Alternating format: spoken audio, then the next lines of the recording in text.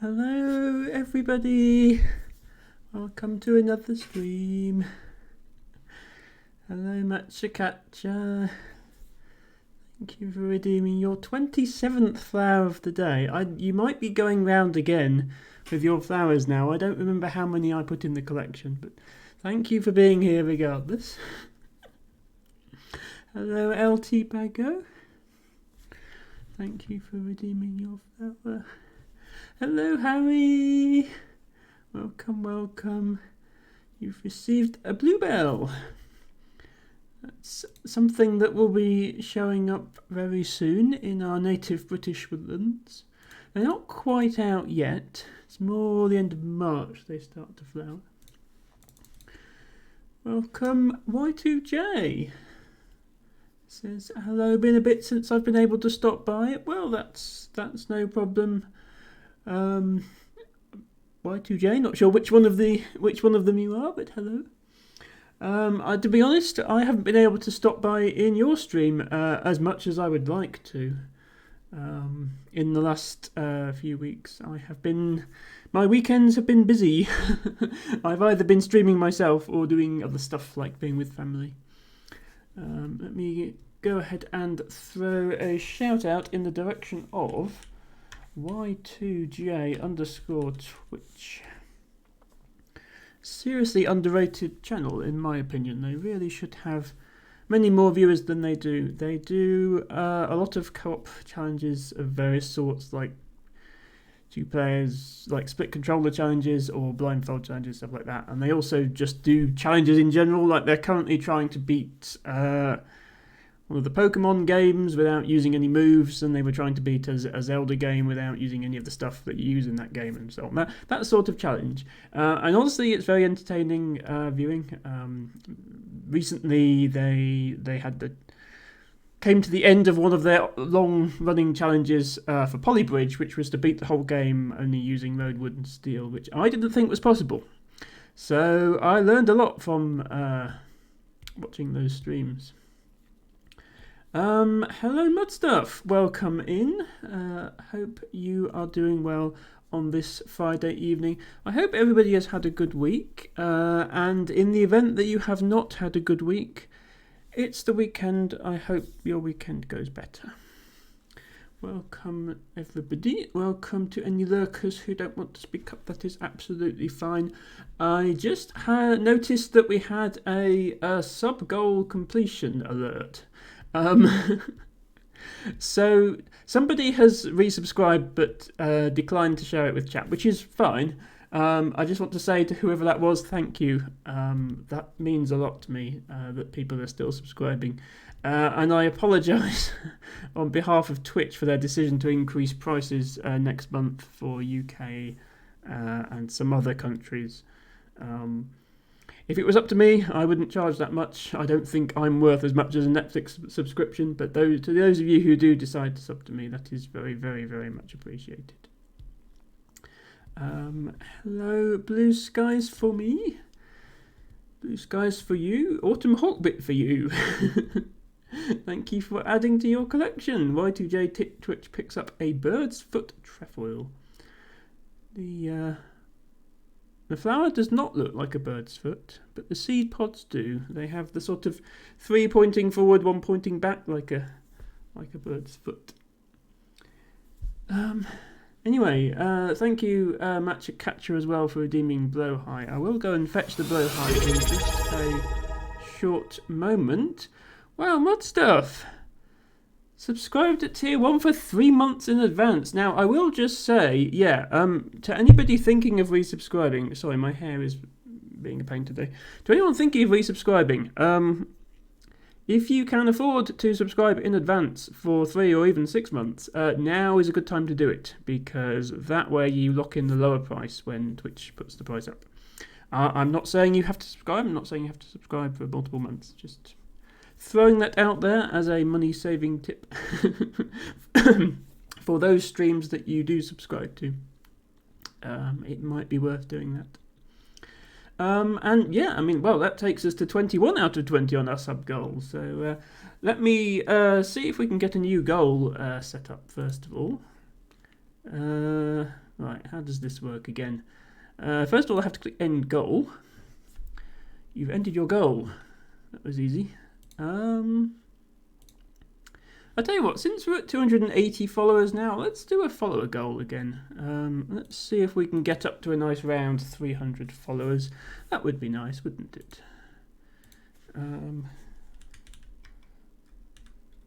So 300, start the goal. That should make a thing happen. There we go. So thank you once again. I will have another sub goal at some point, but let's do that for now as a change. Right, let's go and fetch a blowhigh, shall we? Ooh.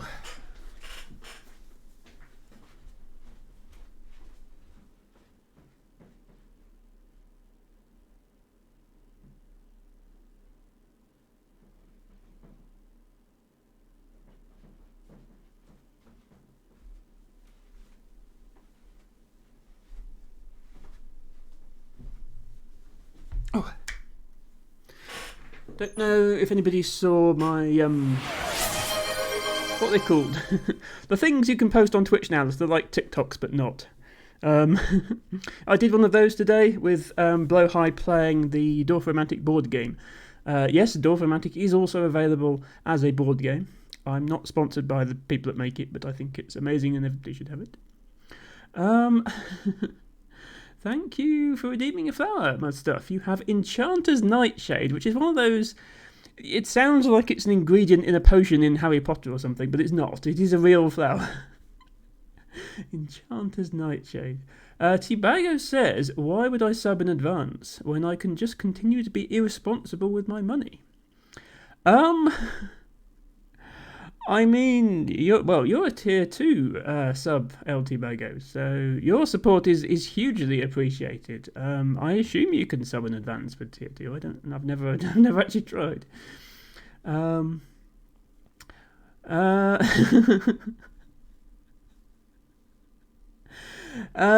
you, Y2J. Yes, that joke only works if you pronounce it as Blahaj.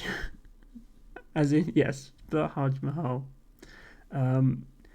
I've tried to start pronouncing what I think is the correct Swedish pronunciation, which is blowhigh, but I could be completely wrong on that. So, feel free to correct me. Y2J Twitch says, I didn't know Dorf had a physical game. That's cool. Meanwhile, Tibago... Oh, right, yes. You waited until I sat down to redeem the show outfit. I see what you did there. What you're doing, Tibago, is you love my stream intros so much that you're trying to prolong it as long as possible in order to avoid having to watch any gameplay. Speaking of prolonging things to avoid gameplay, Ophelia, hello, welcome in. Thank you for redeeming a sticky mouse here. And that's a lovely flower name, isn't it? It's got like really, really soft leaves. They're supposed to feel like the inside of a mouse's ear. You didn't miss outfit check. I just haven't got round to redeeming it yet because of chat being fast. I'm going to actually go and fetch the Dorf board game to show Y2J so I can do the outfit check at the same time. Oh.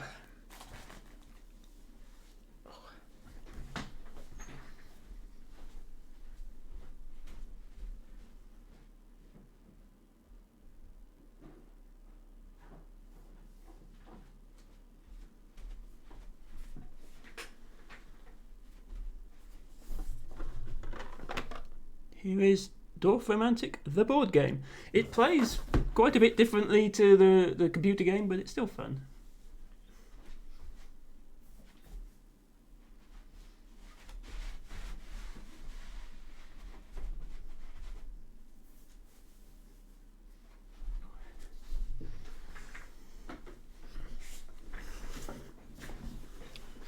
Today I have a cosy cardigan, but it's a slightly thinner cosy cardigan because I'm not quite as cold.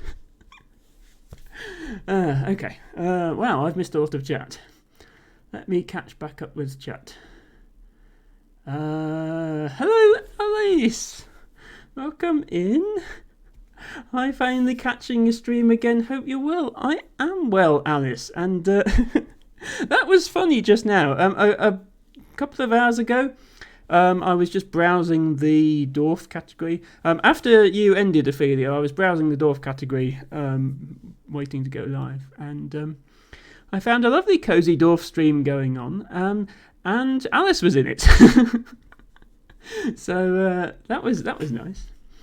But yeah, actually, let me shout out Ophelia as well while we are doing our intros and shout outs and thingies. Ophelia 6277. There we go. If you are a fan of my Dorf streams, you may also want to check out Ophelia's Dorf streams. She also streams Dorf every Friday, starting a few hours earlier than me. Usually goes about 4 hours with the Dorf. I think you cut it a bit short today, but that's obviously fine. It's up to you. Also currently streaming Siberia, which is a lovely old point-and-click adventure game. Which that gave me some real nostalgia because I remember playing that when it first came out over 20 years ago. So that's been a ton of fun. And she plays many other games as well. I don't want to promise anything, but I think she's considering doing a Mass Effect playthrough at some point.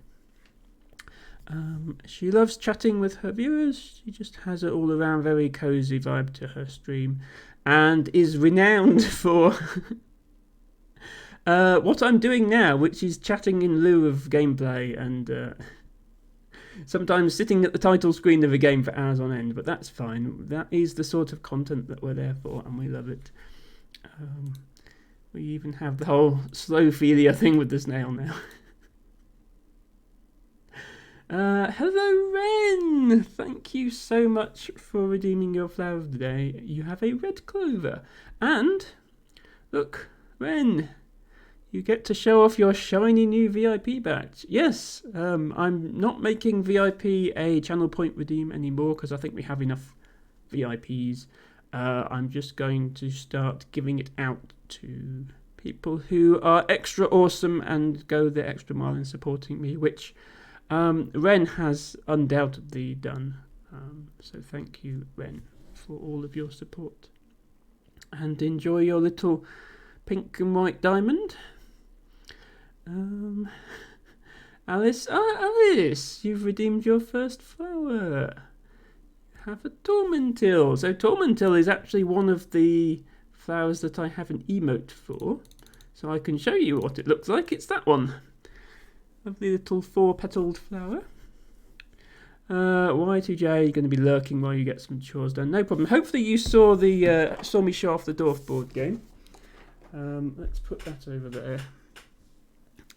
Yeah, there are actually 2 versions of it. There's the original version that I've got, and then they released a new version, like a Game of the Year edition or something like that, which has more things. Like it has a windmill, like an actual cardboard windmill you can make, which mine didn't. And then they've released another board game based on Dorf Romantic. This one is like a co-op or single-player game. The new one is a 2-player, like versus type game. It's currently, I believe, only available in German, but the English version is coming very soon. So I don't know if places let you pre-order it or not, but that is a thing that's happening. Hello, Abby. Welcome in. Hope you are doing okay, Abby. Abby says, hey, I know I haven't been around much recently. I've been busy because of school and being in a relationship. Well, Abby, I mean, congratulations, and yes, obviously, being in a relationship is much more important than hanging around in Twitch streams. So thank you for popping in, even if only briefly. And yes, I understand school. I went to school once. It was a long time ago, but I do remember what it was like. So yes, I'm happy for you, Abby, and I hope you are doing well and enjoying life. And okay, you say yes, I'm aware of what went down a while ago. I assume that's in response to Scrabble. Yeah, I'm not streaming Scrabble at the moment, and it really doesn't affect my Friday streams. They are and probably will always be Dorf or other casual puzzle games. Saturday, The last two streams we actually played a lovely little puzzle game called Carto as our Saturday game. That fit very nicely into two streams. We finished it just on the 4-hour mark last week. So the slot is open for a new game, which I will be starting tomorrow. And I'm going to try and put longer series on Saturday. So Friday will be a mixture of Dorf and other casual games that I can sort of dip in and out of and go back to Dorf if I get bored of whatever else I'm supposed to be playing. Saturday will be for longer streams. Sunday is probably for the near future going to be viewer requests, because I'm getting a lot of those now. This Sunday will be Fez, which was requested by our good friend Ren. Let me catch up with chat, because I'm aware I'm getting very behind now. Mud Stuff says, whoosh, I like the skirt, thank you. Yes, it is a feature of this channel that I will go spinny on command. With the channel point redemption, and I usually try to wear something spinny that I can show off. Tibago says dark and mysterious Emma today. Yeah, so I've got this slightly darker, this is like a dark grey cardigan, but I do have this rule that I have to wear at least something with floral print on it, so I do have a skirt with floral print on it. But yes, I'm not trying to be dark and mysterious. This just happens to be what I'm wearing today. Thank you everybody for all the positive comments. Hello Clois, thank you for redeeming a southern marsh orchid as your flower of the day. It's not the exact flower. This is a early purple orchid that Emma is holding, but that's close enough. That's basically what a southern marsh orchid looks like. And hello to Allo Tedder. Thank you also for your first ever flower of the day. So welcome. Welcome to building your own wildflower garden with Emma. Every stream you get a new flower, and today, actually, yeah, you got a Scarlet Pimpernel, which is another one of my emotes. I love when people happen to get the emotes because I can show off. That one there, that's what a Scarlet Pimpernel looks like. A lovely little flower, just a tiny, tiny one, but it's very, very intense red, and I love them. Alice says, good to see you there. Yes. Mud Stuff says, nice follow. Thank you, Mud Stuff, for following all the people I shout out. I think one of the most fulfilling parts of streaming is getting to see my viewers in other communities. Like, I'll be watching a stream that I've watched for months or even years, and then suddenly a name pops up that I remember, but I recognise them from somewhere completely different, and I realised they've gone from this community to this community through me.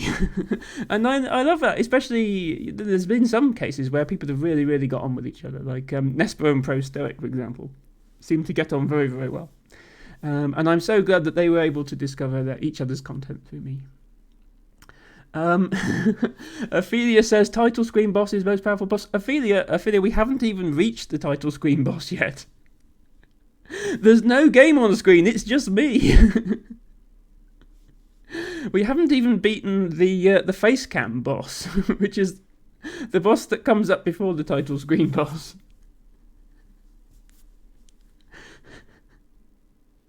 Y2J says, I do love board games, so I may have to check it out, I'm not sure. Yeah, I mean,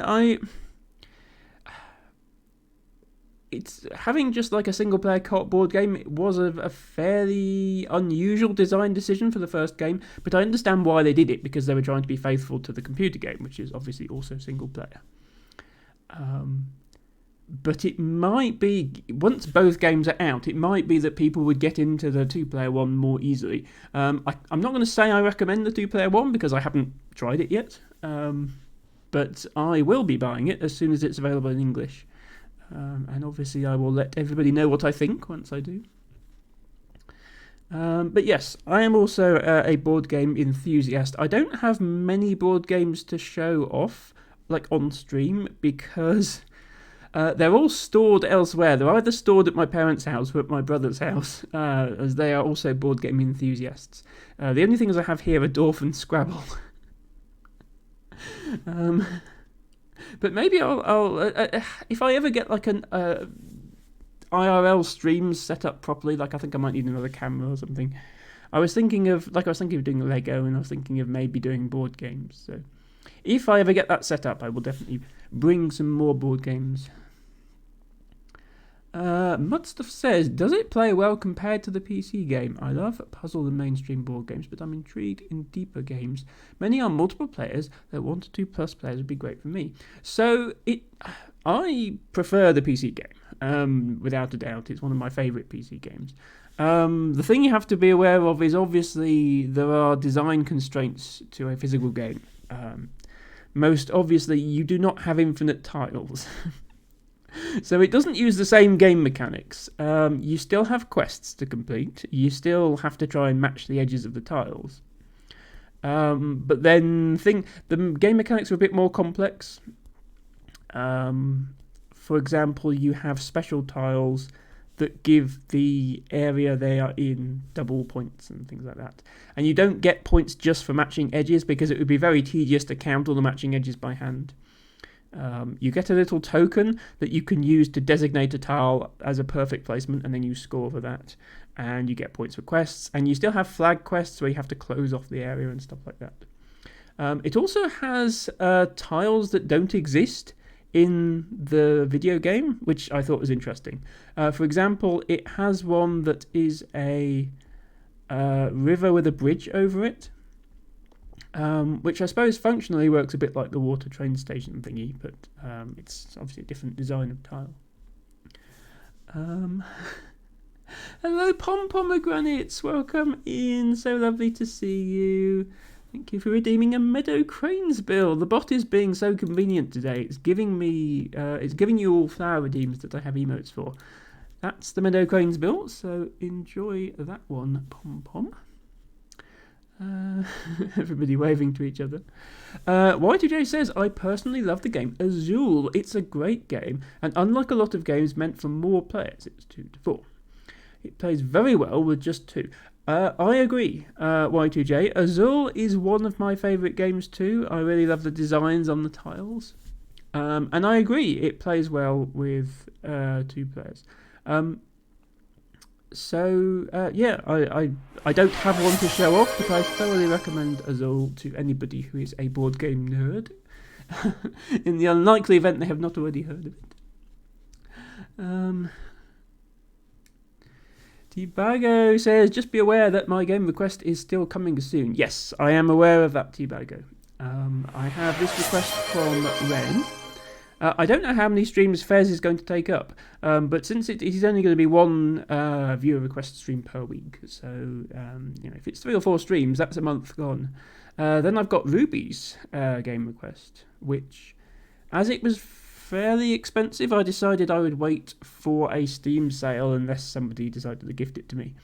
I'm not sure when the next Steam sale is, but that game has consistently been on sale 75% off in every Steam sale, so I will definitely be getting it next time there is a Steam sale. And then, yes, Tibago has also requested a game that's not out yet. So just a reminder for game requests. If you want to demand that I play something next stream, I have a 10,000 point channel point redemption to do that, but you are also free to just suggest games, and I'll take them into consideration. Matcha says, oh, Tibago changed his username colour, now you won't be confused anymore. Yeah, Tibago is now a sort of pinkish red colour, and Matcha Catcher is green. Usually follow recommendations regardless. Caught some Nespa, so go. Yes, Nespa is definitely somebody I recommend. I try and only shout out people who are actually here. I don't know if that's the right way to go about shout outs, but a couple of times I've shouted out people who weren't there, and then I've sort of confused them of why are you shouting me out?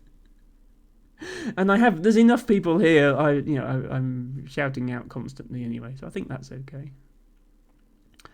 Abby says, it's like when I saw a Hectic speedrunner who I knew from YouTube in Cloyce's stream. Yeah, so Cloyce, actually, while we're talking about doing far too many shout-outs, let's do a shout-out for Cloyce, because I don't shout him out very often, and I probably should, because he does speedruns. Particularly, he does Spelunky speedruns. He is very good at that game. He also plays Scrabble, not so much on stream, but he is a Scrabble player, and pretty good at that as well, I should say. Unfortunate lexicon choices aside. But yes, I would expect to see other speedrunners dropping by his stream from time to time. Y2J says, I haven't tried Summer Pavilion, so I'm not sure how it plays, but the base game I know is good. Can't compare them personally. Yes, I have also only played the base game. I sort of felt that the base game had everything in it that game needed to have, but maybe I'll check out the expansion at some point. What stuff says, good now I'll check out Dorf BZ for myself rather than watching others. I mean, I wouldn't say it's spoiled in any way by watching Dorf streams, mud stuff. Like, there's not really any content hidden away that you don't have at the start, apart from unlocking bonus tiles with fancy animations on, and I've got all of them unlocked anyway. But yeah, other than, I guess, if I talk about the strategy of how to play the game, nothing is really being spoiled. Hello, Pro Stoic! Well, I was literally just talking about you. So good to have you here, Stoic. Really appreciate your streams. Another excellent streamer. It seems like my chat is mostly made up of streamers. Obviously, I hang out in a lot of streams, and then those people come here, and that's amazing. But it's nice if their viewers come with them. I think literally like 2/3 of my viewers are also streamers, but that's fine. That's nice. It means I get to shout people out. Thank the Lord my food is here, your stream is the food. Pro Stoic is going to be consuming content in a very literal sense. Please don't eat me, and please don't eat Blowhigh either. Thank you for redeeming a Heath Milk wort. What stuff says, a problem added a lot with expansions, wonders about the right version to get the core. Yeah, always get the core game first, see how it plays before you get expansions. Y2J says it's funny to see chat outpace Gertrude's responses in real time. That is normal, Y2J. I'm one of those annoying streamers who insists on reading and responding to every message. Like Ophelia and Nespar do as well. And usually it's not this busy, so I can keep up. There have been streams where I have literally been half an hour behind for the entire stream, and I'm not exaggerating. I've sort of stopped that now because I did sometimes upset people a bit by missing the context of messages and stuff. So if I'm actually actively playing a game, I will skip ahead. But this sort of introductory chatty session, it's fair game. You can say what you like and I'll try to respond to it. And then once we get into the game, things will go a bit more smoothly. Abby, been this colour for as long as I remember. Yes, Abby is a nice pink colour. Which is fine. It matches your founder badge, Abby. Pro Stoic says it's Gertie's world, we're just living in it. I mean, it's my stream, Stoic, so you're sort of, while you're here, temporarily you are sort of in my world. But I appreciate you coming to see my world, because if my world had nobody in it, then it would be empty and boring, and it's the viewers that make the stream, really. No, Stoic, no eating the Blowhigh. Blowhigh is for cuddling. Blowhigh is not for eating. Blowhigh is for cuddling. No, eat the Blowhigh. No. Bad Stoic. Not let you have him. Anyway, I've caught up with chat now. Look, see? It only took 34 minutes. Cuddling does not equal eating, Stoic.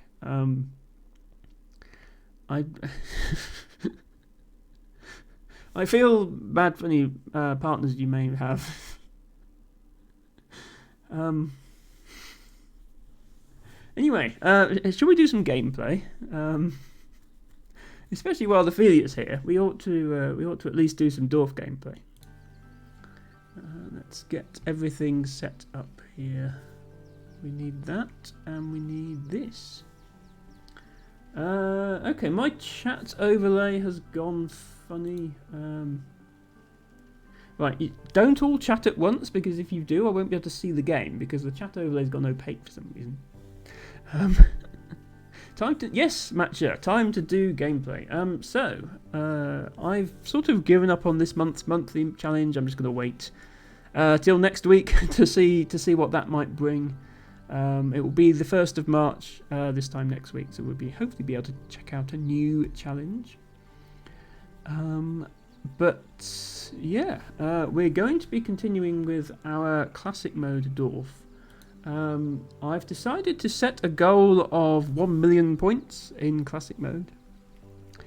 And we left off last stream at about 750,000, but as you can see, I have been doing some off-stream Dorfing. And decided to leave things at 777,770. Yeah, so we're going to be carrying on from there. Maybe we can get to 800,000 today. That does seem like an achievable goal, possibly, if I don't get distracted by chat too much more. Yeah, unfortunately, the game only hands out points in increments of 10 Y2J, so I can't get the 7 on the end. Abby says, Emma strategizing where to place each tile in order to connect everything. Yes, that is very much what this game is about. Strategizing, which is why I like it. Spring. Yes, spring is the best season. I mean, obviously, as a botanist, I'm going to say that the season where all the pretty flowers come out is the best one. That, almost goes without saying. But also, it's nice to have, warmth and light and no ice in the mornings and stuff like that. Abby says, does this game just keep going? And the answer is yes. It's quite a challenge to actually get to this point. You have to be fairly experienced with the game and plan out what you're doing. A first-time player is going to probably get to about 5 or 10,000 and then lose by running out of tiles. But yeah, you can get to a point where it's possible to play forever in classic mode.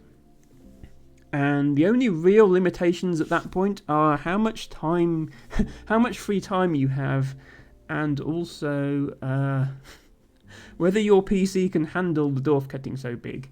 I've heard that once it gets to 2.5 million points, it does get very laggy and almost unplayable.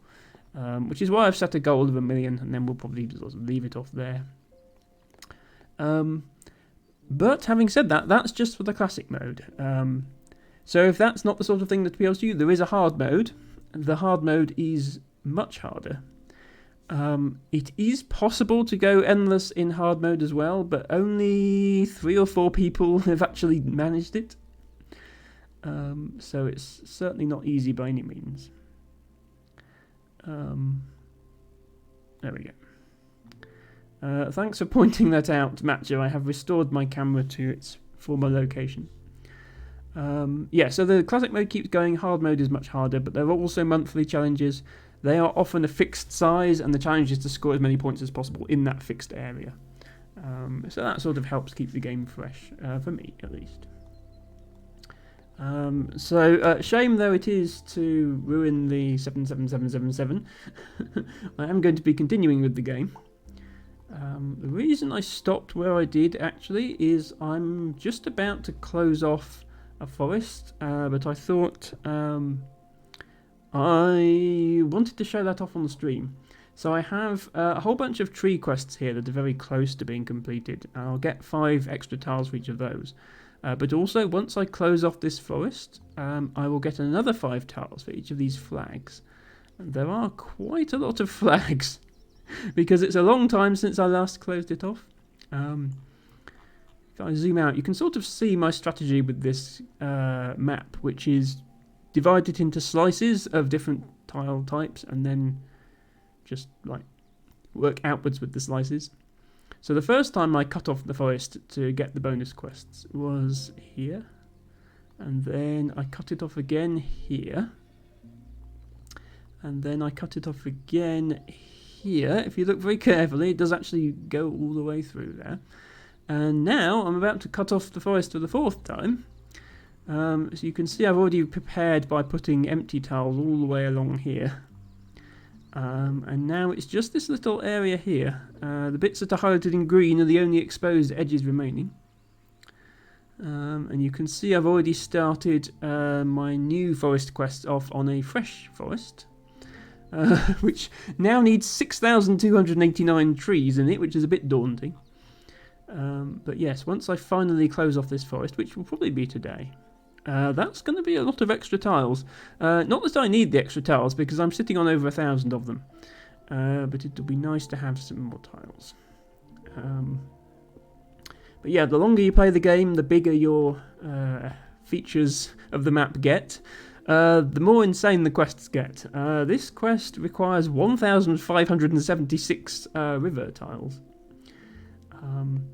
However, it actually only requires 67 more than I've placed, so I have... that tells me to have 1,509 tiles in this river. That's a big river. In theory, I should close off the river as well to get these flags, but it's just too big. I can't handle doing that, so I haven't.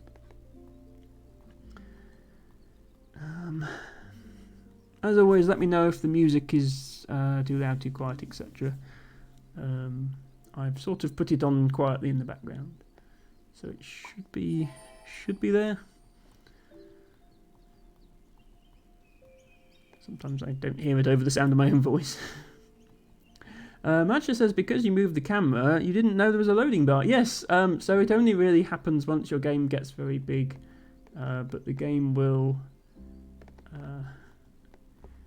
reassure you that it's doing something while it struggles to load in your Dorf once it gets large.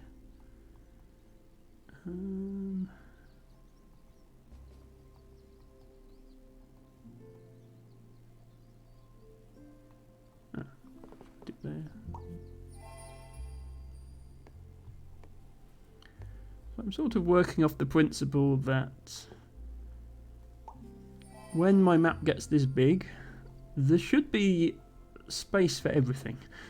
Like I should be able to find somewhere that something fits, always. So I try and have every placement be perfect, and I try to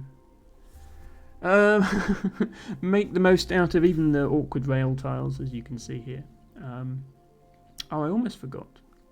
We were talking in Ophelia's stream about how I should keep track of how many tiles I've placed.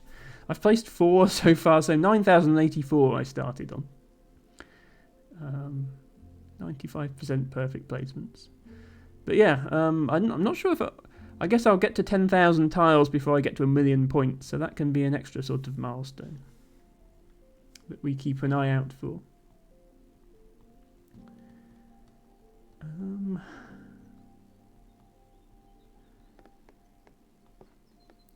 Matcha says, so much Swiss cheese. Are you referring to the fields, Matcha?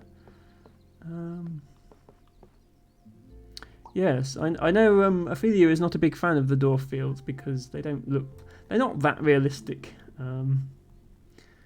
I suppose it does look a bit like a sheet of cheese. Or are you referring to the holes? Yeah, no, I think this looks like a slice of pizza. Both because it's wedge shaped and because it's covered in cheese. But you're right, actually. Yes, there are also holes. I've tried not to have many holes. Like in the non-railway areas, I think I've done pretty well at avoiding holes. Like there's not almost hardly any. There's maybe 1 or 2.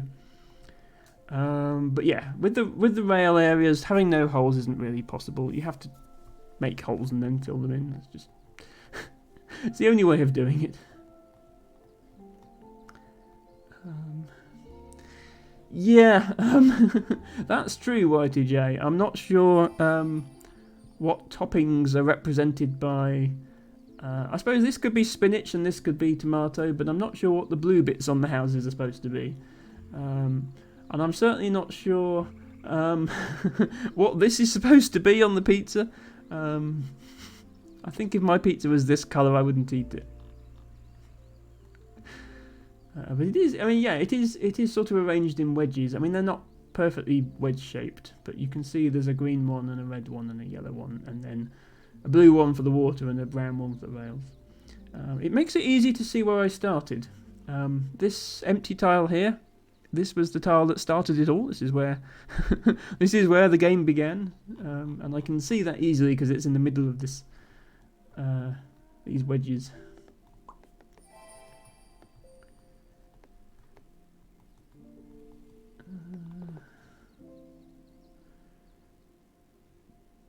I've just realised Pro Stoic. Pro Stoic redeemed. Did you do that while I was doing my outfit or something? Pro Stoic has redeemed to choose game, and he's chosen Dorf Romantic. Stoic, do you want me to refund your points on that? Because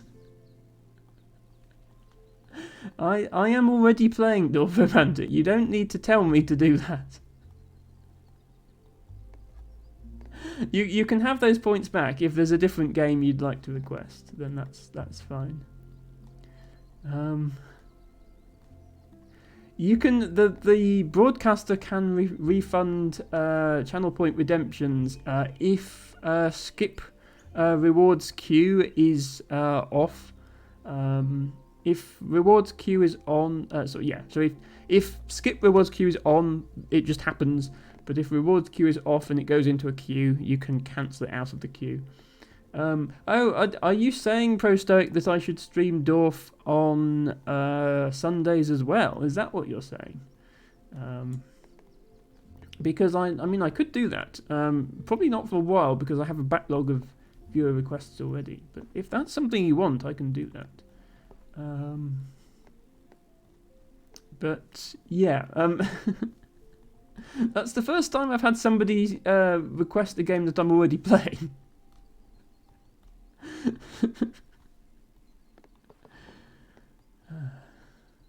Okay, this tile is being troublesome now and not fitting anywhere nice.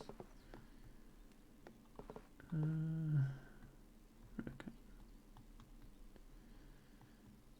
That's not a problem. We can always just stick it like there and then fill it in later.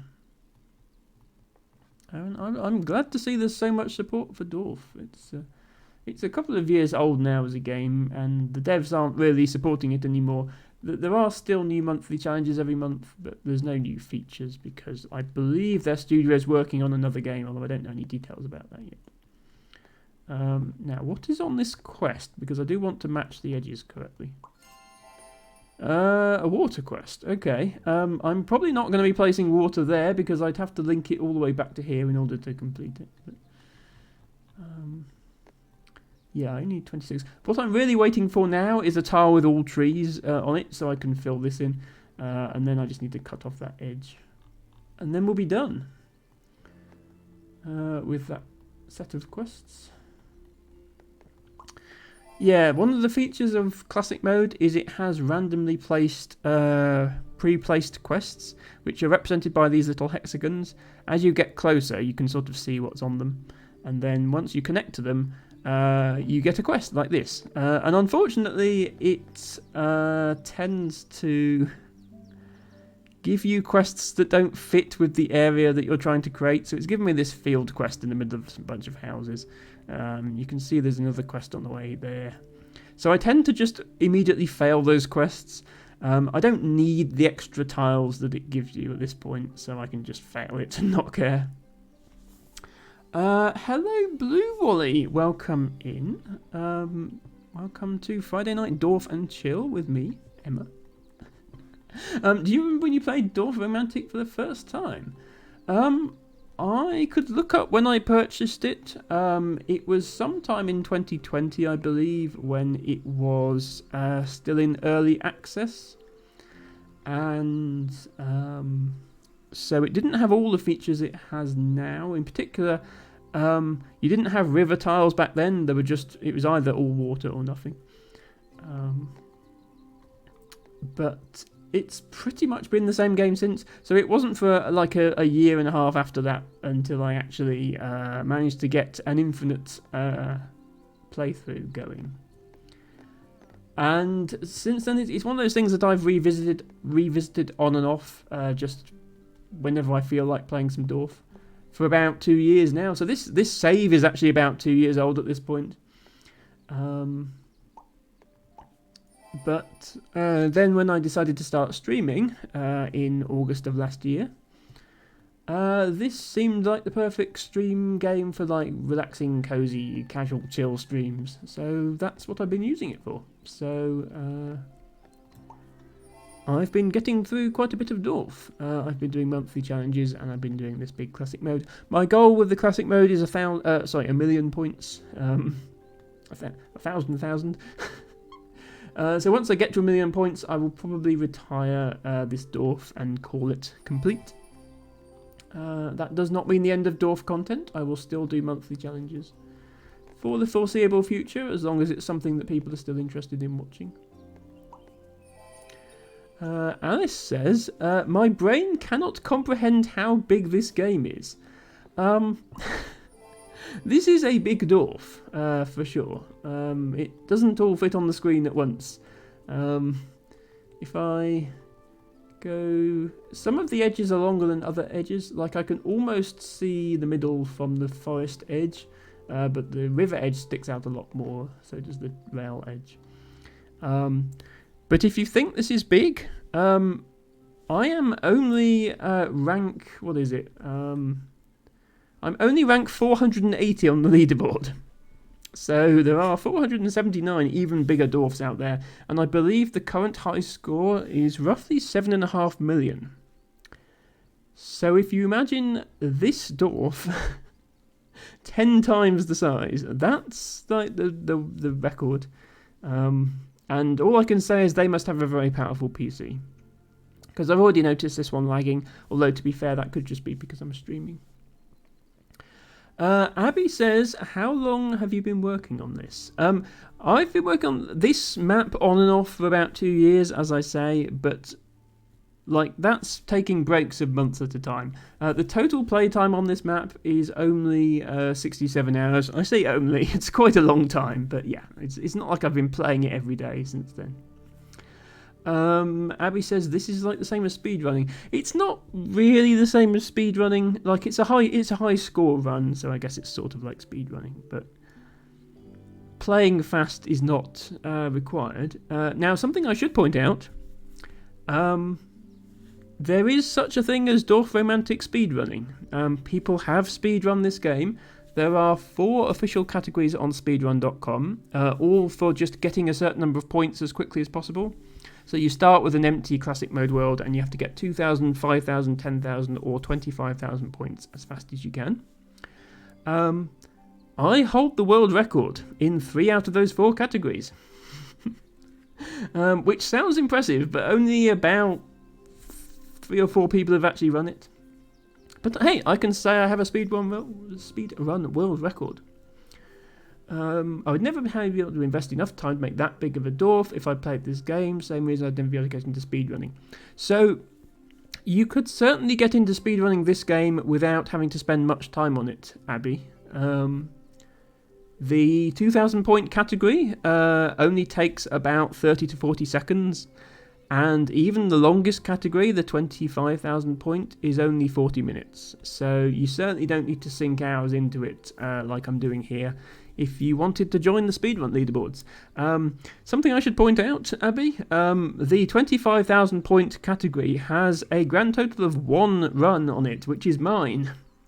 So you're guaranteed second place if you ever want to go for that that record.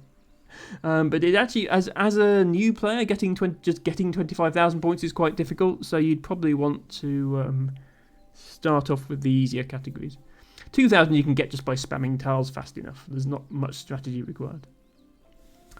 Teabago with an update on the high score. Number 1 Classic Dorf is now 8.1 million. Okay, they've decided to start playing it again then, I guess. That is a lot. I am never going to get that much on this Dorf. That is for sure. But, you know, that's fine. I'm happy. It served its purpose as a cozy stream game. I'm happy with what I made here. I like the layout of it. I don't have to be number 1 in everything. It might be nice, but it's not required. No, it is impressive. Well, thank you, Alice. It's quite big, yes. And yes, Abby, Scrabble speedrunning exists, and our mutual friend Dustin Dude has some Scrabble speedrun records. And 5Crab, or Scrabble with numbers, his name, has some more speedrun Scrabble records. Y2J says speedrunning is fun because you can kind of set your own goals and play the games you want. Exactly. There's enough speedrun categories out there that you can find one that's right for you. I mean, they're all fundamentally going to involve playing the game fast in some capacity. But like, for example, there's speedrun records for racing games, which basically just boils down to being good at the game, because you're already supposed to be going fast. That's the whole point. And you know, there's always meme categories if you feel like just messing around and having fun. Sorry, I try to keep a reasonable pace up, but sometimes you just get a tile that doesn't have anywhere good. And then I turn into Ophelia. Muse, hello Muse, welcome in. Please squeeze Blowhigh for me, says Muse. Yes, let's give Blowhigh a proper squeeze and not eat him at all, like certain other viewers threatened to do earlier. Yeah, proper squeeze. Abby says, what I more so mean is that speedrunners often perform hundreds or thousands of runs to get a good time. Only in the most competitive games, Abby. If you want the Super Mario Bros. Any percent world record, or, you know, Ocarina of Time, or a GoldenEye level or something like that, yes, expect to spend thousands and thousands of hours on it. I mean, I have run 2 of the Dorf categories. I've run exactly once and got the world record first time. In one case, because there were no previous runs. So if I decided to run it again, I'd have a 50% chance of getting world record probably. So yeah, there is a spectrum from niche games that nobody runs up to SMB1, and you just need to, you find the point on that curve that suits you. Do you want to hunt down obscure games that nobody's ever played and set world records just by default? It's a world record. Do you want to compete in a small community with 3 or 4 other active runners? Do you want a bigger one where, you know, maybe a couple of 100 people have tried it, but you don't mind being like you don't want world records, you just want to say, okay, I'm in the top, 20% of times or whatever. I'm pretty good at this game. Or do you want to be, I want to be number 1 at a major title, and I'm going to spend thousands of hours to do it. There's a continuum of opportunities there. YTJ Twitch also has 2 speedrun world records. Also the only run in both of those categories. Yes, so I just the other day was watching another Scrabble adjacent streamer, Abby, you may have heard of them, Zando Toaster. I was watching them do speedruns of some old PS1 games, in particular setting some world records for games that had never been run before. I think the game had been run, but it's NTSC versus PAL region differences, and the PAL game was actually different. Like, they patched stuff in NTSC, so it has a separate category that nobody had ever run. But yeah, so people find new categories to run.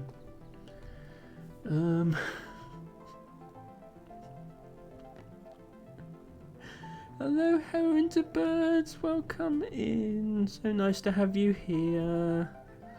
Thank you for redeeming an Enchanter's Nightshade. Such a mystical... Sounds like it came out of some sort of fantasy book name, doesn't it? Let me... sorry, I'm not getting much Dorf done. Maybe we won't make 800,000 today, but let me shout out Heron to Birds as well. Another awesome streamer that I like to shout out when I can. Does Scrabble content sometimes. Does Jackbox party packs with viewers sometimes. Does code names with viewers sometimes. So lots of viewer interactivity. Definitely worth checking out.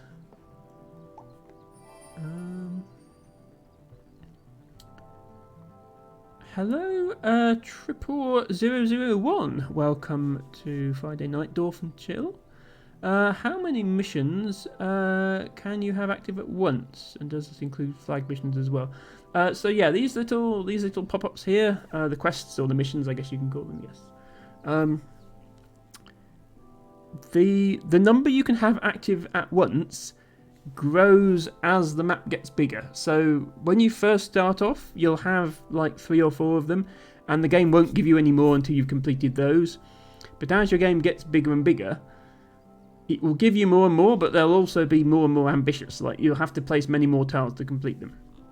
So on this map now, how many do I have? 1, 2, 3, 4, 5, 6, 7, 8, 9, 10, 11, 12, 13, 14, 15, 16, 17, 18, 19, 3, 4, 5, 6, 7, 8, 9, 10, 6, 7, 9, 41, 2, 3, 4, 5, 6, 7, 8. Yeah, 48 quests at the moment. So yeah, the bigger your map gets, the more quests it will support at once. I don't think it will give me any more quests now until I complete some of these, but I will shortly be completing 6 of the forest quests. And there is no limit to how many flags you can have. So certain quests will just randomly designate themselves as flag quests, which is if it's got this little triangle in the corner. And then they'll leave a flag behind when they finish. And that flag won't go away until you close off that area. But yeah, what you can do what I've been doing here, which is accumulate flag quests for a long time until you eventually decide to close off the area. So this area is actually closed off now. The only open spot is here. So as soon as I place an all trees tile here, all of these flag quests will complete. But yeah, having flag quests open does not, as far as I know, impact your ability to get new quests. I mean, I'm not a game developer. I haven't seen the source code, but that's what I think is the way it works. Hashtag Dorf and Chill matcher. Exactly, yes. Okay, let's place a railway. I should also point out, if anybody's watching this for the first time or is relatively new to the game of Dorf, this is not how a typical game starts out. I've been playing this for a very long time. I have a very big Dorf. The first few times you play it, you'll probably only get 5,000 to 10,000 points, which is fine. It's a learning experience. And yeah, I'm now at the point where there's more camera panning than tile placement. So the game isn't really designed for dwarfs this size. It's just fun to see how far you can push the game before it becomes too laggy, I guess. But we're not at that point yet. It is actually remarkably well optimized. Like, this is a big world, and it's drawing it no problem. I'm filling this area up with water tiles. Just try and finish these 2 quests here because they're quite close to finishing now. As you can see, the strategy for getting an infinite dwarf is really just have a designated area for each type of tile and then put the tiles in that area. The only tricky part is getting to that point, because obviously when you start out you don't have a designated area for each type of tile. So you have to survive until the point where you can start doing that, and then you're sorted basically.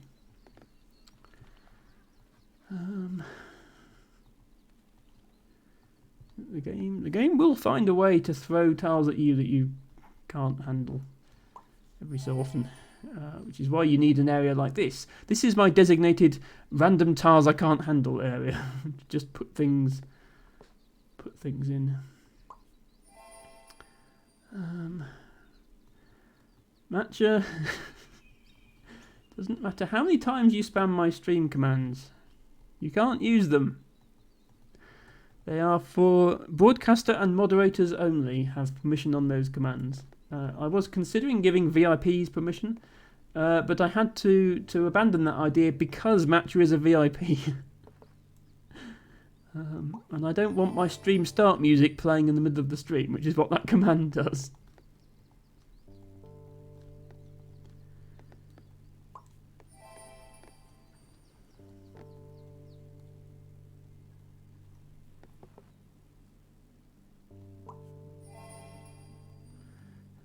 This is probably the single most awkward tile. Or a tile like this is probably the single most awkward tile in Dorf. It has both rivers and railways, and the rivers, it's actual rivers, not just a pond or a lake. So you can't just put blank tiles around it. You do actually have to put water tiles around it. So I usually have to end up sort of using 2 or 3 water train stations on this tile to actually make it playable.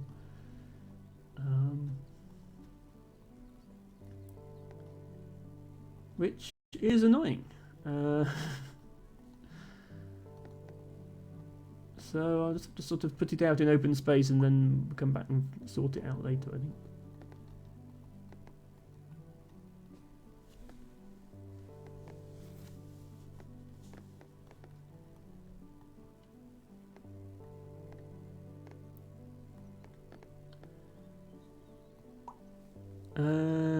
Sorry, Abby, you're not a moderator either.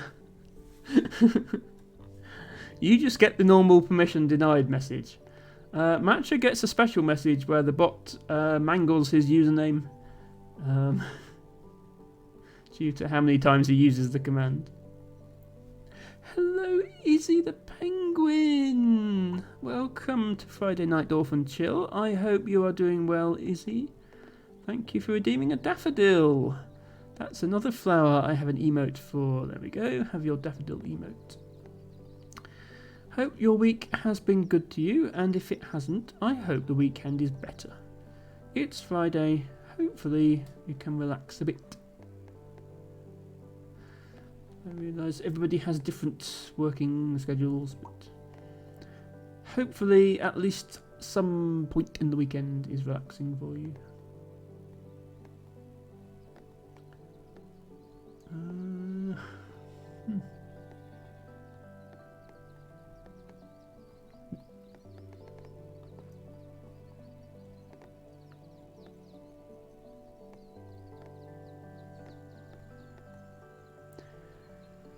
I feel like there'd be somewhere good for this tile, but maybe that's wishful thinking.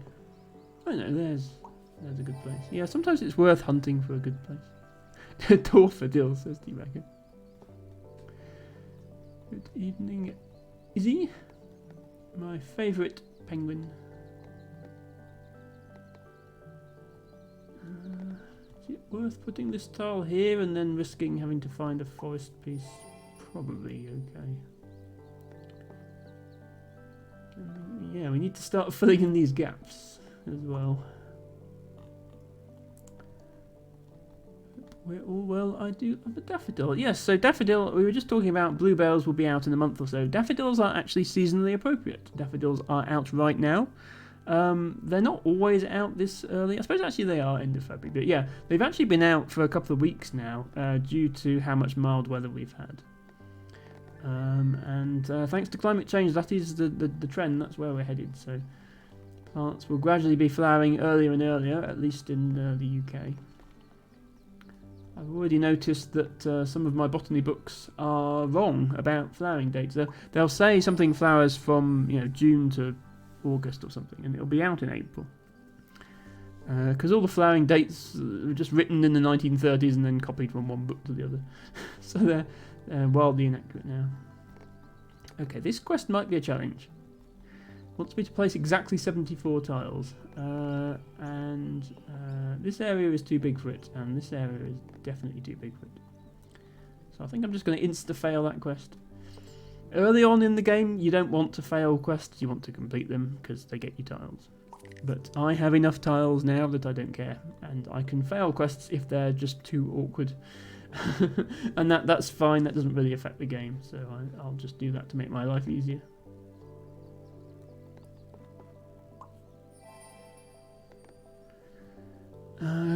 Izzy says they can't be enjoying the toing and froing the weather is doing at the moment.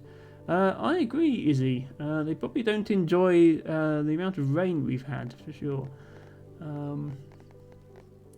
I am fortunate in that I live on top of a hill, so I never have to worry about flooding. If my house ever floods, then we have bigger problems, and we should probably start construction of an ark. However, a lot of the roads around me are flooded. We have had a lot of rain recently.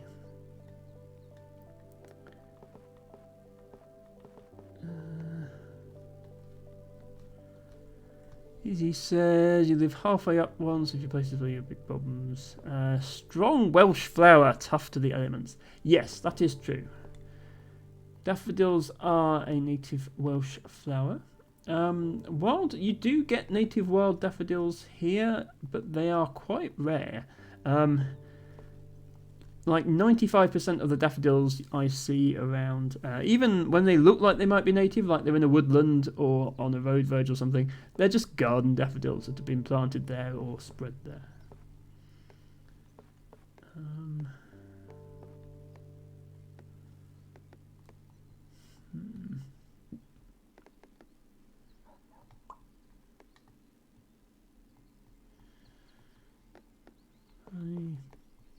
House and forest area, which is this area, is a bit awkward. I do feel like there are some house and forest tiles that you just don't get, like this one. Despite the developer insisting that every configuration of tile is possible, I'm not sure I believe them. He says you need to flood like 40 to 50 meters up from the river to get to mine. Yeah, in my case, you'd need to flood almost 200 meters up. But yes, but yeah, down on the Somerset level. So the Somerset, really, you've got the Mendip hills, which I'm on. Then you've got the levels, which is completely flat. Up until a few centuries ago, it was a swamp. It was a marsh, I guess. It was called a marsh, not a swamp, but yeah, it was marshland that was drained for agriculture, and it will readily return to being marshland if we get enough rain, as we have done recently.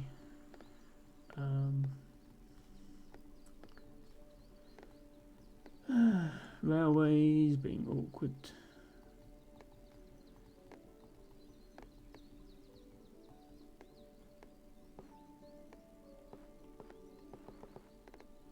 I think maybe it's time I started a new railway. Actually, I've got one here. I could put that there and then continue this railway this way. That would work. Sometimes railways are just awkward in this game and you just have to deal with it. How's this? I will think what I'm going to do about this as well. I'll probably get this tile at some point and then miss the fact that I got it.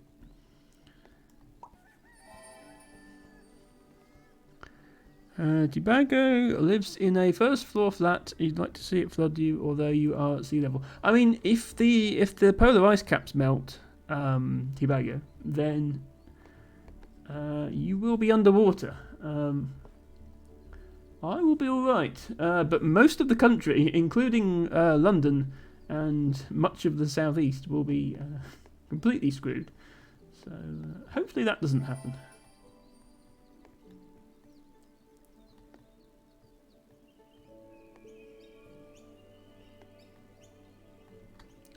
Place for this in the water section, actually.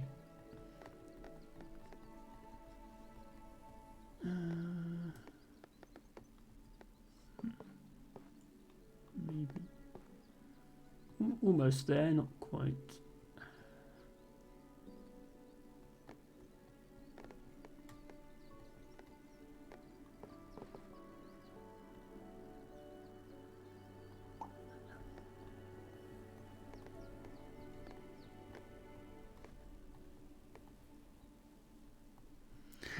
Nothing of value will be lost.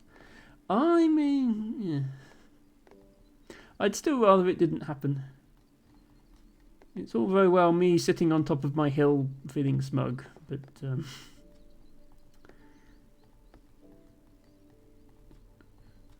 it would be a pretty catastrophic event worldwide. with billions of people being displaced. So let's just hope it doesn't happen.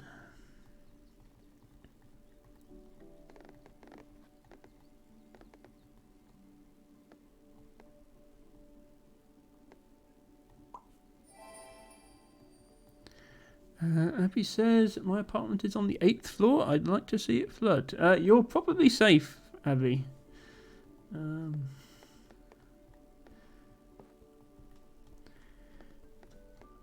On the other hand, if there's an earthquake, hopefully your apartment building is earthquake proof.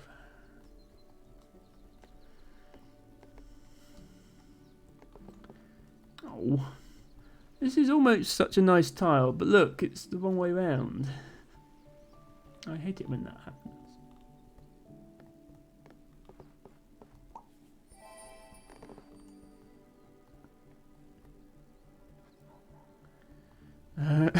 Unless the apartment on 9th floor main water pipe burst. Well, yes, there is that.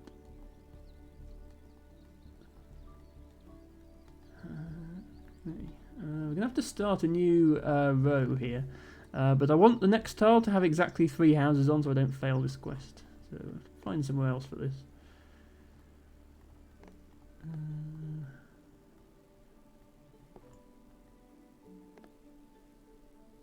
There should be all right. Y2J is resident of Arizona. Yeah, that's basically a desert where you are, isn't it? So, flash floods and then nothing the rest of the year. Yes, I'm glad I don't live in Arizona. Nothing against those who do, but I could not handle that much heat, personally.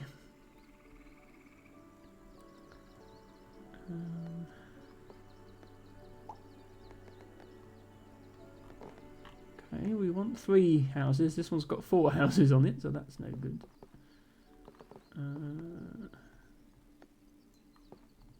Oops, no, not like that.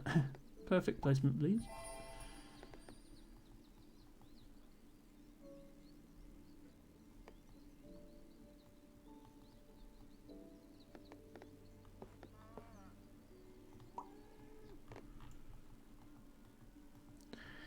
Saw a lovely hole in the ground.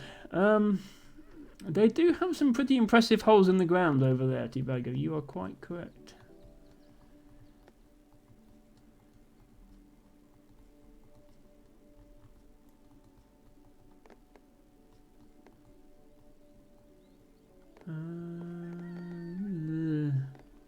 Railways.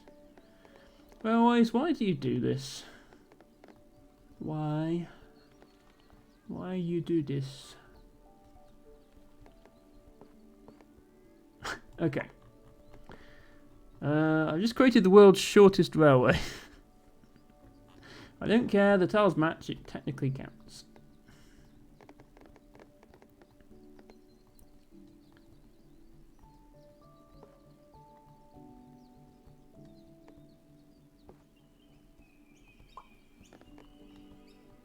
Still waiting. By the way, this whole stream is basically just waiting for a tile with a that's all trees. They usually show up fairly often. I wasn't expecting to wait too long.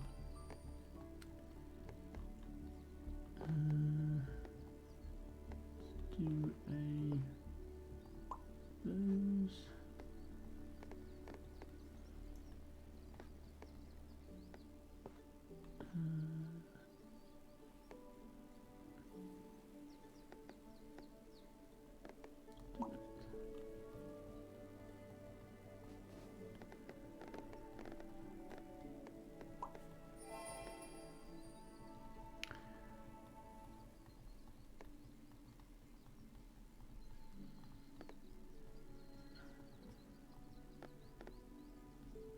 I don't know. Well, Y2J is probably more qualified to answer that, T-Bagger.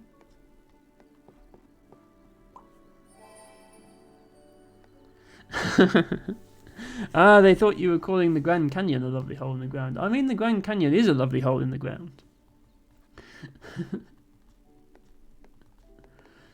Let's be honest now. That's what it is.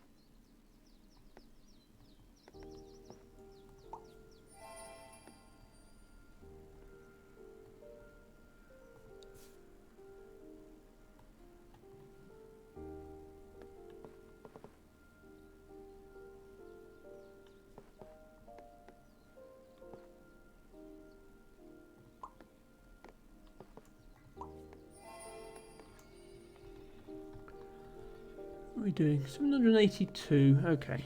Maybe we'll get to 800 this stream. Maybe we won't. We'll have to see. I did have the idea to make this another mixed stream like I've been doing, where I've been doing Monsters Expedition in the second half. I was going to try a different game in the second half. We'll see how we feel, I guess. We did spend half an hour talking at the start, so I've got to bear that in mind, I guess. I keep accidentally ending my rails, and now I've got nowhere to put new ones, which is awkward. That's probably alright.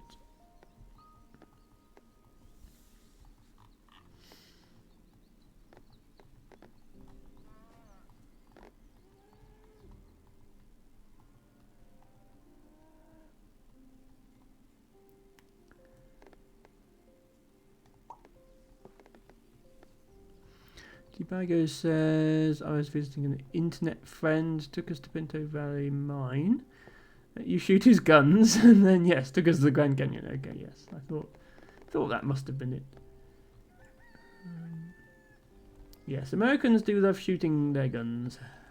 Bye, blue skies for me. Thank you for dropping by. Hope you enjoyed Dorfing and chilling, and I hope to see you again soon.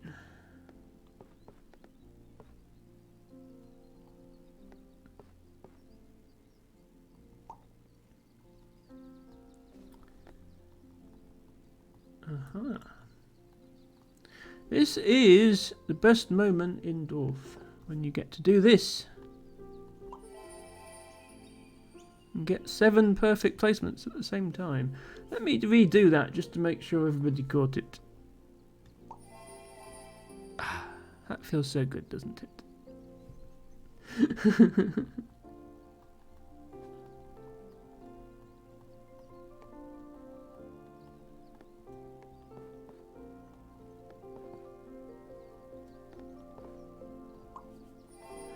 Ooh. Well, if you thought that was satisfying, look what I've just found. So we're going to fail 2 quests, but that's okay. More importantly, we are going to complete 1, 2, 3, 4, 5, 6, 7, 8, 9, 10, 11, 12, 13, 14, 15, 16, 17 quests. So just pay attention to how many tiles I've got. I've currently got 1,028.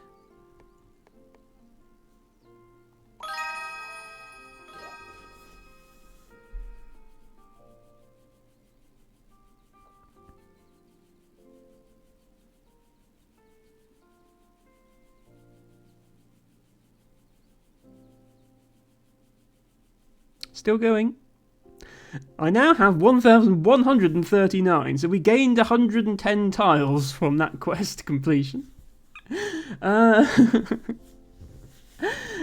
Y2J says, alright, just arrived, we're going to get some stuff ready for our stream. Thanks for the stream and have a great day. No problem, Y2J. Thank you for dropping by. I might raid into you later if you're still going. And even if I don't, I will definitely try to drop by and see how you're getting on. Thanks once again for being here. And you're right, Izzy, it is incredibly satisfying. So yeah, we have finally closed off our forest. And we are now in even less danger of running out of tiles. Yeah, now we have the daunting task of placing another 6,000 trees worth of forests to complete that. Yeah, this water quest is not getting completed. I'm going to redo this because I didn't actually see how much I scored. So we're on 7, so we're basically on 783,000. What does it go to? 7, 8, oh wow, okay. So I scored over 1,800 points with 1 placement. There are achievements in this game for how much you can score with 1 tile placement, but I think they top out at like 500. I just scored 1,800 with that placement. So that was good. That's definitely the highlight of today's Dorfing, I think.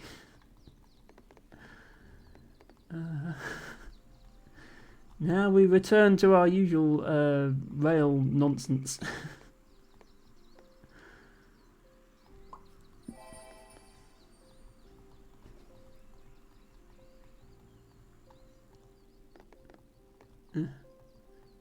over here. This is where we keep our house and water tiles.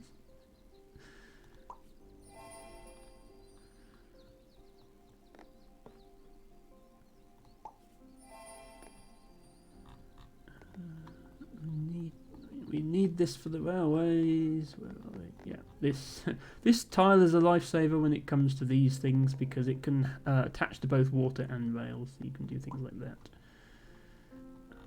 We would be pretty stuck without it.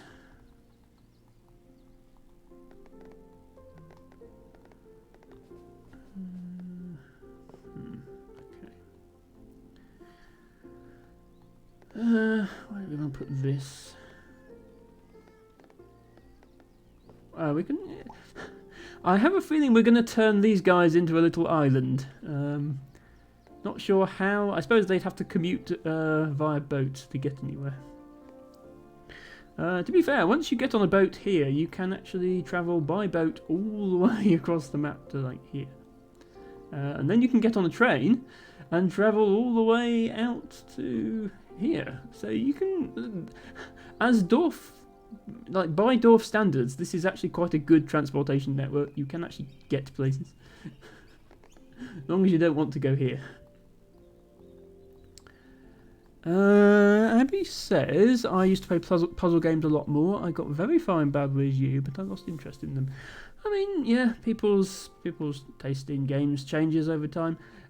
Personally, I mean, the main reason I stream puzzle games is just that I'm not really any good at other types of game. Not good enough that I'd want to stream them. Like, my reflexes are not what they used to be, and they never used to be much. So I don't want to be doing like FPSs and stuff. And I like having a cozy casual atmosphere, which is easier to do with puzzle content. And I like to think I'm reasonably good at puzzle games, although I've definitely got completely stuck on things like Pack-A-Wet Down the Bum Burrows and the other more advanced puzzles out there.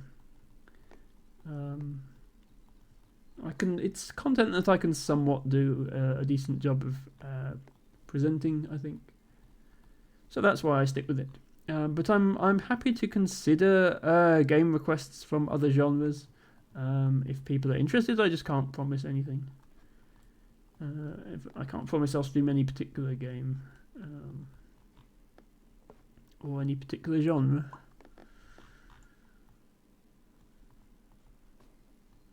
So yeah, now that that's done, we need to work on this forest area.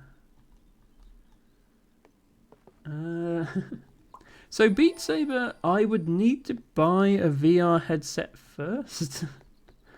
So unless people feel like chipping in to cover the cost of that, I'm probably not going to be playing Beat Saber. But yeah, that is certainly an example of where my lacking coordination skills would. I mean, it might be humorous content for sure, but yes, no, I don't expect anyone to use that many. In fact, if anyone wanted to make a large donation, and I'm by no means expecting anyone to, I would prefer you did it through a Stream Elements tip rather than a Twitch bits, because that way I get the whole lot instead of only half of it. Twitch obviously takes a 50% cut of subs and bits. I do have a Stream Elements link down there to my tip page. But as I say, it's not wanted or expected or required in any way. It's just an option because I know some people prefer it. Okay, if I do this, it closes off this forest and then it doesn't get to contribute towards this big one. So I probably don't want to do that. I need all the trees I can get. So let's use it over here instead. You've always thought 50% was kind of ridiculous. Yeah, so it's 50% of subscriptions, 50% of bits, and 50% of ad revenue for most streamers, for like affiliates. If you have over a certain number of subscriptions, can't remember how many it is, it's in the hundreds, Then there are tiers of what they call Partner Plus, where they'll give you a 60-40 or even a 70-30 split. But yeah, for the average person, it's 50-50. I mean, the thing is, Twitch is losing money. So, yeah, obviously they've had layoffs and stuff. If their share was any less, they'd be losing even more money, and they probably wouldn't be able to stay in business without, Amazon leeching money to prop them up, which I think they've been doing so far. So, I can understand if that's what they need to do in order to break even, then fine, if a competing service finds a way to do it cheaper, then great, and I expect that service will take over. But I mean, at the moment, most of the main competitors to Twitch are actually serving the streams using Amazon's streaming platform. So it costs them the same amount it costs Twitch, plus the retail markup that Amazon applies to that platform, which obviously Twitch doesn't have to pay. So none of those platforms are going to be able to compete at the scale that Twitch competes at. The only exception to that is YouTube. So things like Kick, for example, they're just using Amazon's streaming platform. YouTube obviously is not. So maybe YouTube streaming will catch on and take over. At the moment, I just think the Twitch experience is better. And also, YouTube is worse with regards to monetization. I mean, I'm a long way off even be able to think about monetizing my content on YouTube. YouTube, you need 500 subscribers before you can start monetizing. Whereas Twitch, you only need 50 followers. So it is 10 times easier, I guess. And I think their live content is just not as good. They don't have the features that Twitch chat has and so on. So at the moment, I have no interest in going anywhere else. Plus, I'm not a streamer with a capital S. I'm not doing this full time. I don't need the money to survive. It's been very helpful. It's allowed me to, I'm not having to spend money on streaming as a hobby. It's able to break even, if you like, and I'm able to invest that money into covering the cost of getting a camera and a microphone and so on, which is good. Tibango says, wait, I thought the user paid the extra bit. You should be getting 1 cent per bit. Yes, I get 1 cent per bit. But it costs you a lot more than 1 cent per bit to buy bits.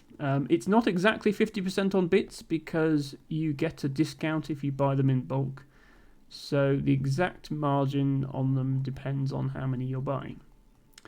But I believe if you just buy 100 at a time, it's 50%. Abby says, I've never enjoyed watching streams on YouTube. No, me neither. I think Twitch is the best experience out there at the moment. And that's why I'm here and not somewhere else. And yeah, as I say, I personally, I am not that bothered about exactly how much I earn from my streams. It's just nice. I am still at a net loss on streaming as a whole. I'm still, I spent a lot on commissioned emotes and stuff like that. So having the subscriptions is helpful because it is paying back that cost for me.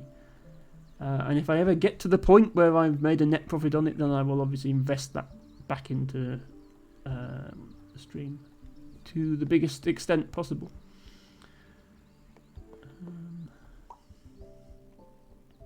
For example, I might commission some more emotes or other artwork. Or I might upgrade my camera setup, have a second face cam for IRL streams, that sort of thing.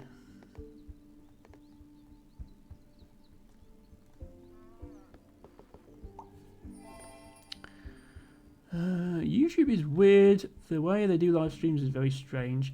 Yeah, they are obviously more geared around. Originally, they were geared around like long form video content, and then they wanted to be a competitor to TikTok, and so now they also geared around shorts and shoving as many of those down people's throats as possible. So streaming is really a distant third in terms of what YouTube is trying to do as a platform. They're competing with TikTok, and also they're not really competing with anyone on normal video content. I don't think they won that battle a long time ago. So they're really not putting that much effort into being a streaming service, I don't think. Mud Stuff says, sucks you don't get polls and points, etc. unless you have lots of followers. I feel I should separate that from subs and followers. They should be there from the start. General engagement would be in Twitch's favour. Yeah. Yeah, they could introduce polls and channel point redemptions as a different stage to subs. Twitch affiliate, realistically, Twitch affiliate is quite easy to get, I think. It's not that hard to get 50 followers if you're streaming consistently for a month or two, I think. And the viewer, you only have to average 3 viewers, so the viewer requirement is fairly easy. Especially since you yourself count as one of those viewers if you're like watching the stream in Stream Manager or whatever.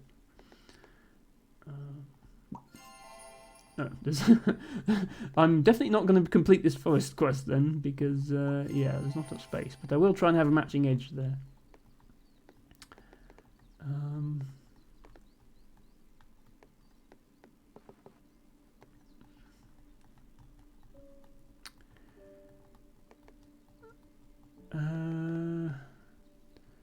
But yeah, if you have an established audience on uploaded vids on YouTube, then doing lives there will tank discoverability on your regular uploaded videos. Yes, that is true, T-Bago. If you are more of a YouTuber rather than a streamer, and you want to try streaming, then it can actually hurt your YouTube viewership figures. So you're almost better off pivoting to Twitch to do your streaming, and then just maybe mentioning that on your YouTube.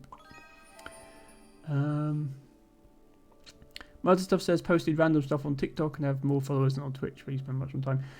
Yes, but the thing is, TikTok is just a very different dynamic. TikTok is watch a few seconds, scroll, watch a few seconds, scroll, watch a few seconds, scroll, and you've hit follow if you like what you see. So you're going to get more impressions on TikTok than on YouTube, on long form content.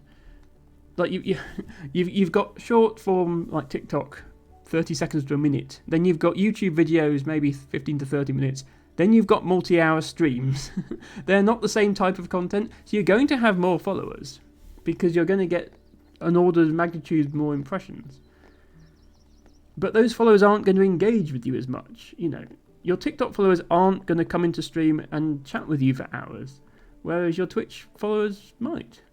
So it's very different content. The two figures are not directly comparable. You can't look at somebody who has X followers on Twitch and X followers on TikTok and say, oh well, they're doing better on TikTok. Abby says if you have friends, you can just get some subscribe. Yeah, you don't need subscriptions obviously to get affiliate, because affiliate unlocks subscriptions. But yeah, if you have 2 friends, you can just get them both to watch your stream until you have affiliate. And if you don't have 2 friends, you can have 1 friend and watch the stream on your phone from a different account. Twitch really doesn't care, because they want people to be affiliates, because once you're affiliate, they can start running ads on your content and make money from it. They don't like, because non-affiliates don't have ads, so they don't like doing non-affiliate content. It's just something they offer to get people into streaming. But they would much rather you were an affiliate, so they're happy to hand that out. YouTube can be a bit more picky because they serve ads on everything. And so they are only giving you that it's 500 subscribers to be able to have the equivalent of subscription. Obviously, a Twitch follow is unpaid, a Twitch subscription is paid, a YouTube subscription is unpaid. And then they have memberships, which are like subscriptions, which are paid. But you need 1,000 subscribers before you can start monetizing ads, whereas Twitch, you can monetize ads as soon as you get affiliate. So it's a lot easier to get it on Twitch, I think. I think, as I say, anybody who streams consistently for a couple of months should get affiliate, unless there's something really wrong with their content. I haven't been making any concerted effort to raise my followers beyond going into the occasional stream that's streaming the same thing as me and saying, hey, I like this game. Did you know I streamed as well? And I've got, nearly 300 followers now.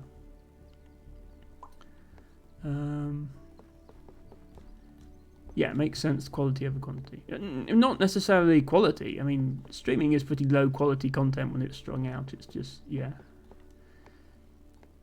There are low quality TikToks and there are low quality streams, but the time investment for the two things is very different.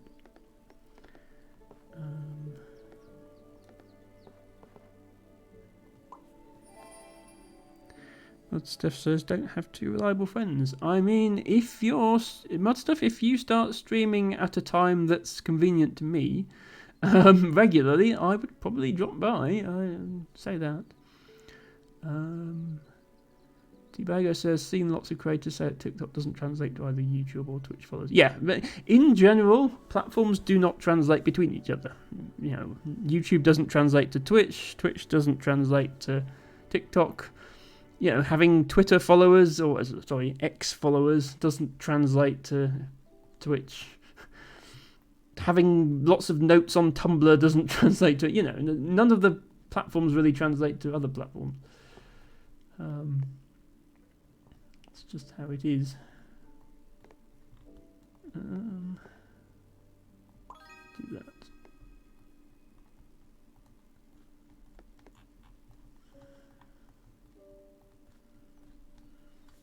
Comment needs to be consistent. I think I'd stream more if I had the viewers. Yeah, I mean...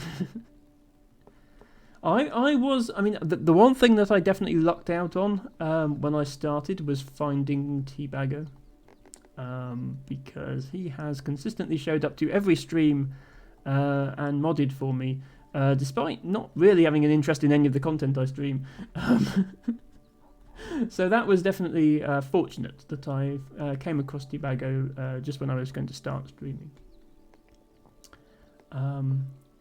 But you don't need mods while you're still starting out. While your streams are small, you can get away with just manually banning somebody yourself if you have to. You don't need a mod team at the sort of pre-affiliate size of content.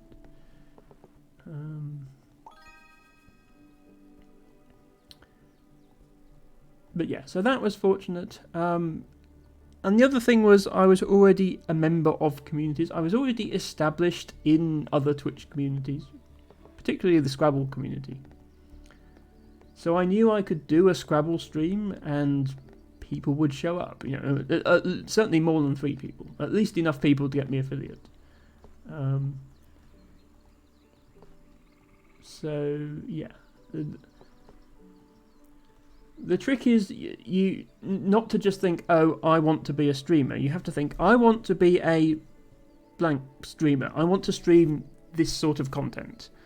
I hang around in these sort of communities. I already know other streamers that stream this sort of thing who can raid me or who I could raid into. I can network with them. I know what sort of content I'm going to be producing. I know what setup I need. I know what games I'm going to be playing, etc. You don't just think, oh, I want to stream...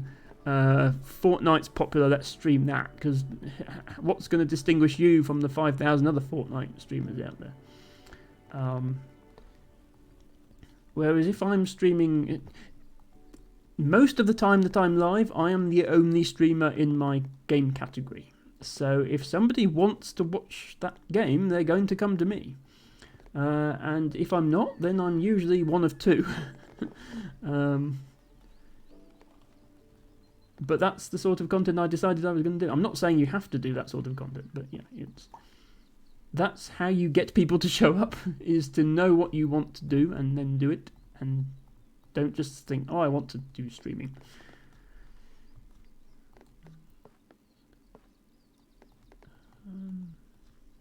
And don't be afraid to promote yourself.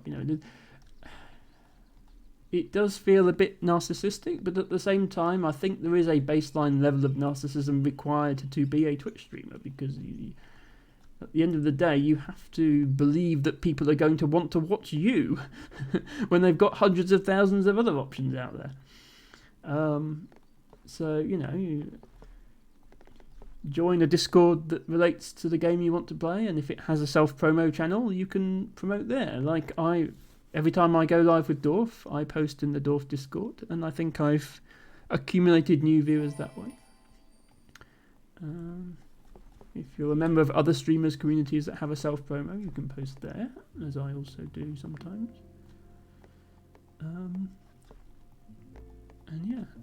I am familiar with the other Dorf streamers on Twitch, like Ophelia and Luke Ainsworth, and they know me well. We are good friends because we share an interest in the game, so they will shout me out and they will raid me if the timing is right. And that's...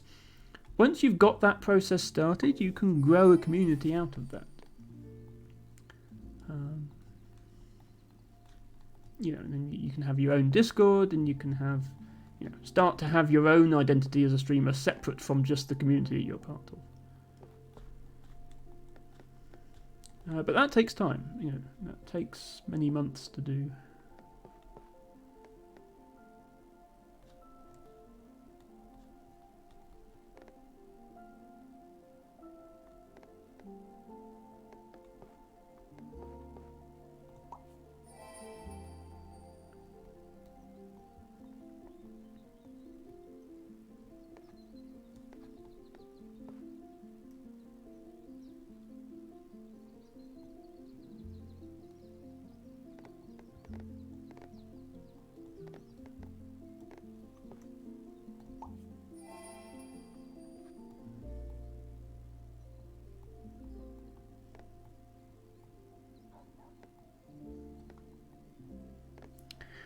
He says, stream like 3 times and then you got busy with other stuff and stopped doing it. Yes, it's a shame. I mean, I'm not so much involved with Scrabble anymore, but I did enjoy your streams, Abby, and I probably would pop back into them again if you did start again at some point.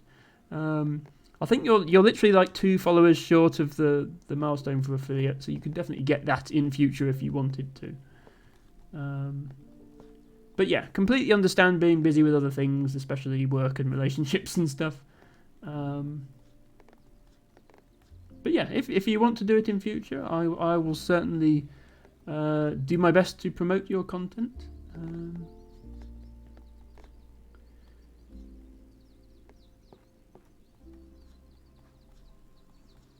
Always, I know I'm not really involved in the Scrabble community now, but always good to see more Scrabble streamers.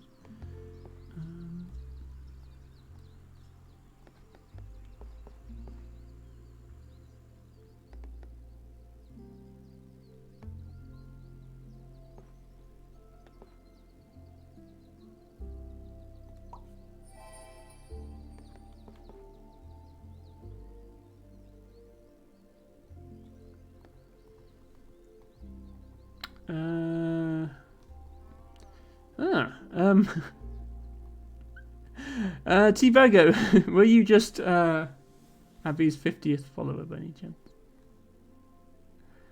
Yes. Congratulations, Abby, on reaching 50 followers. Despite not streaming at the moment. Yeah, so all you would need to do in future if you wanted to meet affiliate would be average 3 viewers for however many hours it is, which is fairly easy to do. Well, I haven't even shouted you out and people are following you. See, it's all about being part of a community. You don't need to worry about how you're going to get followers, because they will come. They will come even if you don't stream. Apparently. You have 49, says Mudstuff. Okay, are we going to get a second person to 50 followers today? I think T-Bagger might already be following you.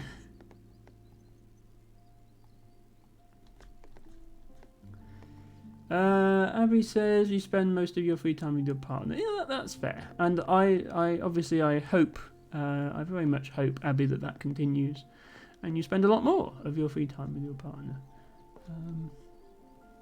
Whether you'll ever be able to stream and spend time with your partner, well, that's a decision for the future. Nobody should feel pressured to stream, obviously.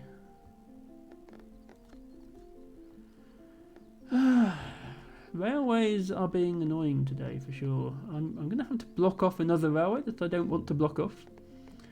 Or start a new one in a weird place. So let's start a new one in a weird place.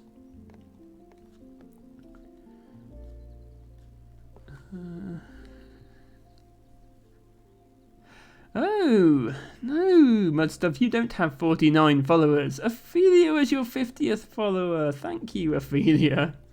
And thank you, T-Bago, for being the 51st.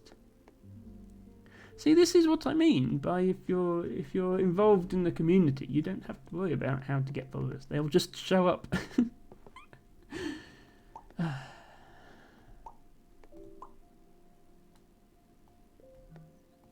Actually, let's put this over here. How are we doing for score? 788. Okay, I might actually be able to get to 800,000 today and still have time to switch over to another game. Possibly a little late for some of my European viewers when we switch over, but that's... they can always watch the VODs. I do VODs of all my content, always. No matter how cringe it was at the time.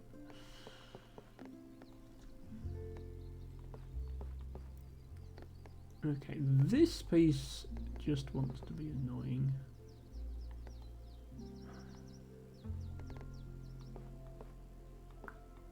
It's really not fit anywhere.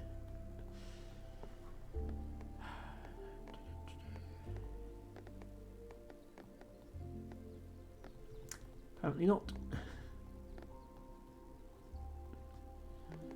Oh, it goes here. I don't want trees to encroach on this area, but I can deal with one tree. One singular tree. No big deal.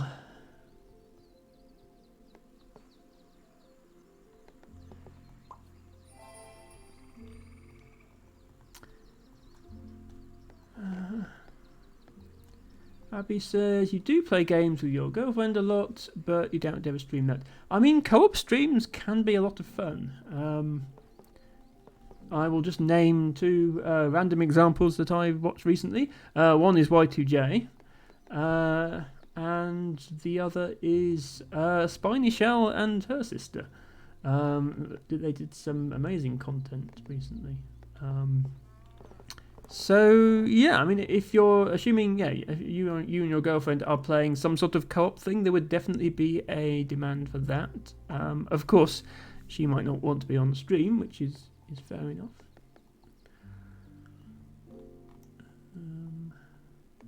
But yeah, as I say, no, absolutely no pressure to do anything. It's completely up to you. But that is a thing that exists. Some people enjoy that sort of content.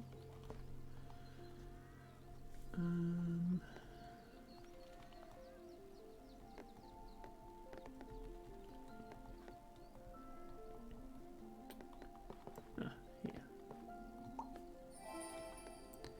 And in fact there, that was convenient. Almost like I planned it. I didn't plan it, but it's almost like I did.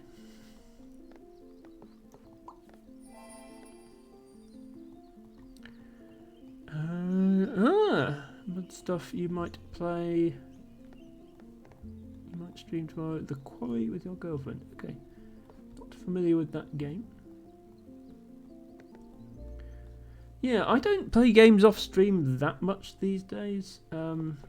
It's just a case of time. In the winter I do. In the summer I am typically working from 9 till 5:30 on a weekday. Then immediately going and spending the rest of the evening until sunset, which can be like 9 o'clock in midsummer, doing field work. And then I've got to come back and enter in my botany records and eat, because I won't have eaten my dinner yet. And I spend the weekends doing longer fieldwork sessions in the day, and in the evening just recovering from that. So I will probably have to drop my Friday stream once we get into the summer, just due to time constraints. Unless it's raining and I can't do my fieldwork, and then I might do a stream. So I suspect there'll be a lot of last minute announcements of streams and probably not many people showing up, but that's okay. I will stay committed to doing my Saturday and Sunday streams, because I'll have done the field work during the day and I can stream in the evening. But yeah, that doesn't leave a lot of time to play video games outside of streaming.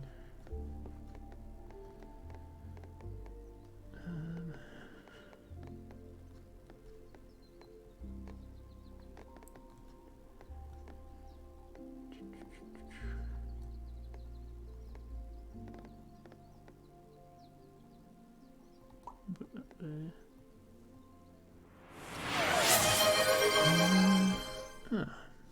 Thank you. But stuff for redeeming drink water. Post Stoic has to head off probably to do his own stream, I would imagine. Let me give Stoic a quick shout out. The world's first and possibly only Stoic VTuber. Does do the odd stream where they discuss the principles of Stoicism and how it's this ancient Greek philosophy has helped them in their lives. But mostly they're just an incredibly fun, very high energy video game enjoyer. Big contrast to my streams. I tend to go in for the cozy. They tend to go in for the sort of overstimulation content. But it's a lot of fun. It's a great place to be.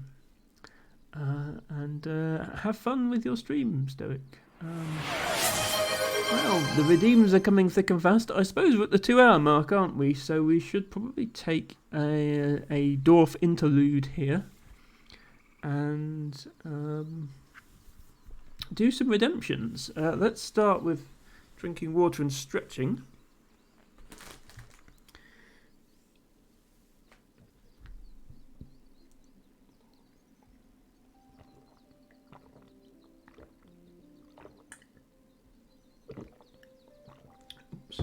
Accidentally swallowed my own hair. Don't try this at home.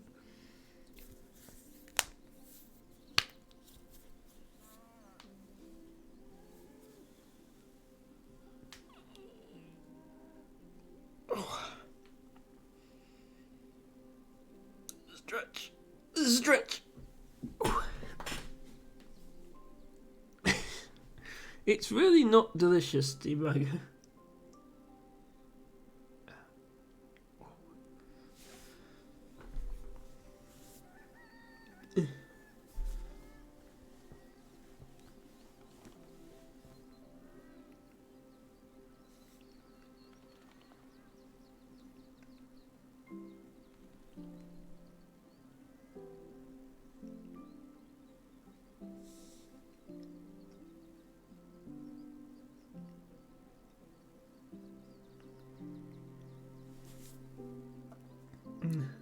My hair is not behaving itself today.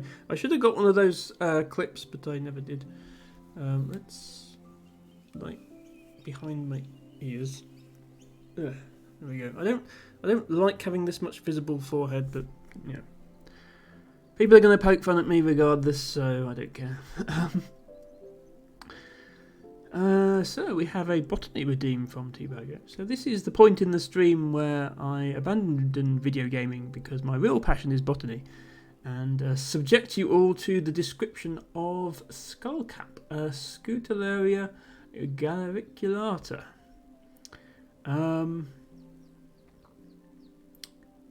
Which I might actually throw in a bonus. I don't know if this was your intention, T-Virgo, but there is a type of skullcap called Somerset skullcap, which is incredibly rare. I might throw that in as a bonus to this video. Let's go and get the botany book.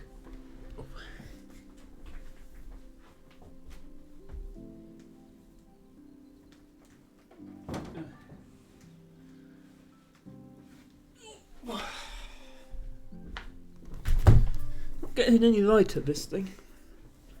Okay. Did I say Somerset? Yes, Somerset is where I live. The county of Somerset in the UK, and is where I carry out all my botanical field work. So I'm very familiar with it. And I'm not going to do the accent, because despite living here, I don't talk like a farmer, or a pirate, or whatever it is that people say. I think they say Cornish is a pirate and Somerset is a farmer, even though they're pretty much the same vowel sounds that give it its distinctive sound. Right. Skull cap scooter area.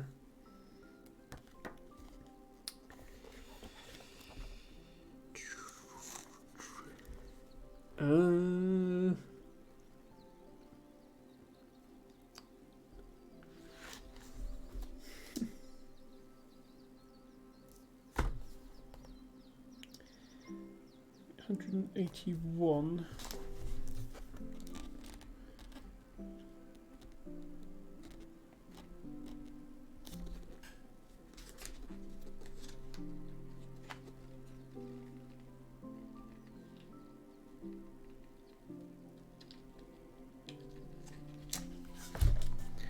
Okay. Tibago would be a tier 3 sub if Emma had a farmer accent. Well, I'm sorry to disappoint you, Tibago. I'm pretty rubbish at accents, so I couldn't put on one for a whole stream even if I wanted to. This is my voice. You've got to deal with it. Several viewers have said I have a nice, relaxing voice, Tibago. So, to be honest, I think I'm quite happy to stick with this voice. I'd rather have multiple tier 1 subs than one tier 3, even if it means less money. I'd rather have the more interested viewers. So let me find a picture of Skullcap so that you know what we're talking about.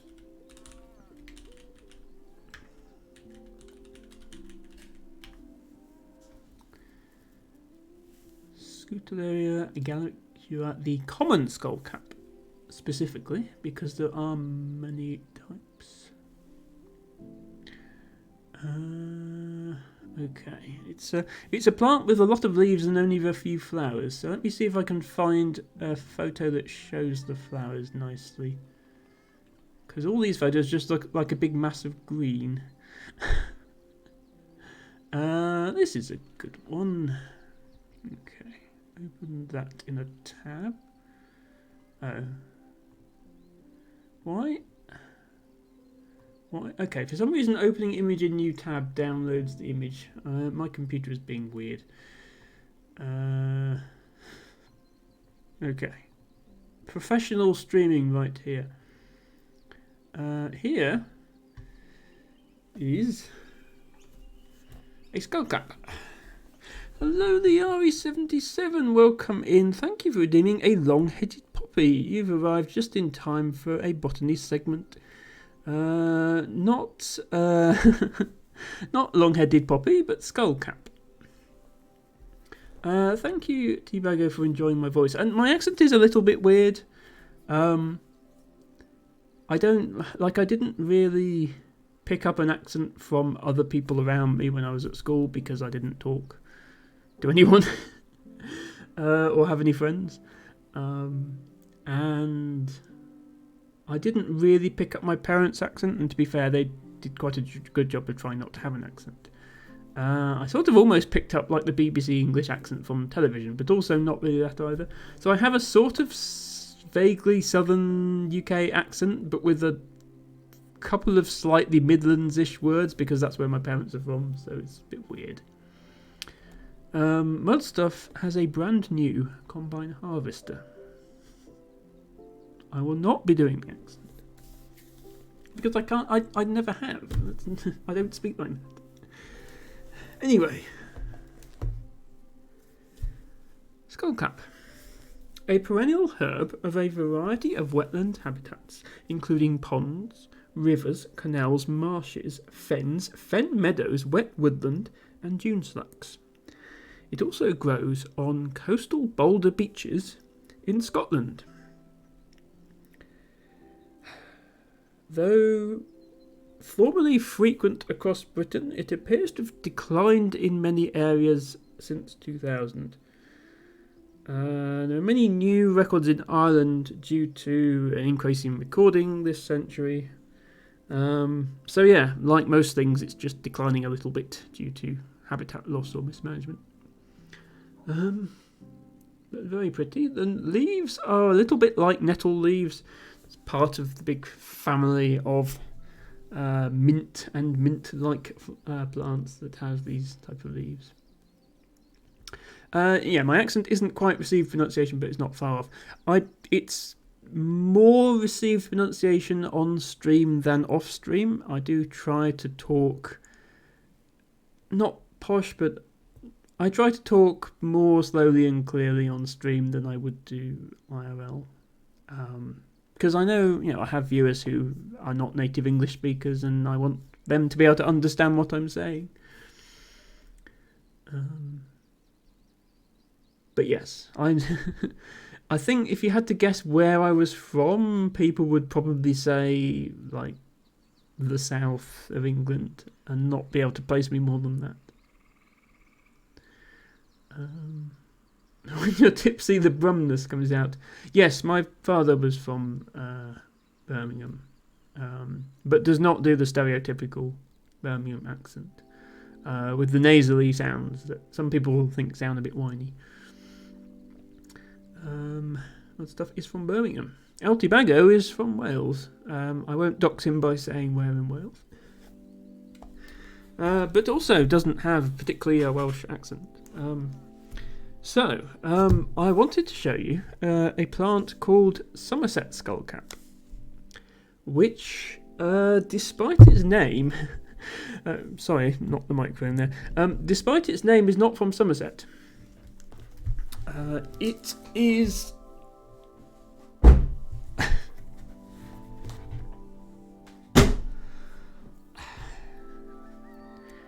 It's a foreign species that we don't know how it got to this country, but it was first discovered in the UK in a abandoned quarry in Somerset almost a century ago. And I have actually visited that quarry and recorded that exact plant myself. It is found in many other parts of the country now as well, but it is pretty rare here, and I believe that's still the only location in Somerset. So I was quite proud of myself for finding and identifying that exact plant.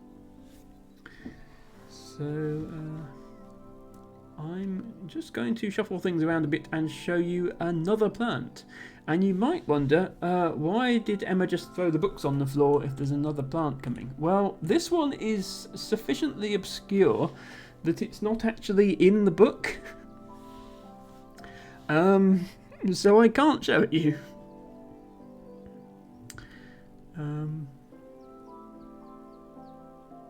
But yeah, let me... first of all, I suppose mostly for Tibago's interest, here is the Latin name of the plant. Somerset skullcap, Scutellaria altissima. As I say, not native to the UK, not native to Somerset. It's only called that because that's where British botanists first found it. There's a lot of plants like that. For example, there's a plant called Guernsey fleabane. It's not from Guernsey, it's just it's spread from mainland Europe, and Guernsey in the Channel Islands was the first place that it was identified in the UK. So we've sort of claimed this plant that grows in a completely different part of the world. It almost feels like cultural appropriation. Anyway, let's get a picture of it, and you'll see that the flowers are quite different to the normal skullcap. Like if you had the two side by side, you'd immediately recognise the difference. So here it is. No, that's my search. Where's the one this one? Yes, there we go. So yeah, as you can see, different flowers. Yeah, The more obscure species are not in the printed copy of the 2020 BSBI Atlas, but they are online in the BSBI Atlas. They decided to leave out some of the species from the book because the book would be too big otherwise. And when you think about how big the book is now, I'm quite grateful they did. So let's get it up online instead, which is much easier than using the book. I like using the book because it's a fun little prop to get out and make loud noise with. So I shall read you the account. Somerset skullcap, a perennial herb found naturalised in woodland borders, field margins, by hedgerows and in derelict urban settings. A neophyte in Britain, and neophyte is a term used for plants that didn't originate here but have been introduced usually by human activity. It was introduced into British gardens sometime before 1731. It has been naturalised near Mells in North Somerset since 1929. While still infrequent across Britain and not recorded in Ireland, records have increased since 2000. So yeah, Mells, North Somerset, that is just down the road from me. Hello Anbert, welcome in, welcome to this little botanical interlude to my Friday night Dorf and chill. Thank you for dropping by. Your hometown is the one that had a sudden influx of Hollywood stars. Ah, yes. Not to dox yourself too much. Shell, hello, Spiny Shell, hello. How's it going? Spiny Shell is awesome. I'm going to shout her out now this instant. Shout out Spiny Shell. There we go. Ocarina of Time Zelda content at the moment. Absolutely love her content. It's hilarious. Everybody should follow. She has just started a new job with very, very long hours. 7 days a week, 10 hours a day. Meaning that her streaming schedule is going to be incredibly limited for the next few weeks. But hopefully it's one of those jobs where you work intensely for a few weeks and then have a little bit of a breather and you can do some streaming in that time. But yeah, literally just started. I think your first day was yesterday, wasn't it? And it sounds like things are going well, so I'm very happy for you, Shell, about all of that. Obviously disappointed I will not be having as much Shell content to lurk in future, but it's all good. Yes, Matcha has already discovered Shell's content. One of those jobs where I work 10 hours at a job site for maybe I suppose it's not too bad then. But yeah, you're away from home, not able to stream is the important thing. And yes, you get days where if the weather is too bad, for example, then you can't work because you are an electrician, and electricity and water are not best friends. Certainly, Shell, if you were in the UK, you would not have been working today because we had some torrential rain. Also, we were going to be at the job site on Sunday, but you may be off. Okay, well, if you are off, I look forward to the inevitable Shell stream.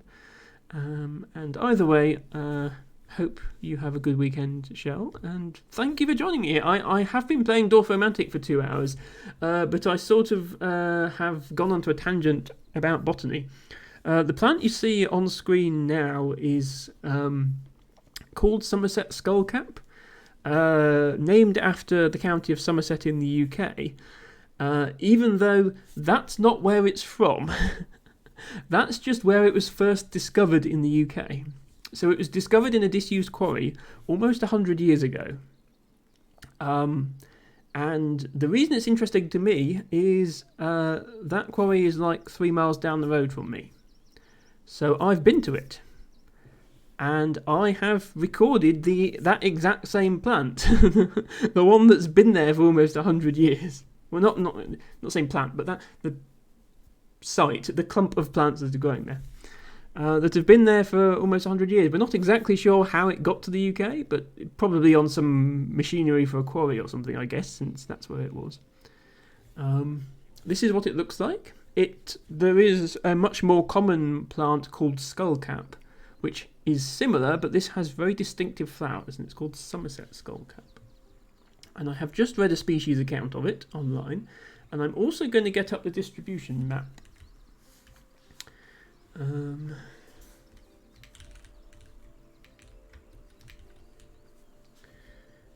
It's interesting because a lot of the rare things in Somerset, like cheddar pink and the white beams and stuff, I knew about them before I recorded them, because that's something you learn as a botanist. The Somerset skullcap I did not know was there until I went to that quarry to do some field work, found it, and was like, this isn't a normal skullcap. So I'm actually quite proud of myself for identifying it correctly. But yes, as soon as I went and spoke to the county recorder who I work with and said, I found this interesting skullcap, and she said, you found the Somerset skullcap in Mel's quarry? Yeah. So this is the site. I'm not doxing myself by doing this because this isn't where I live. I just live in this area, and I've already said that many times. And yeah, it has been... Unfortunately, the pre-1930, the original 1929 record is not in this database, but it was recorded in 1929. It's been recorded a total of 11 times over the years by various botanists. Most recently, by a certain... can't actually see because the chat's covering it. But the most recent record is from a certain Briton, Emma, which is me, in August 2021. So it's nice when I can talk about this stuff like as general interest, but it's also got a very personal connection. Like I can point to it and say, yes, that dot there, that's the original site where it was discovered in the UK, and I'm a part of that process of surveying that site. And as I say, it is in other places in the country, but they are few and far between. There's one random one in Morecambe Bay. Don't know if there's any in Scotland. Looks like the answer is no.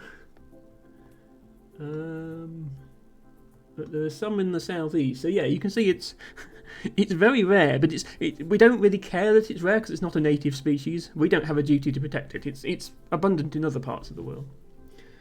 No, I'm not a famous botanist, T-Paco. There are many people who've done much more than me. But yeah, so that is today's botany tangent. First skullcap and then Somerset skullcap. Thank you, T-Bago, for redeeming that. And thank you, Anbert, for resubscribing. Sorry, I really should have made more of us of that. Resubscribing for your second month. Thank you, and enjoy your upgraded flower badge. You now have a Scarlet Pimpernel instead of a Herb Robert. And thank you, Dumploid. Yes, one of the cool things, I guess, about the work that I do is I can load up this map. I mean, the data set isn't public. I'm not, strictly speaking, allowed to show you the BSBI database, but I think showing you my own records in there is fine. But for example, my day job, I'm a software developer.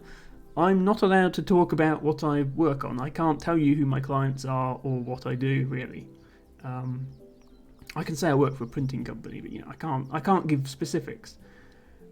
So this is great because this is something I actually have something to show for my my life. Once 10 years after I retire, everything, all the software I've ever worked on will have been abandoned or rewritten, and nobody will remember I existed. Whereas these records will be in this database forever. They will be immortalised along with the records from, going back to the 18th century in some cases. So it's just nice to feel that I've done something that other people can see, Anyway, hello, Joe Adult Man. Welcome back to. We are playing Dorf Romantic, I promise. This is where we were. We were at 789,000 points. And I agree, NDAs are no fun and employed. Yes, that is botany class is over. There will be a test at the end of the year. Hope you're all taking notes.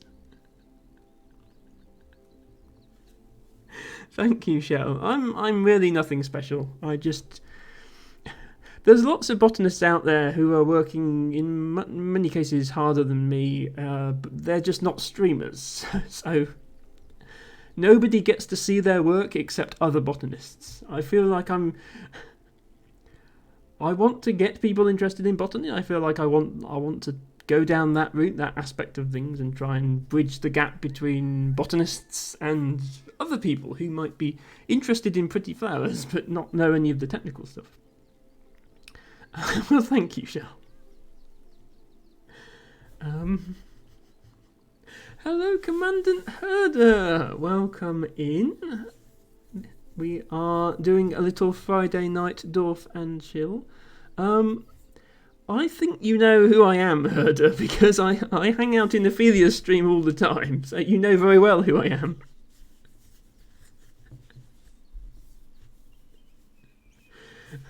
I'm the one who spams flower emotes in Ophelia's chat. You know me. If you ever see somebody doing this in a Twitch chat, it's probably me, or somebody who subs to me. Yes, welcome, Herder. Hope you are having a good day. Obviously, I did see you earlier in Ophelia's Dorf stream. It's funny how we've ended up planning these things. Both me and Ophelia doing a weekly Dorf on a Friday, but I think that's okay. You can never have too much Dorf. Welcome in, and interestingly, Herder, I was just looking. I've obviously seen your badge many times before because I see you in Ophelia stream all the time. But you have a flower badge, which is really cool and definitely on brand here. It's a tulip because it was TwitchCon in Amsterdam in 2022. So not a native British wildflower, but certainly a flower you see in the UK. I actually saw a tulip in a nature reserve near me last year because somebody thought it was a good idea to plant it there, which it obviously wasn't. So yes, everybody who has flower sub-badges, Herder has a global flower badge due to attending TwitchCon. Did you also attend last year's TwitchCon? Actually, I can see, can't I? Sorry, excuse me while I be nosy. I can see all the badges that Herder has unlocked, even if he hasn't got them activated. So yeah, you have the 2023 Paris TwitchCon badge as well. But I appreciate you using the flower badge. Yes, that's true. Not a native Dutch flower originally. Probably where it's best known for growing. Anyway, we shall continue with Dorf. I am considering whether to switch over to another game. I did promise this would be a mixed stream. I'll tell you what, let's get to 790,000 so that we end on a round number. And then we'll switch over to a new game. Because it's fun to try new things sometimes. Oh, you didn't go? Okay, fair enough. That's why you don't use the badge. Oh, I'm sorry to hear that. Yes. Hopefully you are able to attend TwitchCons in the future. I guess you bought a ticket then, which is what gives you the badge, and then, yeah. They don't check whether people have actually attended. Did you manage to sell the ticket at least, or get a refund for it or something?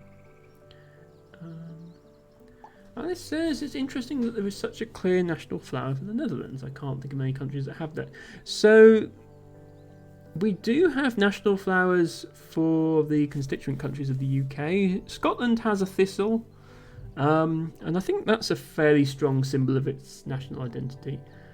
England has a rose. Wales, as Tobago has said many times, has a daffodil. So yeah, we sort of have national flowers. I think in America they have state flowers rather than a national one, and then they get a bit more obscure. Like no one's going to remember all the state flowers. They have state birds as well. Yes. But yes. So some countries just go in for these national identity symbols and some don't. Oh, okay. No, you just bought a very expensive badge you're not using. Well, I'm sorry to hear that. Yes, hopefully you get to go to more TwitchCons in the future.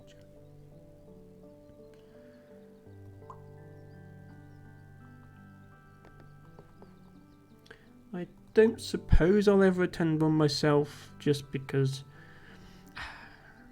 existing in public places as a trans person, especially busy places, is a bit daunting, and I'd rather just avoid that if I possibly can, and obviously I can in this case, and there's no reason I'd have to go. But it's certainly, I'm glad that it's a thing, and I hope people get a lot out of it. Shell says, the state flower of Tennessee, your state, is the iris. I did not know that, Shell. Thank you for sharing. I'll be honest, I don't know an awful lot about Tennessee. I do feel a bit ignorant of countries sometimes, but then I know a very, very, I know a huge amount of detail about specifically North Somerset. Anywhere within about 15 miles of my house, I literally know every road, every field, every footpath. But my knowledge falls off quite quickly as you get outside that range, even to the rest of the UK. So I have all this hyper-specific knowledge. Because I've literally surveyed every part of the county, I have this hyper-specific knowledge that then doesn't transfer over to anything else. But I'm always interested to learn, and I'm always willing to learn about new things. Is this a I was wondering why it wouldn't let me place a tile there. This is a railway quest. That's a really awkward place to have a railway quest. Nowhere near my railways. But oh well. We'll cross that bridge when we come to it.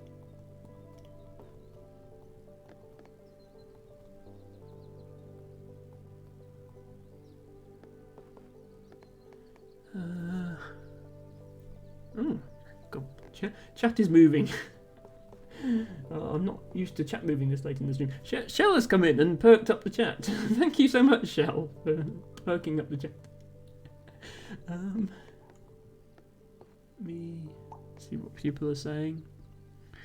Yes, Dumploid loves national identity symbols. They show what's interesting about the country's wildlife. I absolutely agree, Dumploid.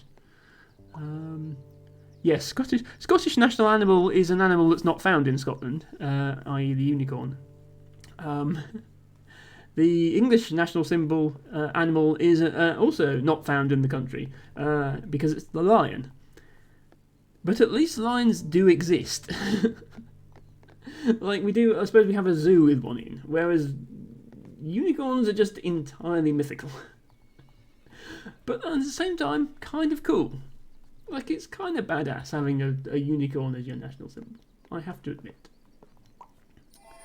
Herder says the Netherlands had the first big economic bubble and crash over the tulip. At some point, tulip bulbs were sold for the price of a house. Yes, so basically the forerunner, I guess, of modern, commodities exchanges rather than stock exchanges. But yeah, the precursor to modern trading and the first sort of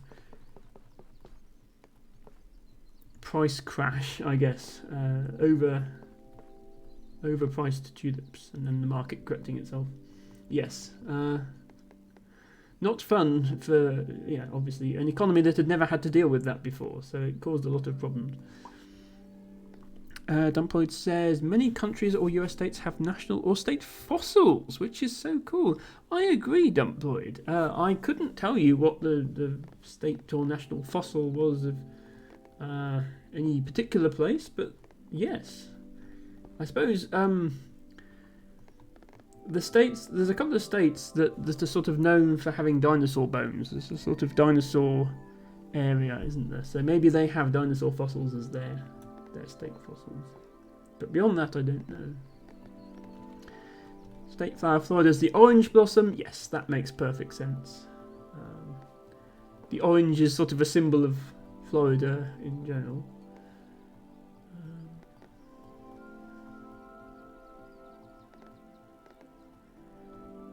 I have been to Florida.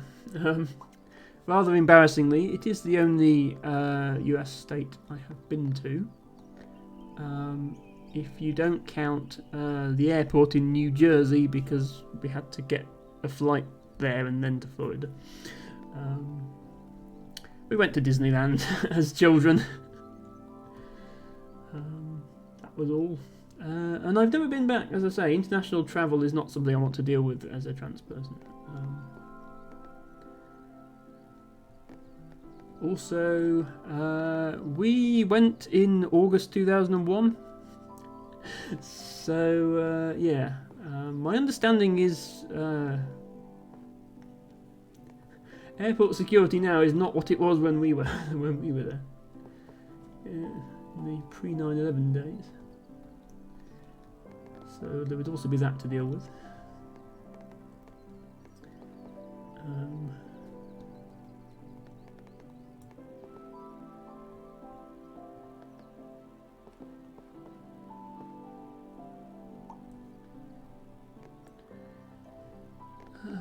Oh dear.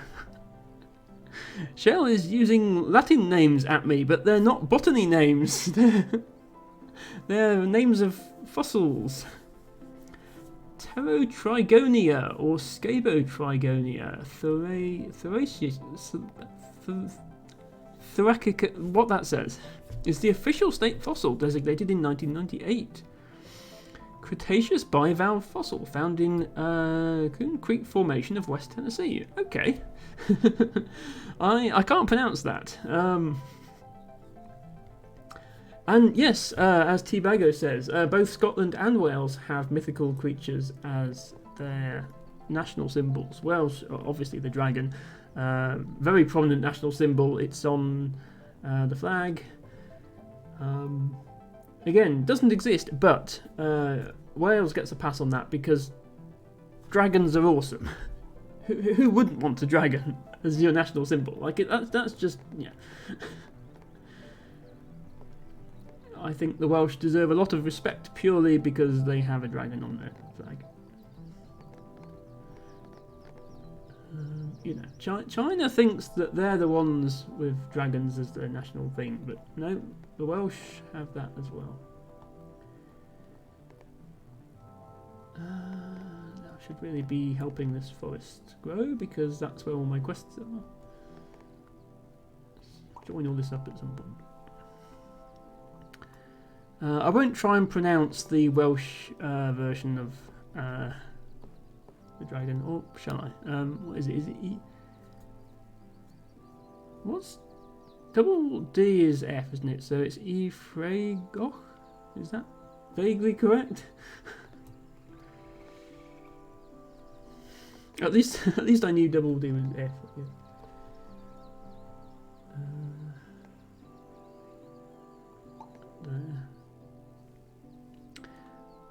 According to Wikipedia, the official flower of the Netherlands is a daisy, not a tulip. Interesting. I suppose, yes, it is just a commercial crop, not a native flower, so that makes sense. Whereas daisy is native to most of Europe, so it would be native there. Germany has cornflower. That's so fun. You drink cornflowers in your tea every day. Had no idea. So interesting facts about cornflower. Sorry, you can't mention a flower without Emma bringing out the botany facts. text stop to unsubscribe from Botany Facts.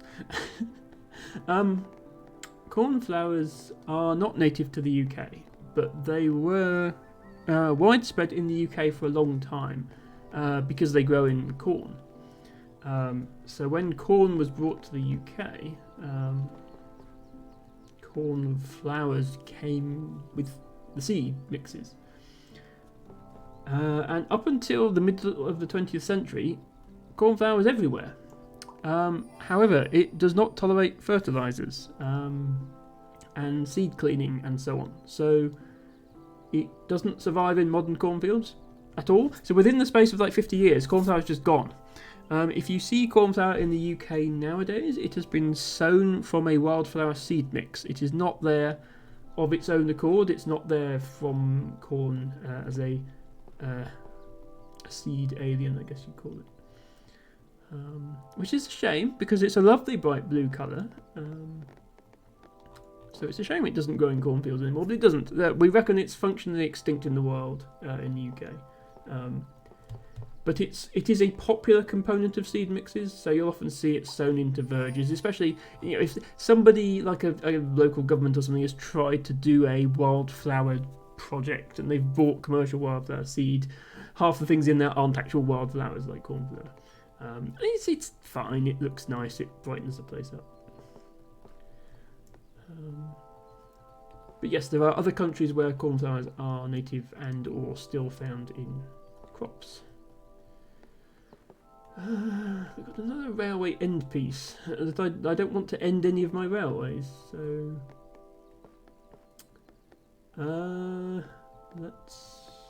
let's. I keep doing this. I keep building the world's smallest railways by doing that. But it's funny, so I'll keep doing it. So nice that you drink cornflower tea, Alice. Hello, Jan. Welcome to Friday Night Dorf and Chill. There are no squares here. This is a hexagon game. However, Jan, if you stick around for the second half of the stream, I'm going to be playing a new puzzle game. And rumour has it that there might be squares involved. It might just be based on a square grid, so you'll have to stick around and find out. Oh yeah, we were talking. Well, we briefly touched on 9/11. Pretty rough. You watched it happen live in school. Yeah, I didn't watch it live because obviously time zone differences. It was in the afternoon, my time. But yeah, even in the UK, things were pretty different for a while after that. Don Floyd, sorry, the start command plays my stream start music and also sets my start screen off going. So only moderators and broadcasters can use it because I don't want people playing the music midstream over the top of the Dorf music because that would sound horrible.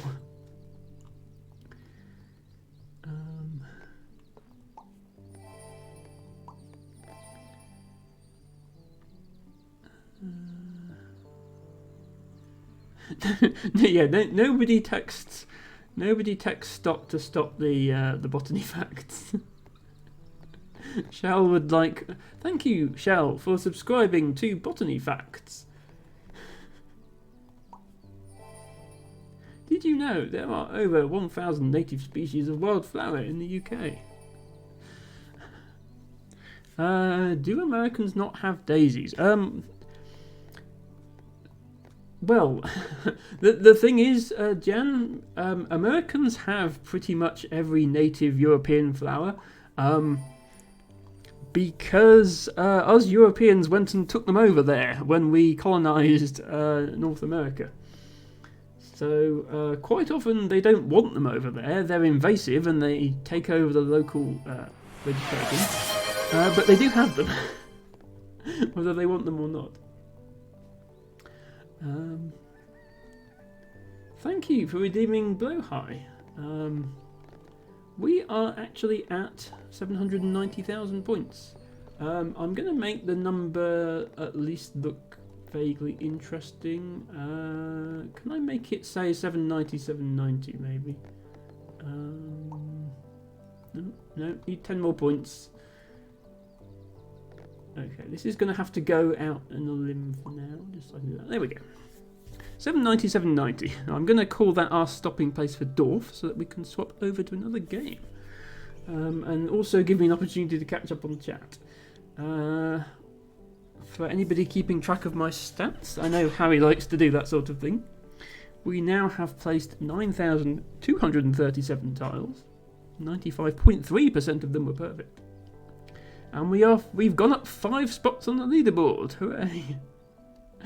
I'm afraid 800,000 will have to wait for our next Dorf stream, which will be next Friday. Right, let me catch up on chat quickly. Daisies are not native to North America. They were introduced in the 1800s or so, brought over by European settlers. Is cornflower where cornflakes come from? No, Jan. Cornflakes come from corn, which is a cereal crop. Also, many things are made out of corn, like corn chips are made out of corn.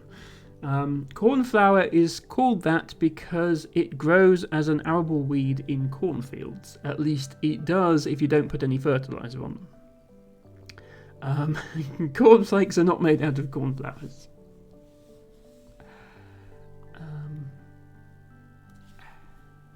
We have them though. They were popular for outer gardens. Yes. Okay, it's a okay, it's a th, not a f. Okay, I was close. Then a rolled. Yeah, Debago, I am aware of the Welsh rolled R. I just can't do it, so I didn't.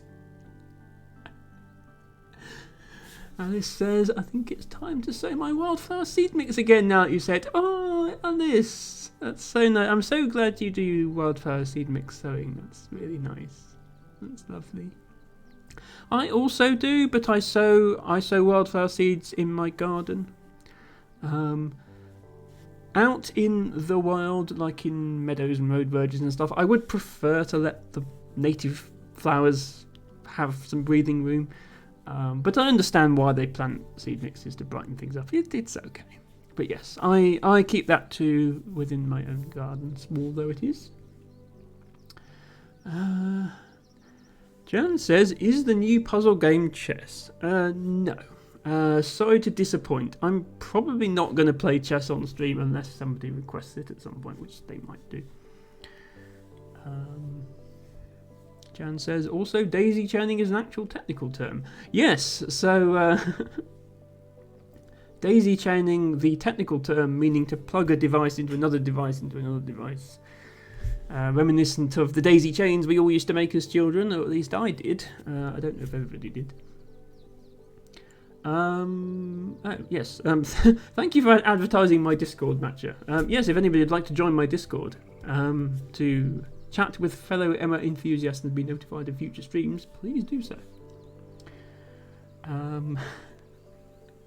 The Stark command to keep the botany facts going. Yeah, I don't make it an entirely botany-focused stream at the moment. Dumpoid, if botany is the thing you're interested in, as we get into the summer and I can actually go to nature reserves and do field work and hopefully film some of that and then come and commentate over it on stream, I do plan to actually have dedicated botany streams. I've always been a bit unsure of what to do because 5G mobile internet hasn't really reached us here yet, so I don't think I could actually stream live from a nature reserve. The phone signals aren't good enough. But Shell had the genius idea that I could film something and then voice over it on stream, so that's what I'll do. You're welcome for subscribing to Botany Facts. Shell says, okay, Emma, I got to go. No problem, Shell. I'm sure you're worn out today after today. Take it easy. Hope your weekend goes okay. Thank you for being here and hope to see you again soon. Jan says, how do I request chess? Yeah, so I have a choose game redeem for 10,000 channel points. I will also... You can just suggest a game, and certainly I'll play it if it's a puzzle game that I've been thinking of doing. I don't really like chess. It's like all the things I don't like about Scrabble, but worse, like the elitism and the toxic community and the masculinity and so on. But I'll play it if people really want me to. I should say that I'm terrible at it. I think when I did play it, my rating was about 600. So yeah, this is the thing. I'm not judging people who enjoy chess content. That's absolutely fine. There's been an explosion of chess content in the last few years, so there's certainly plenty to choose from.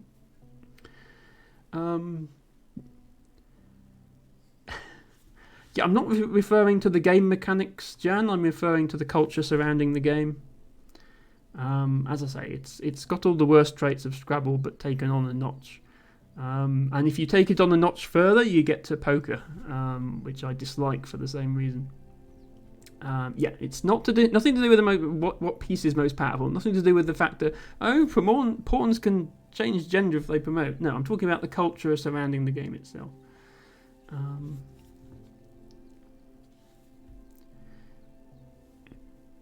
Yeah, I mean, I was skipping it. That's not actually the reason.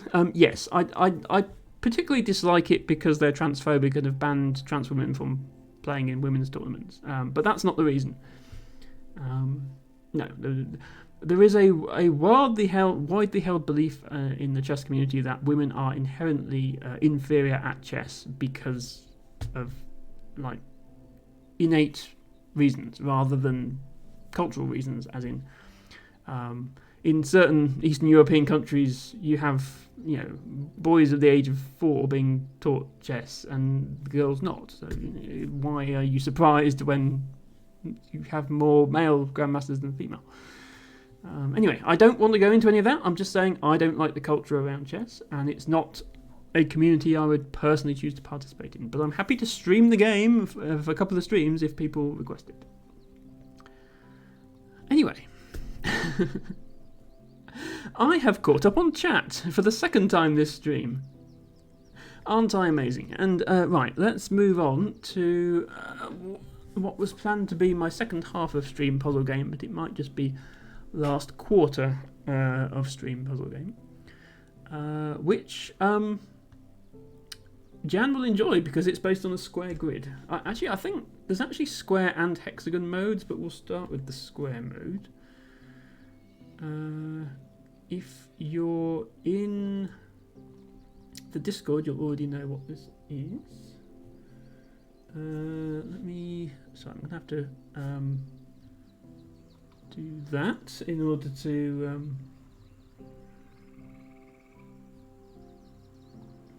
Dorf.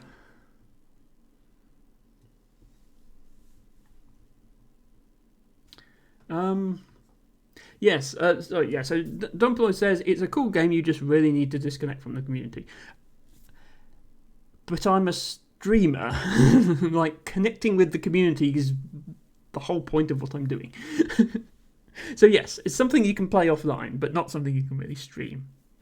Not Minesweeper. Minesweeper is a thing I play. Again, those of you in the Discord would have noticed. I have been playing that. I've always thought that Minesweeper wouldn't make good stream content because you'd just be staring at me frantically clicking a board full of numbers. But maybe, again, if it gets requests, I might do a bit of it. Right, what's the volume going to be like? I haven't run this game on stream before. Oh, yeah, that's much too loud.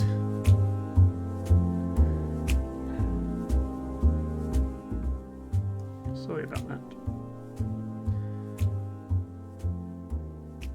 Okay, let's get a more normal sound volume.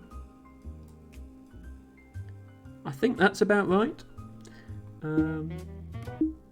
Okay, and there's music they've licensed for streamers to use and music they haven't licensed for streamers to use, so we'd better use the licensed music.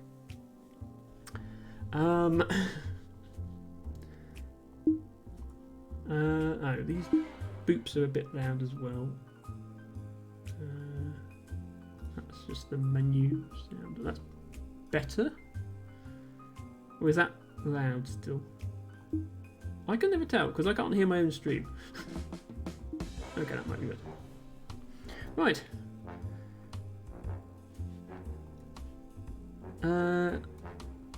Don't tell me the capture doesn't work. No, capture doesn't work. Okay, this is a game called Can't Live Without Electricity, which is very pertinent to me as a streamer because I certainly can't. How would you stream without electricity?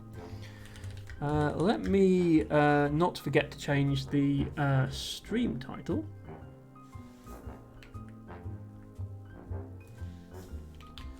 Because we are not Dorf anymore. But what we are in is a square grid, so that's nice. So yeah, this is a puzzle game that came out a couple of months ago, I think. And yeah, look, Jan, you have choice of square grid or hexagon grid. I guess you would like me to choose the square grid. And then you have a variety of levels with rather cute little designs to them. I'm sure you'll agree. Look, there's a penguin! There's a bunny. Why would it allow you to make a bad choice? Because hexagons are the bestigons. Yeah, so if anyone's not seen this game before, it's a game about connecting buildings using a network of connections. So the sort of...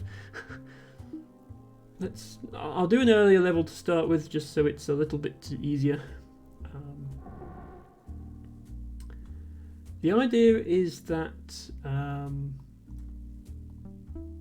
let's just make something happen. Yeah, okay. So you have these power stations, and you have houses, and the object is to connect the power stations to the houses.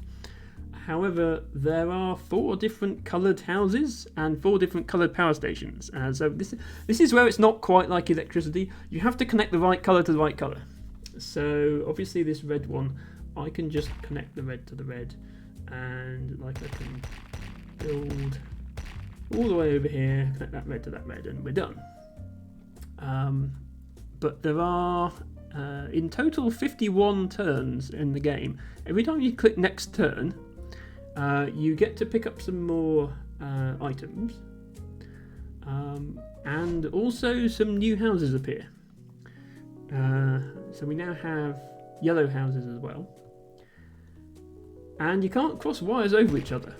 Well, you can, but they turn into the same colour. So you have to keep the yellow and the red and the green and the purple separate from each other. So the trick becomes, obviously, by the end of the game, this whole thing is full of houses. And you've got to try and make a network that connects them all. So one thing you have to help you is these little sort of teleport things. If I connect to this one, that one lights up red, and then all the other ones on the map also light up red. So now I can obtain red power from there. So I can do that. So now I'm not putting a wire through the middle, which means I have space to get this yellow through. And in fact, let's go ahead and connect the yellow to the 4 as well. Actually, no, let's connect yellow to 3, because 3 is there, and we can do that. Now, yes, people are mentioning Mini Motorways, Mini Metro. It is similar to those games. With those games, there is a sort of time constraint. Certainly with Mini Metro, there's just a time constraint of you've got to finish the connections before the people get too impatient and you lose. And also with Mini Motorways, although you're free to redesign your road layout, you can have problems with houses appearing and blocking where you want to build. One thing that I like about this game is the spawn positions of the houses are sort of fixed. So the houses are going to appear on a grid. If you look at the map, you'll see there's tiles without boulders on them, and then there's tiles with boulders on them. Houses will always appear on the flat tiles. So you know you can plan ahead and say, okay, I know I'm going to be able to build a wire here. It's never going to be blocked, which is something I don't like so much about mini motorways. Although it's a very good game. Choosing mini motorway by pausing and switching connections quickly, yes. So even in mini motorways, you do have to, when you remove a road, you have to wait for the cars to finish going along it before you put it back. This game, I thought this game would be a good fit for a Friday stream because it's much more casual. You can erase the things at any time without penalty and redraw them to your heart's content. You can decide that you've done the whole thing wrong, reset it halfway through and build the whole network again from scratch if you want to.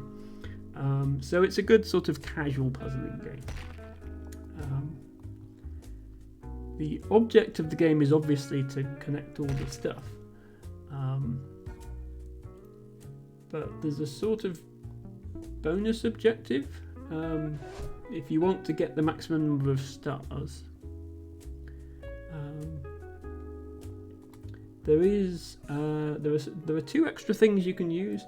There's this thing I've got selected here, which makes a bridge, so you can actually bridge one wire over another wire. And there's also this. This turns a house into a little mini power plant, which obviously powers that house, but also gives you an extra source of purple power. If you're having trouble getting the purple over to here, for example, you could do that, and then you wouldn't have to get it over there. But to get 3 stars on every level, you have to complete every level without using either of those two tools. So you can only use wires and these teleports, and also these. These are quite an interesting mechanic. These are pipes. They're sort of like underground pipes, but you can only put them where there's gaps in the map. So for example, I could take a pipe from here to here, like that. And the thing with these is you can actually cross them over other pipes. So I could do like this, for example. Like that. So you can't cross wires over each other, but you can cross these over each other. And there's obviously a lot of holes in the maps that you can use these for. So it sort of becomes quite an interesting puzzle of figuring out where to put the pipes to complete the game. Anyway, I'm just going to do some gameplay now and let everybody watch.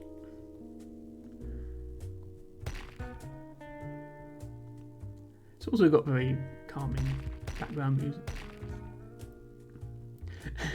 Yes, it's not very realistic. Different coloured electricity. Another thing that you might have to do is try and optimise how many wires you're using. In this game, a wire in this direction costs 1 wire, and a diagonal wire like that costs 1.5 wires.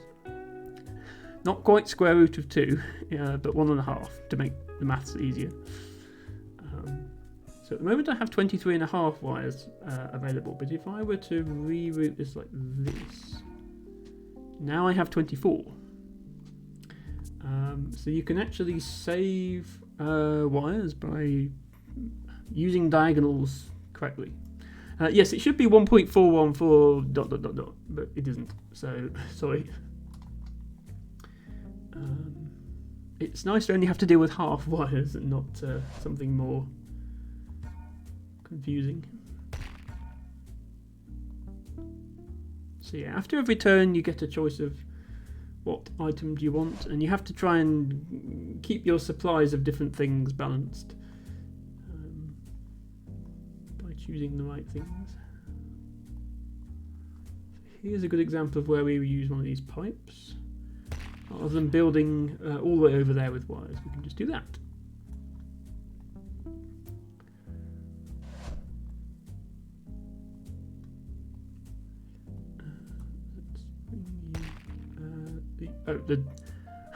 The one other mechanic I should mention, this symbol here, which has, it's like a hammer symbol. You can't really see it because you can't actually select it, but yeah, there's this hammer symbol. Every time you build over trees or rocks, you have to use a hammer to do it. So you have to be careful not to run out of those either. Dumploid says, gonna head out now. Have fun with the rest of the stream. Bye, Dumploid. Thank you for being here. Thank you for watching. Hope to see you again soon.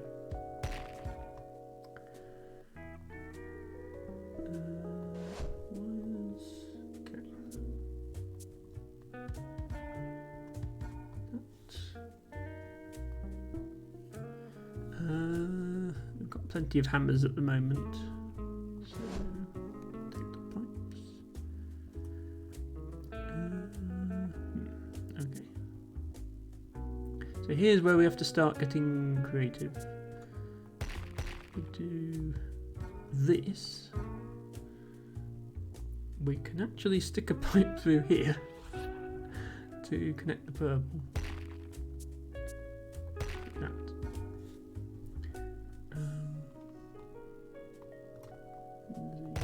Oops. All the way over here there is a yellow.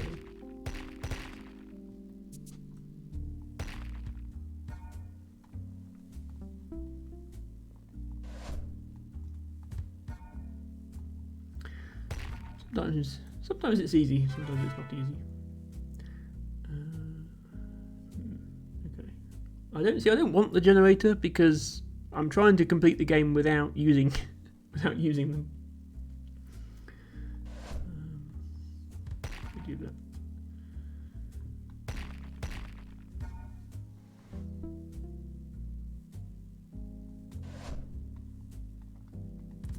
You need a lot of wires. I think the first sort of half of the game, you just need to take wires every opportunity you get. Otherwise, you're going to run out.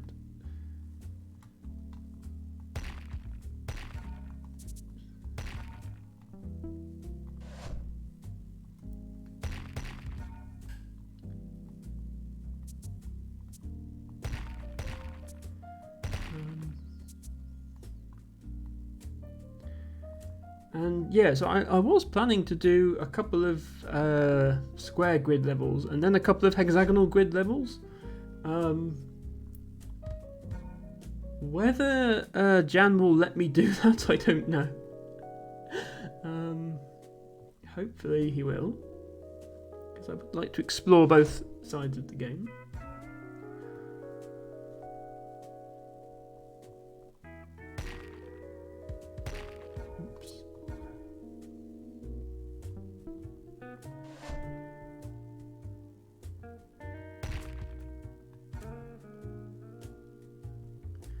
You have no power to stop me. Ah, well. If only there was some way that we could deliver you some power, Jan. Too bad your house is on a hexagonal grid. Hello, Dustin. Welcome in. I'm afraid you've missed the Dorf and the Botany redeemed today, but we're playing this, which is a new puzzle game. Sorry to hear that you are tired. I know you are studying very hard at the moment, and I hope you're doing okay, and I hope you get to have at least a little rest this weekend, Dustin. But thank you for being here, as always. Okay, I'm torn between staying zoomed out to give you an overview or zooming in so you can sort of see more clearly what I'm doing. I might sort of switch between the two, I guess, but I do need more hammers.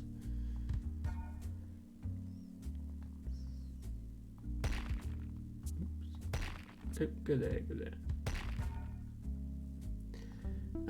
Tired? Ah, right, yes, of course, you had that interview, Dustin. Tired from driving 4 hours to and from an interview. How did the interview go, Dustin? Hopefully it was positive. It was good. I'm very glad to hear. Yeah, well, no, Jan, once you get a real job, you can't always rely on interviewing via Zoom. Sometimes you have to go on site. It's just the way of things. My job is full-time remote, so I still have to go on site for an interview. Right, I'm going to restructure this because I think it's easier if I just bring the yellow in through there. I can save a bunch of wires here by rearranging this. I think that makes most sense.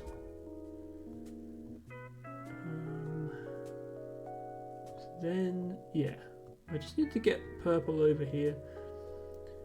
And I'm going to use...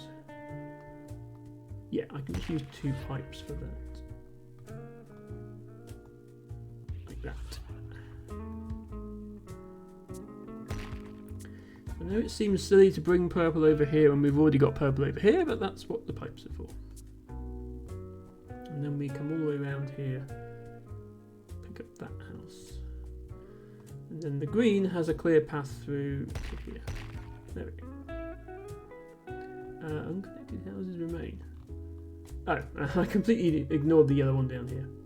We can do that. The first interview is no travel. Yeah, so they'll do a screening interview first over Zoom, and then if they actually like you as a candidate, they'll invite you on site. This one was second, but they paid gas and hotel. Yeah, it was fun. Will getting an electrical degree make you better at this game?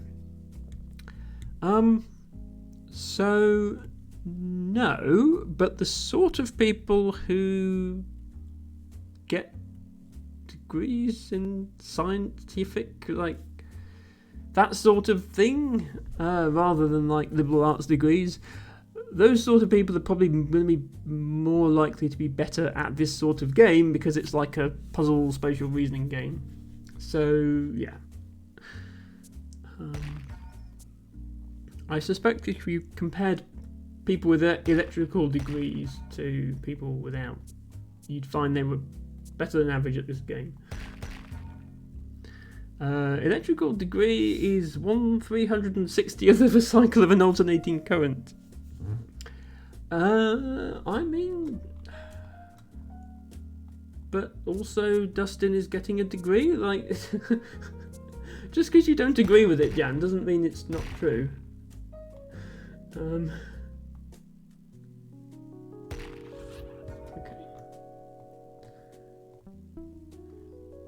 You never know where they're going to put houses. Sometimes they fit lovely like that, and other times they completely screw you over and you have to redo everything. In that sense, it's probably a bit like being a real-life electrician. Sometimes a job is easy, sometimes you have to rip half of it out and start again. So it does have that aspect to it. Can I just like come directly from the plant there? There. Come around here. Now this is one of the earlier levels of the game, so it is on the easier side. I will try a more difficult level afterwards.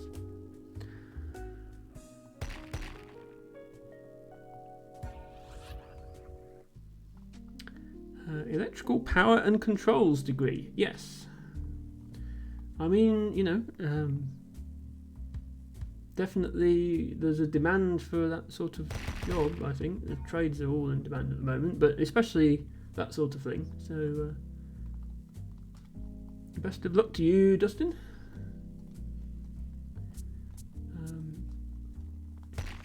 It's a shame that Shell had to leave just before this became the conversation, because she's just... yesterday was her first day on the job as an apprentice electrician. So, she would probably have something to say about this. This.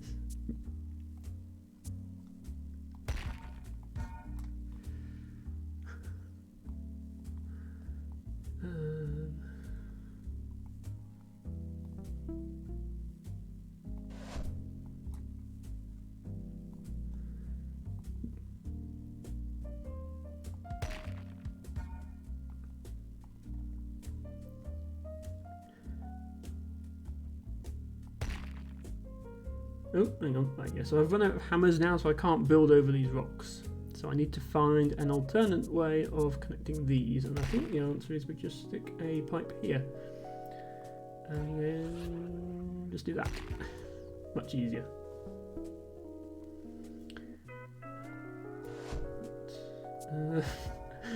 Okay, that was a freebie. Sometimes that happens. That's more efficient.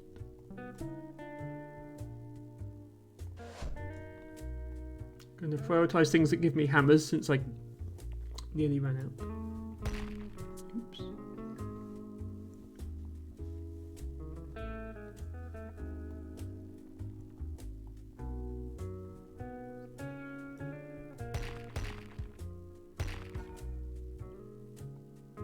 Yes, this is the same sort of vibe as mini metro, mini motorways, that sort of thing. I find it more casual than those games because there's no timer like there is in those games, and you are completely free to redesign. You can rip out the whole thing and redesign it at any time. You don't have to wait for trains or cars to stop running. And also the spawn positions of the houses, yeah, it's more like mini motorways than mini metro. I think Dustin might be thinking of mini motorways because that has houses spawning in, whereas mini metro doesn't. You have to build your own stations.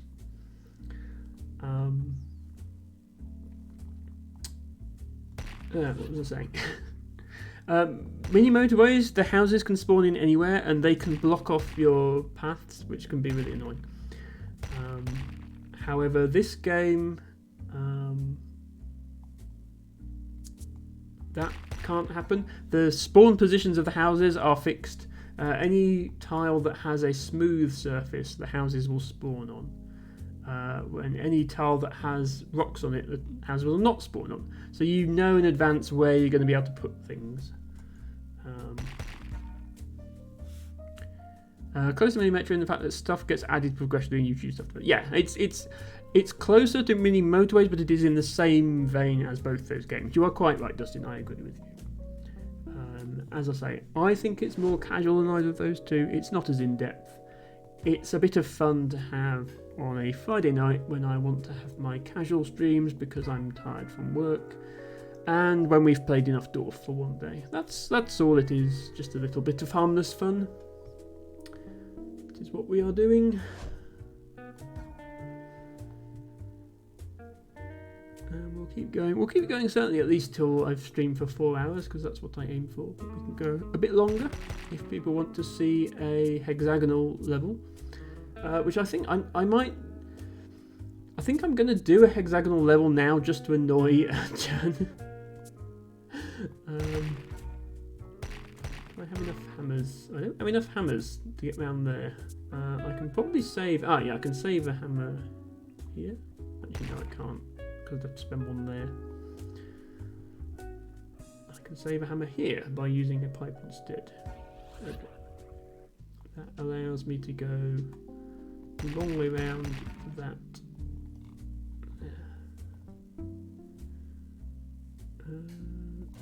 All of those. Okay, what do we do here? Given that we're out of hammers. Let's reroute that there. You through there. And then we just need to save 2 hammers somewhere else. Okay, this is using a lot of hammers. When we could just come straight across there and only have to use one. So there we go. And then, yeah, I like this game because it sort of tickles the optimization side of my brain a lot. Like, I love looking at these paths and thinking, how can I make this more efficient? Like, use fewer pieces. And later in the game, it does force you to do that because you have limited resources. So this, I would have 40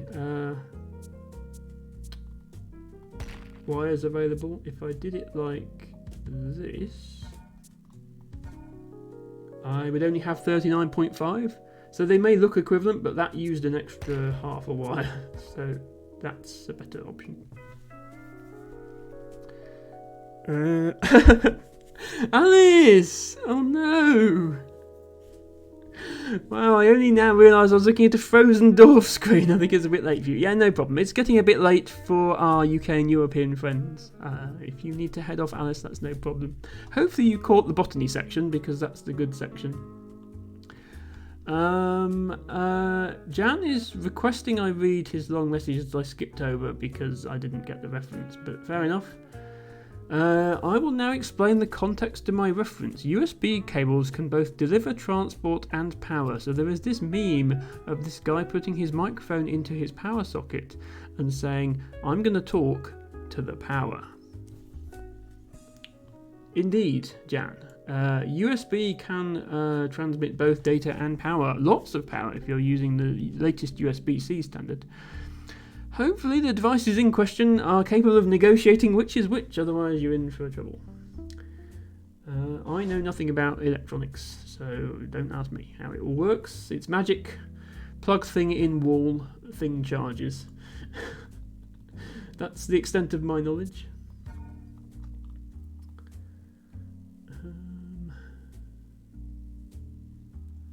Okay, put one there. I think I'll always take hammers now if I'm offered them because I'm going to need them. Green one through here. We can do that by sending a pipe up there. And as for this guy, why did you have to go and build your house there? That's just annoying. Because I can't pipe from here. You can only pipe orthogonally and diagonally, as it would take it here.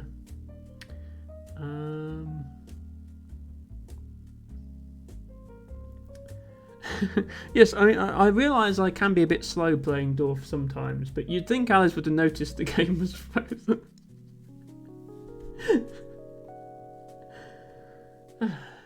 Yeah, as I say, Alice, sleep well, and I hope you caught the botany redeem, because that is my favourite segment of the stream.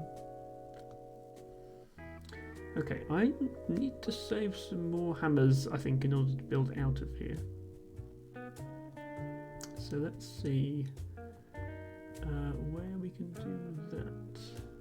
Here. This is using lots of hammers for no good reason. There.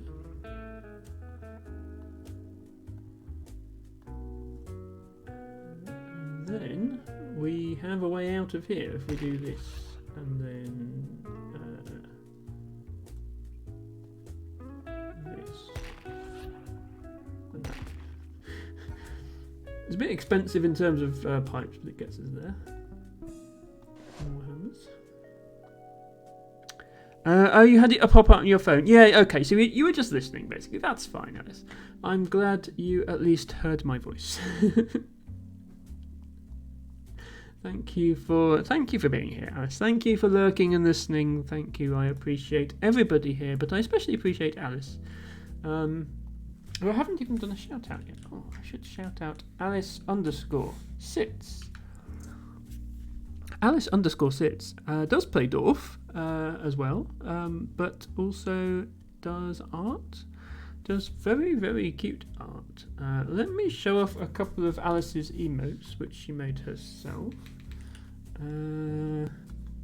We have this amazing little city down that, and we also have this one. There's no need to cry just because I gave you a shout out, Alice. No, Alice's stream has really cozy, chill vibes. If you're looking for like background noise for working or something like that, which is what I use her stream for usually, then definitely check that out. And yeah, this rat is just the cutest thing ever. Don't you agree?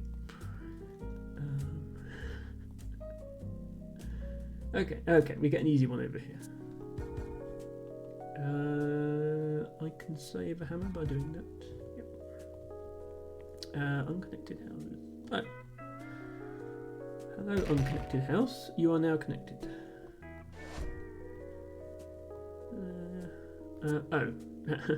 Yeah, so this is the other thing. As I say, the houses are always going to build on the flat areas, not the rocky areas. You can guarantee houses will appear here. But that might mean they appear on top of your wires. So you do have to think at that point, which is fine. The game's all about rethinking where you put things. please. Okay, that was a bit easier that time. This is why you have to save up on hammers, because you will eventually have to go into the rocky areas in order to keep going. It's just how it works. Because all the flat areas will get houses on them. Mostly yellow houses, apparently. You over there. And you. I guess down here? That doesn't really help, does it? Okay, let's rethink this, because we can just send you there. Send the red over here. Actually, yeah, let's send there. And green there. Perfect. You cry when you want to, I can't stop you. Okay, I won't try and stop you. Let's all have a cry.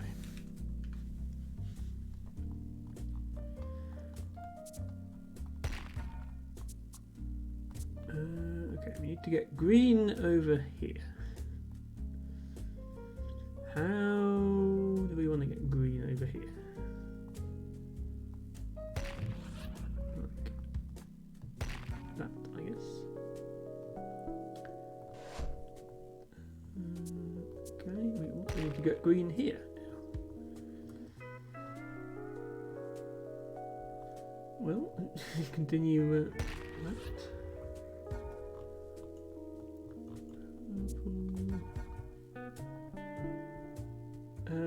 Pipes and hammers, or just hammers? I might take another pipe actually. I'm using a lot of pipes.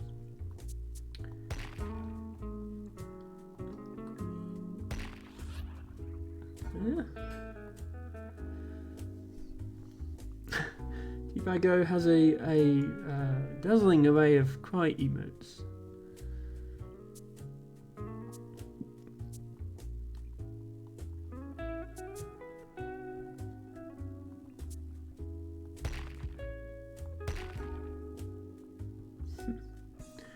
Well, this is awkward.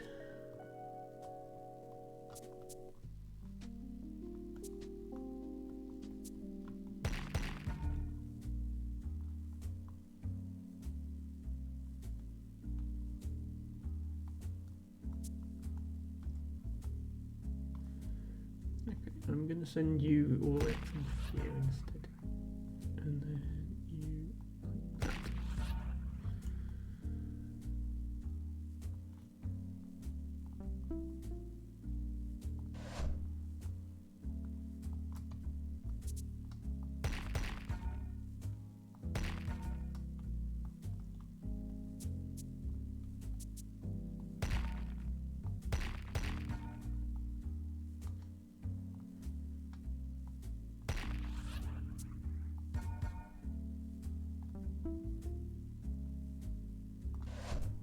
At this point I've got over 70 wires. I'm definitely not going to run out of wires anymore.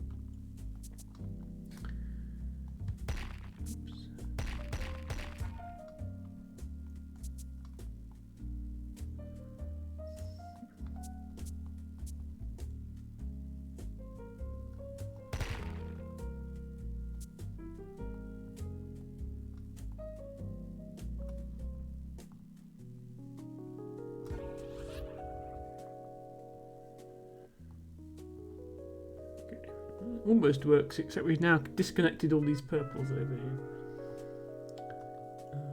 So way we can get them back.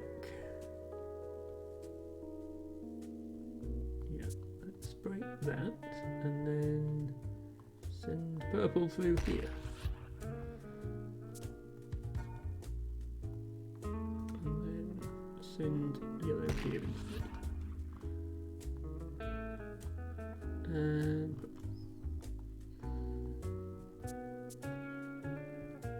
oh no, out of hammers. Okay, need to save some somewhere. Can we do that?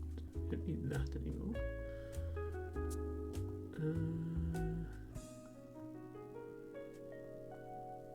This is using a lot of hammers.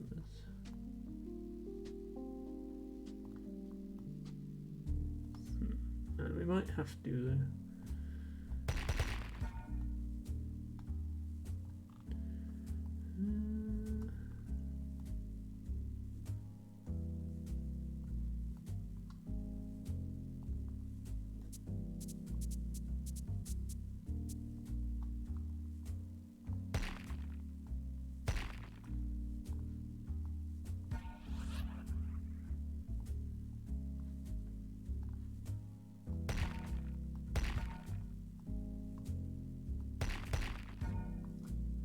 Okay, that works.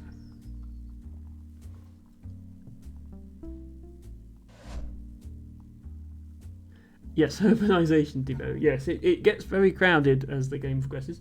We are almost at the end though. We're on turn 41 out of 51. We can actually end the level now and we'll get 1 star. But to get all 3 stars, we want to finish all turns and also not use these things to get power to places. See, this is like a sort of cop-out solution. You're not really solving the puzzle. You're just saying, okay, let's pretend that house isn't there. I think I'm going to have enough pipes to do this.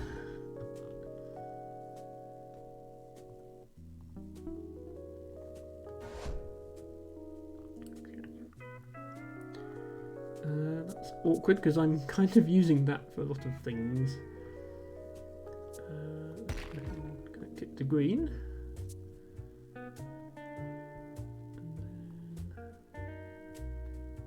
And then this way.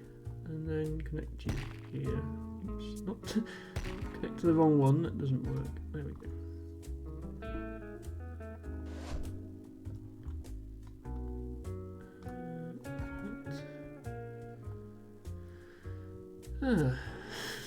Silly little. Okay, now I want to solve these. Purple can escape this way. Connect to purple. Yellow. This yellow can go here. Other yellow will need a pipe.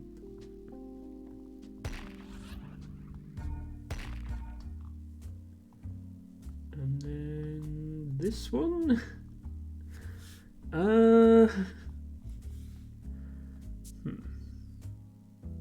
Just wondering if I can.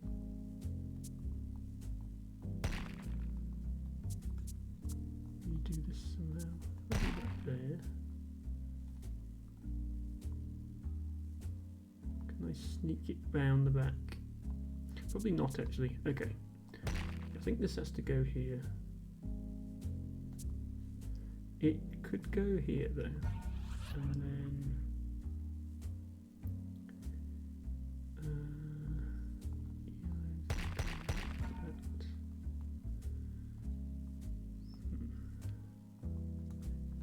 purple can't get out this. Oh, but there's a greenhouse there. Okay, that's no good then.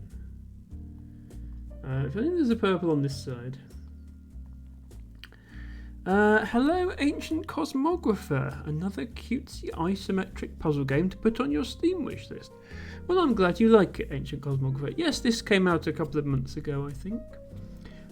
It also has a hexagonal grid mode, if you prefer that, although Jan appears to have an aversion to hex grids, so maybe we'll wait until he's left before we play it.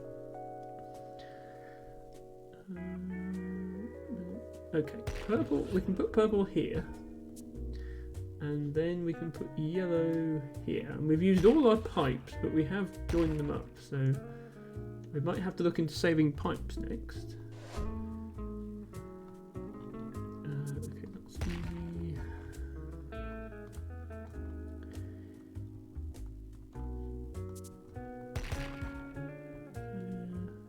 Okay, now we're out of hammers. Reminds you of Mini Metro, yes, and Jan's going to have a big argument now about how it doesn't remind you. Mini Motorways is definitely the closer game of the two because that has houses appearing all the time and you have to build between them. The big difference for me between this game and Mini Metro and Mini Motorways, whilst they definitely have the same vibe, the pace of this game is a lot more casual and chill and laid back because there's no timer. You can undo and rebuild everything at your leisure without having to worry. And yeah, it's just a game about optimizing connections. You have coloured power stations and you have coloured houses, and you have to get the right colours to the right colours. How does XGen... Well, you can't have an octagonal tiling, T-Bago. You would have to have octagons with squares between them, which, in terms of connections, would basically be the same as a square tiling that allows you to go diagonally. So I imagine he's fine with octagons. It's just hexagons he seems to have a thing against, and I can't imagine why.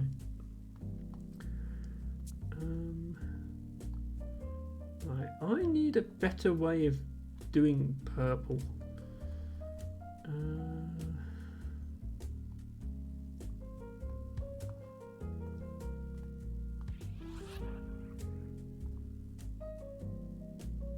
Oh, can I connect from... I can connect from here directly into the power station. That was the play there, I think. Do I have enough hammers to get this through? Yes, just about. Okay.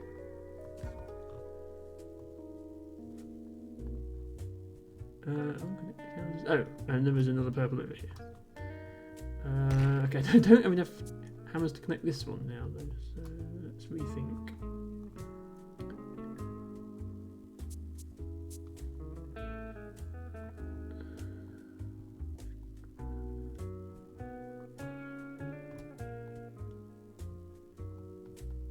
Save a pipe there.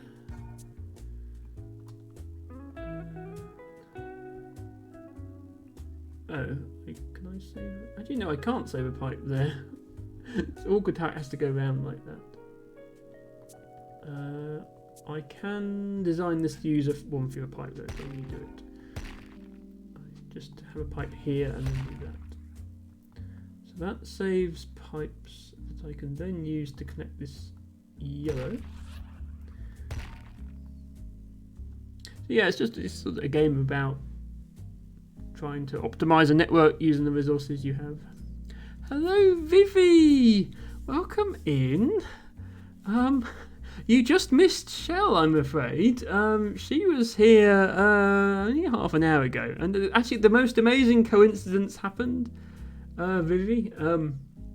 Obviously, Shell, who just yesterday started her first job as an apprentice electrician, was in stream, and then as soon as she left, another of my viewers, Dustin Dude, showed up, who has just been to a job interview as an electrician, and apparently it went very well. So I'm sure the two of them would have lots to talk about if only they were in the stream at the same time. And I completely forgot to mention Dustin's existence to Shell, so I hope we sort that out at some point.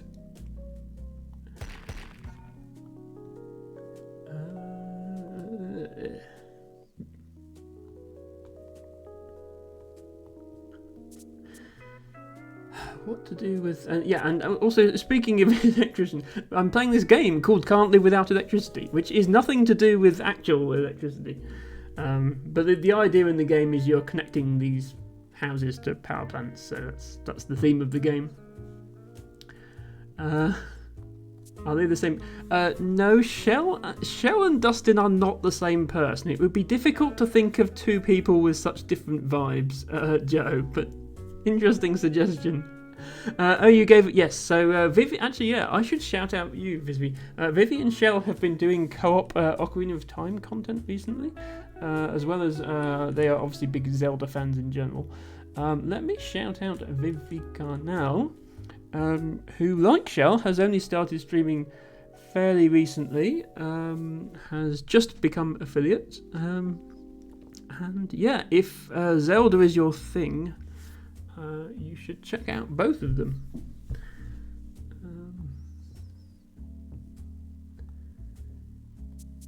Right, I'm going to redo this whole section now.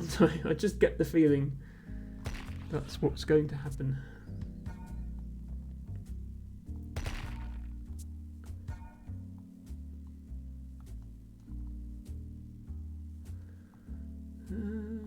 Right, I need to save some pipes somewhere if I can.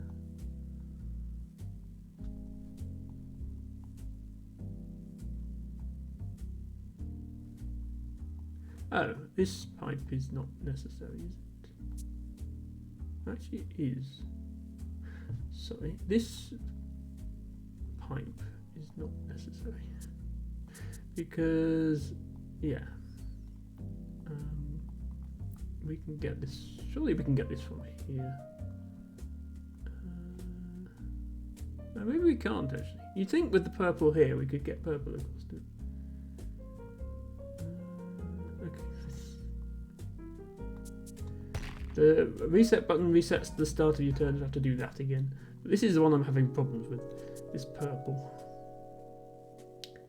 This is all out on its own. And I have a way to get up here, but I need more hammers. Vivi says do a bit more variety, but she's teaching you Ocarina of Time currently. I've never played. Yes, yeah, you are a variety streamer. I should clarify that. You have to lurk, about to go out to dinner. Well, enjoy your evening, Vivi. Enjoy the rest of your weekend. I hope to drop by one of your streams soon. Thank you for popping in.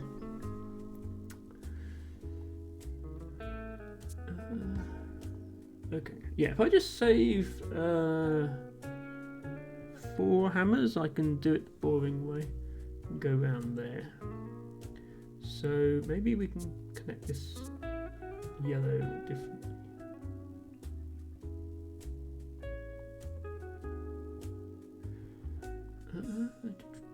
Well, we can do that.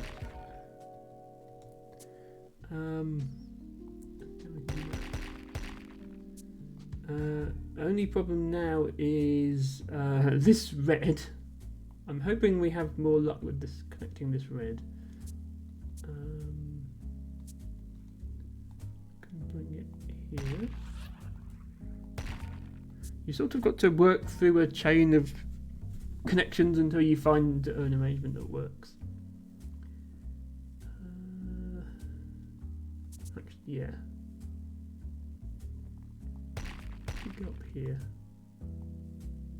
and then go this way because there's red over there, and then that leaves us free to send yellow like that. There we go.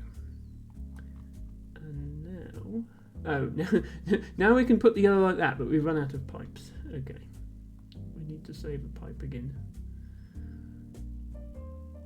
Which is annoying because we just used them all.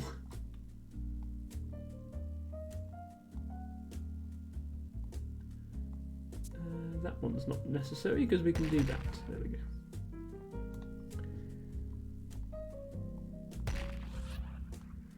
Oh no, we're out of hammers. Okay. We're now in the point where we need to find 1 hammer instead of having to find 5 hammers. So we have made progress, even if it doesn't seem like it. We're into the bonus turns of the game, so it gets a lot harder now.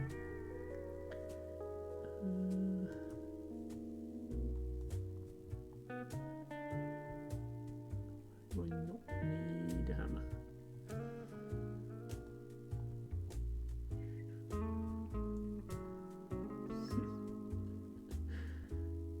It's frustrating being this close. Ah, here we don't. I think. Can do that.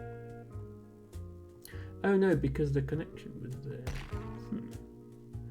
Yeah, but I need to connect this to a stony square. Okay. It's annoying.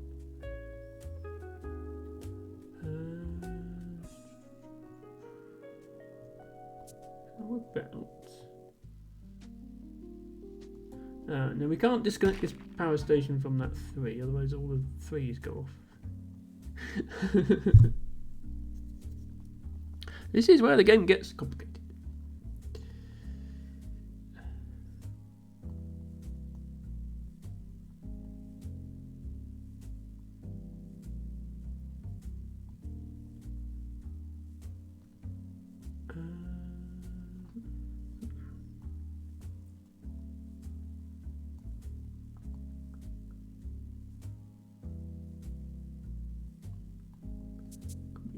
Ah, we can optimize that to save one hammer. There we go. I can put that back in.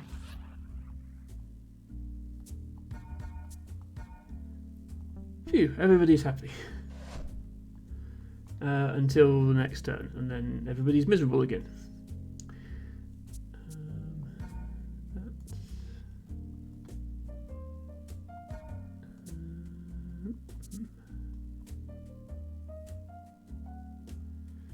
This purple guy is kind of screwed, isn't he?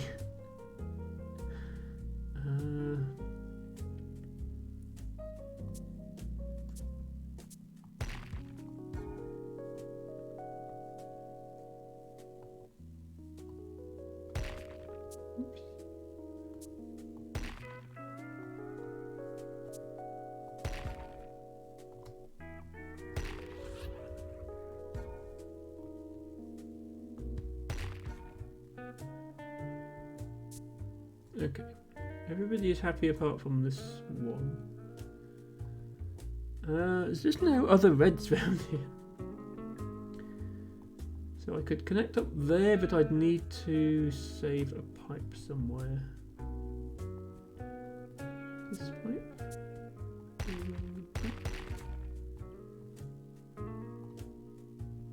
Connect. Okay. We are once again one ham short.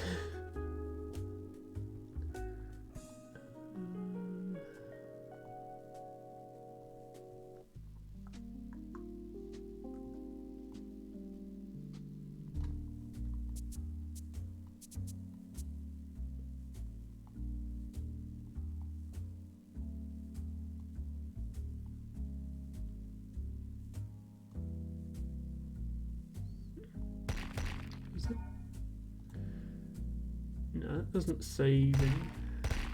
Okay.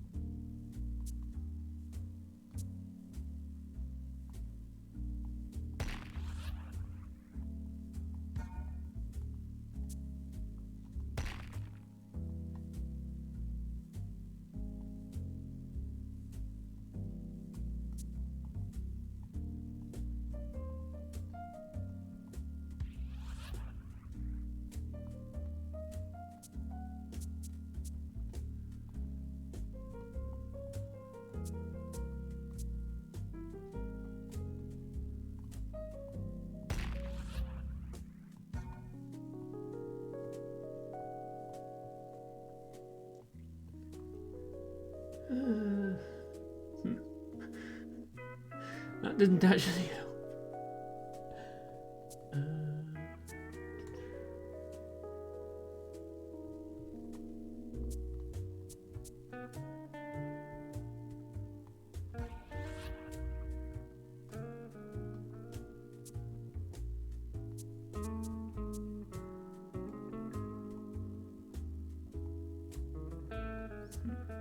Yeah, I think I just sort of need to redo this whole section.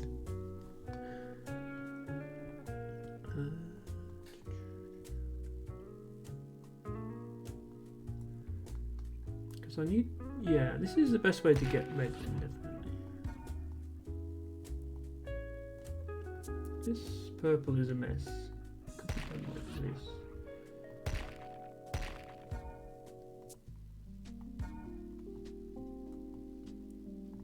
Yellow can go there. And then there. Purple can go there.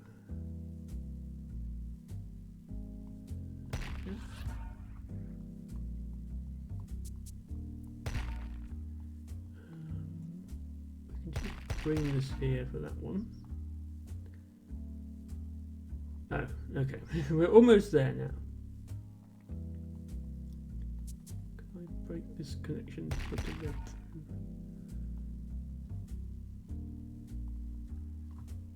Can I get these purples out? Yes, okay.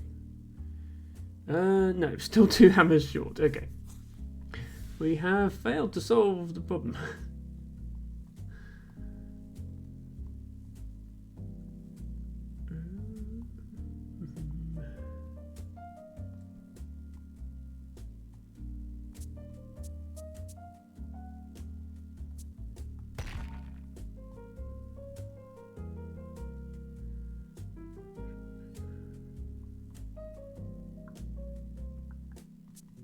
That has to go there, otherwise it doesn't work. Means I have to use all these hammers here. That's annoying.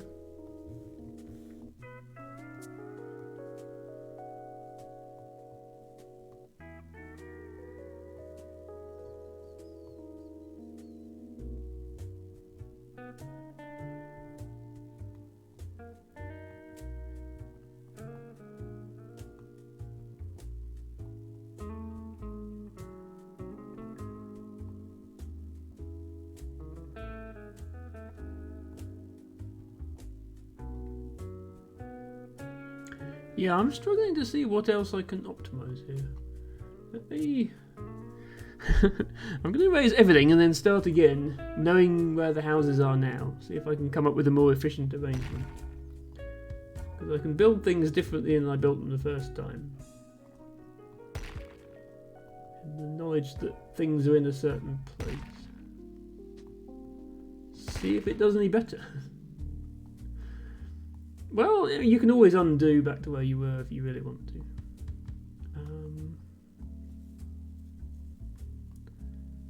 Right, yeah, these purples are a real problem, no matter how you look at it, because they're stuck in the middle of nowhere. I do that to get purple over here.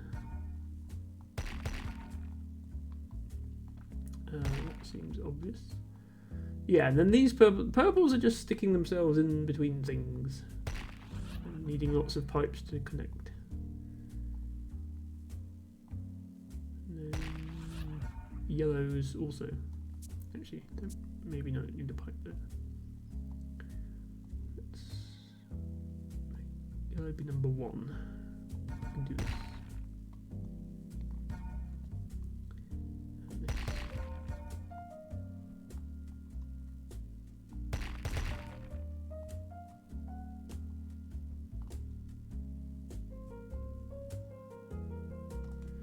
Actually, then this guy's... Oh no, this guy can come through here. Okay. So far, so good.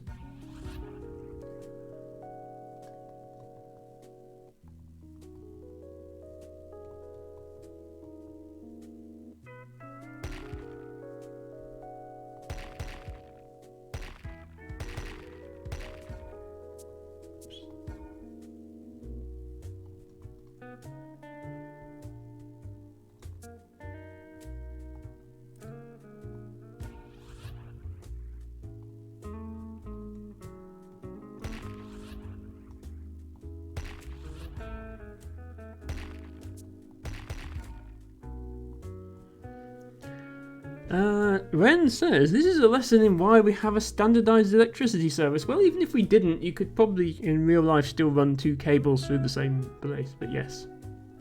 Also why we don't live on floating spiked wheels in the sky that look suspiciously like an orange slice.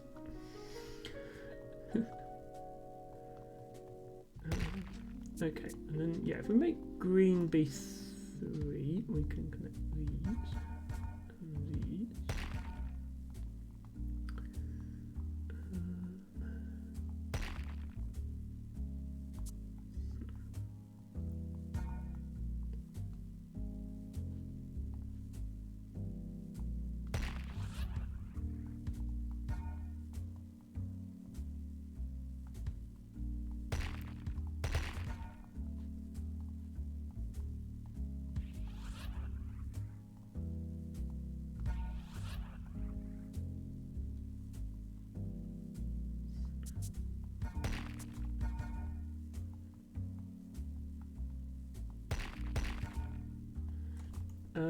And then which one haven't we connected? Oh, we haven't given purple a number yet.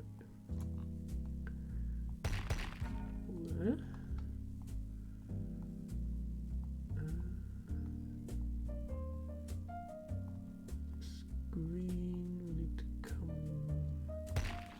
This green needs like 2 pipes just to get that one out, which is unfortunate.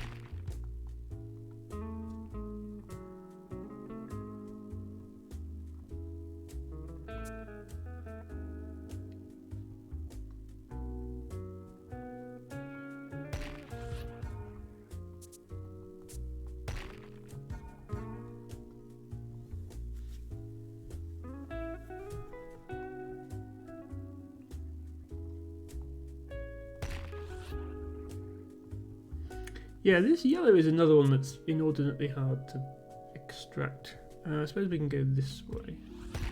That works.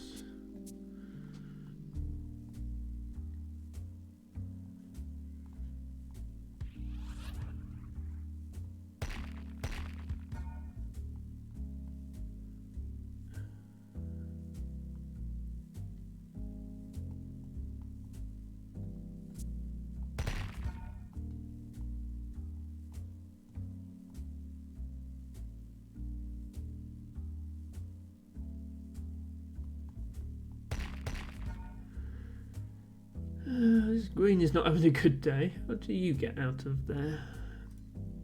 Like this? Not sure if I can afford the hammers for that, but we'll give it a go.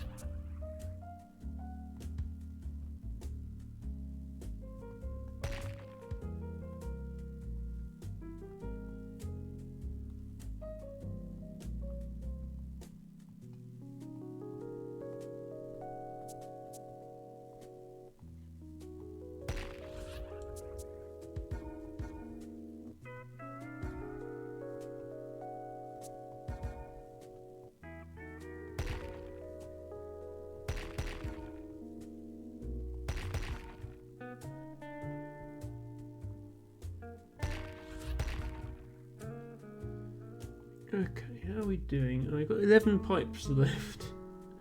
Are we going to run out? Let's see.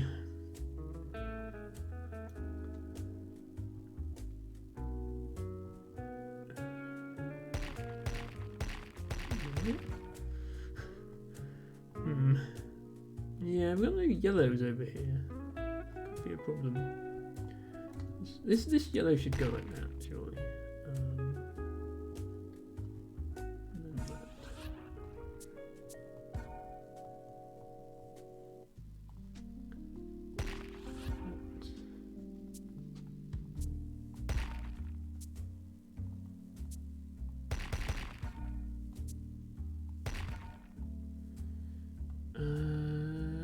Yellow is stuck.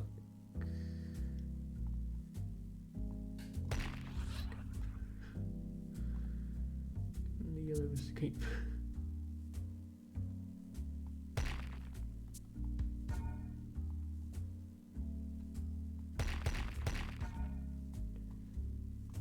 Actually, no. This yellow can come from here.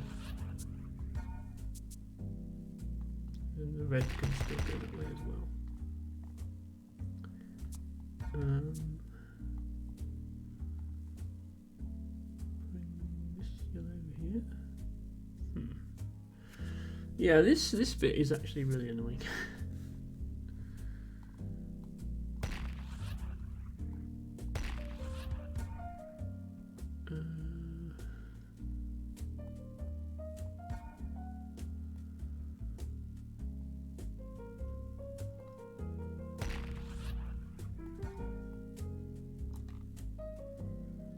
Okay, Right, we're just this side left now. Just these three houses to connect. Oh, and this one. We'll do that. And then we've got these two yellows. And there's no yellow anywhere near here, so this is a problem.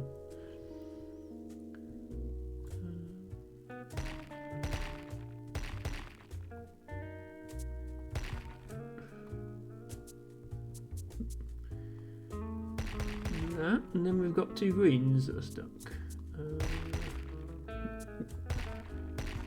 One green that's stuck.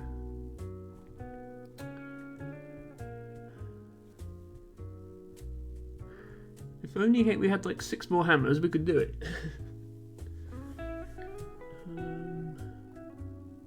Okay, let's rethink this then.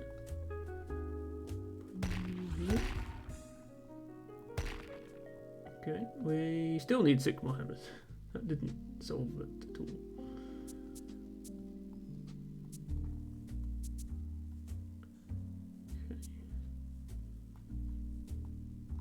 Okay. There. You there. There. Okay, we did it!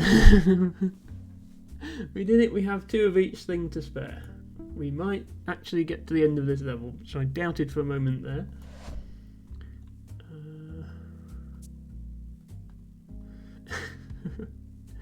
Yes, sorry if this is dull content for everyone. I just thought this would be a nice game to try, and it certainly seems like Ancient Cosmographer has a new game on his wish list, so it wasn't all in vain. Let me try and play a bit faster now.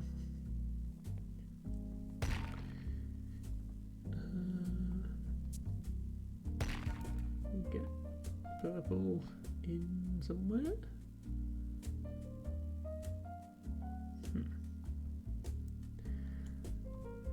How did this one escape?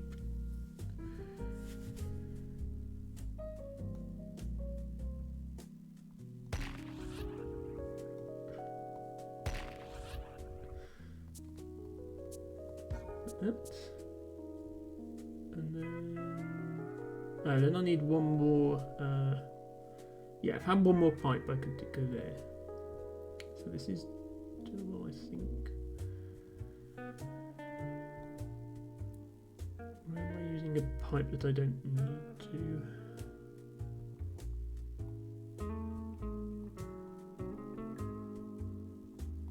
Yeah, don't need to.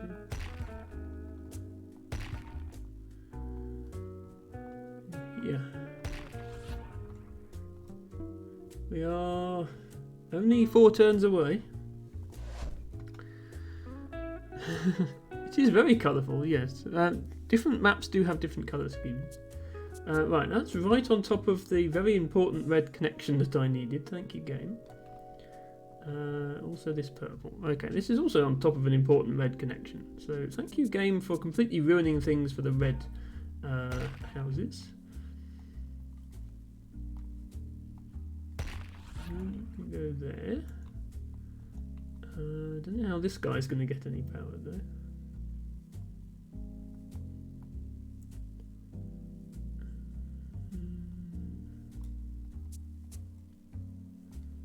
You can go there, and then purple can come out like that. So yeah, by the end of the game, you end up with like a tangle of wires and pipes like this. It's quite difficult to figure out what's what.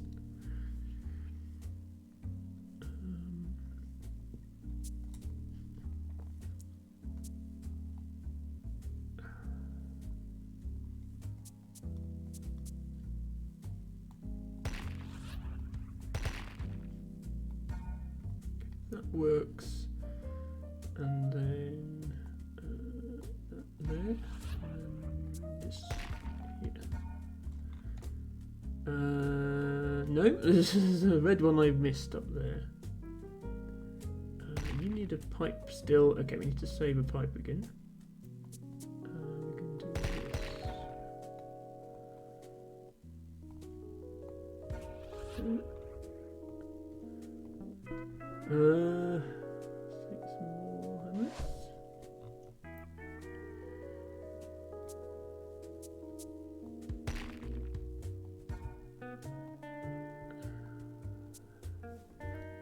Again, this house is not in a good place.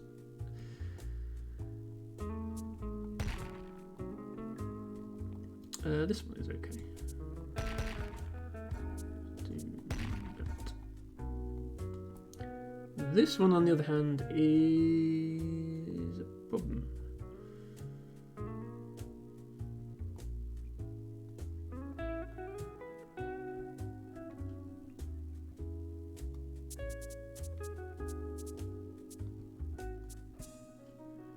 Rethink this section. There.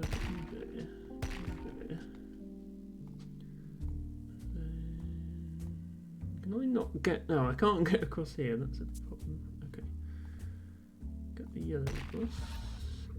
Just need to get this red out somehow.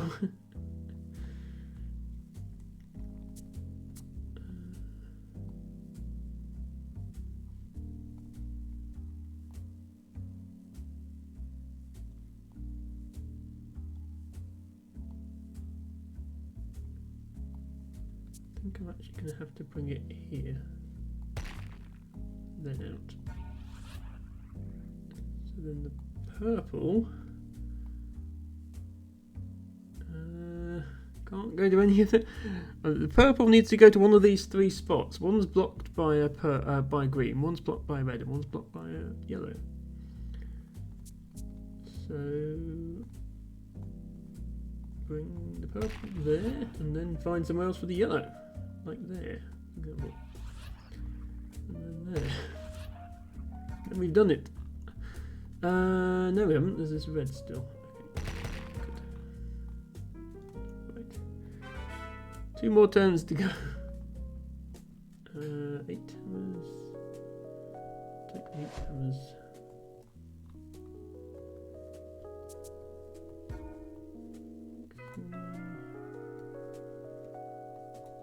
Red on top of the green. This at least is easy to solve. We just need to use a pipe here.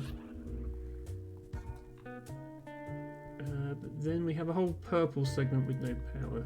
Do we have enough hammers to do this? Yes. Okay. One more turn.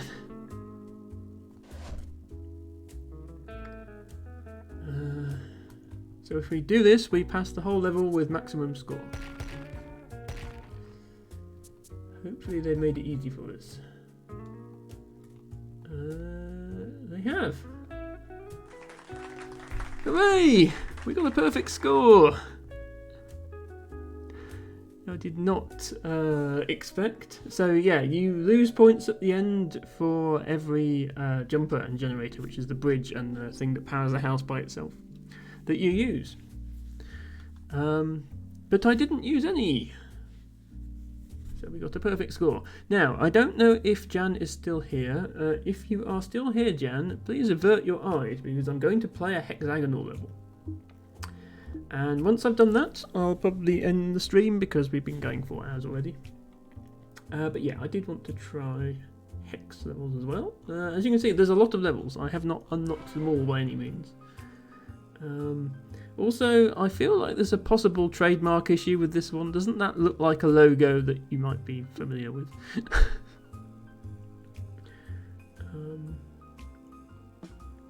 But yeah, so I haven't actually passed this one yet. I passed these 2 with 3 stars, but not this one. So let's get this one. Yeah, we'll restart the stage. So the hex levels, as you might expect, are on a hex grid. And it's just as the square grid allows diagonal placements, the hex grid also allows diagonal placements. So by that I mean there's actually 12 ways you can build. So I can run a wire like this, but I can also run a wire like that, and then that, and then that. So the fact that you've got that much control of it is not just 6 directions, it's 12 directions. Adds an extra layer of depth to it. This level also has a mechanic that we didn't have in the previous level, which is bridges. These blue areas are water, and we have 14 bridges available, and every time you cross water it uses a bridge. Houses can't spawn on water. Again, houses will spawn on the flat land. We do still have pipes. You do still need pipes because there are gaps in the map. And you still need hammers for the rocks. So it's like a more advanced version of the game where there's extra resource to keep track of. And same mechanic where this is one space and this is 1.5 spaces. I realise that's not mathematically accurate, I don't care. So we'll go like that to start with. I'm going to need a lot of bridges, but I'm going to need a lot of pipes as well. But I'm going to take bridges. Let's use number 2 with the yellow.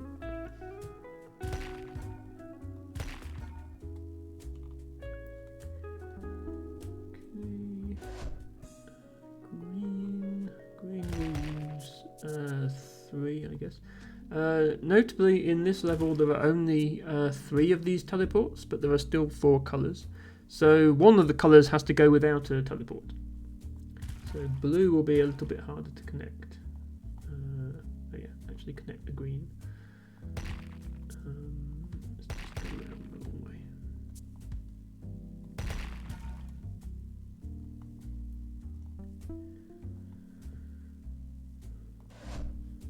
Okay, fortunately it's given us the 2 houses near to the blue to start us off.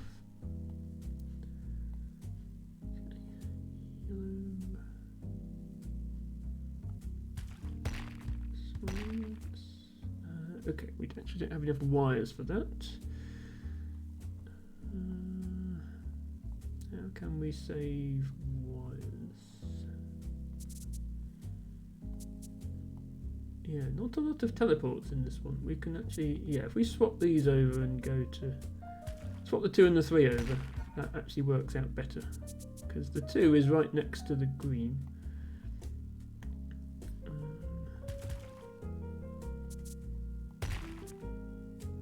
Just have to get green to 2, which is probably best done this way.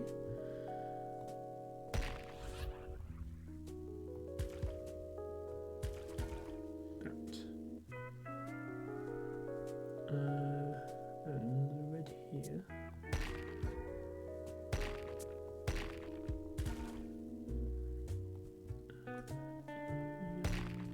Okay, hopefully we've got enough wires now.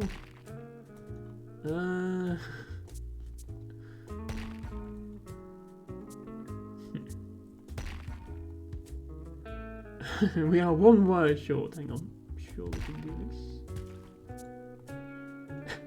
We are half a wire short. We need 1.5 wires here. We only have 1 wire.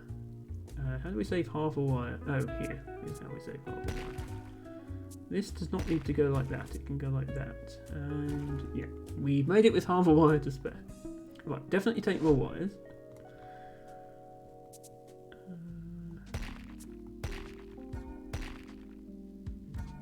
It's a bit less intuitive with the hexagons what the shortest path is sometimes. That's actually shorter.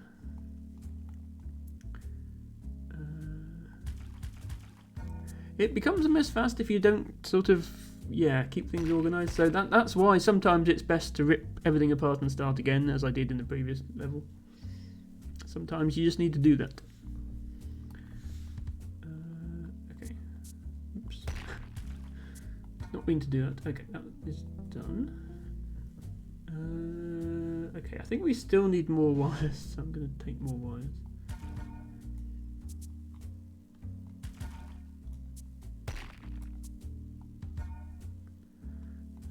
It's the most efficient way of doing it. We've got 23.5 wires at the moment. If I do this instead, okay, that's still 23.5. It looks like it should be possible to smooth this out, but I don't actually think it is.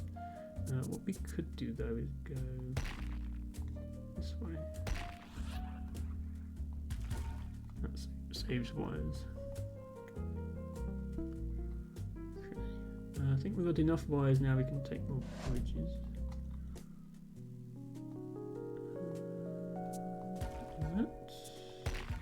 No, like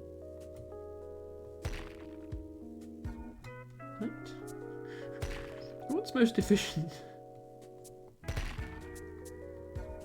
That. Okay. And then this can go the other side of the house. So no, things like that.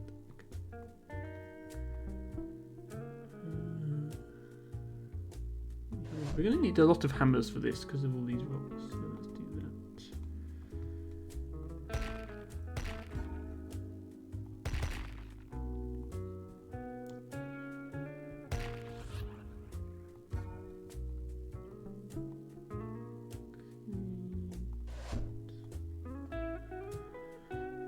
One up here.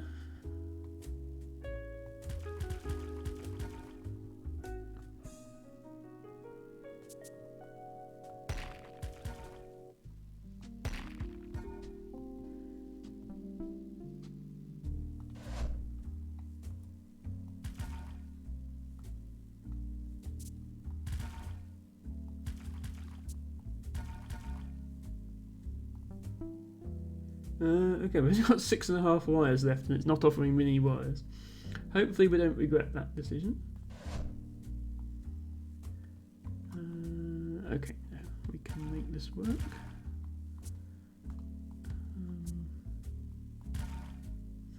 Gives us 3. That gives us 4. Okay, that's more efficient. Definitely need wires now, and it's not giving us any wires again. Come on, game. Don't be like this. Okay. We have 2.5 wires to connect that to that. That's not going to work. Let's look for a way to save wires. So right now we have 2.5 wires. If I do this and then that, we still have 2.5 wires. That achieved nothing. What if I do that?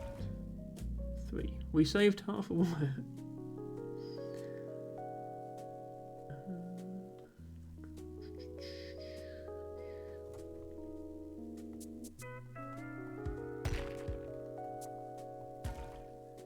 That did not save any.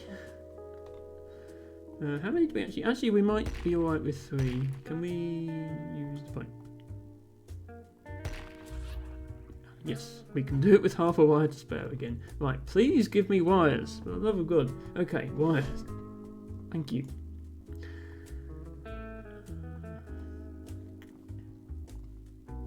Yes, it's always convenient to have pipes available because you can use pipes to cross things over. So here I'm crossing over the blue and the green using the pipes. So in sections without pipes, like over here, it becomes more difficult to cross things over.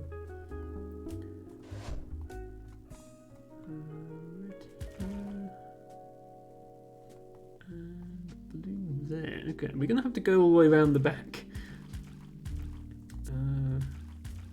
We are.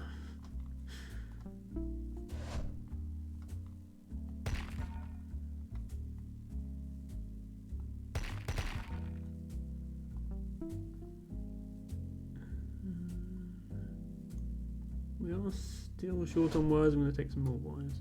This can be more efficient. Right now we've got 16.5 wires available. If I build it like this instead, no, oh here, yeah, like this. I think we'll end up with more wires. Yes, that saved half a wire. Doesn't sound like much, but it might be important. And then we can go there. Oh, and there's a red down here. Okay.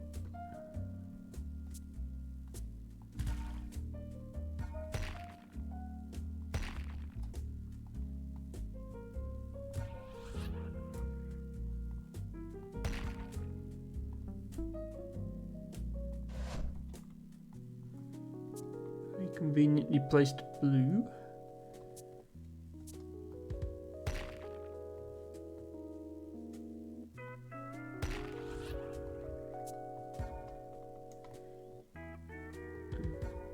Blue. Okay, I think we still want wires.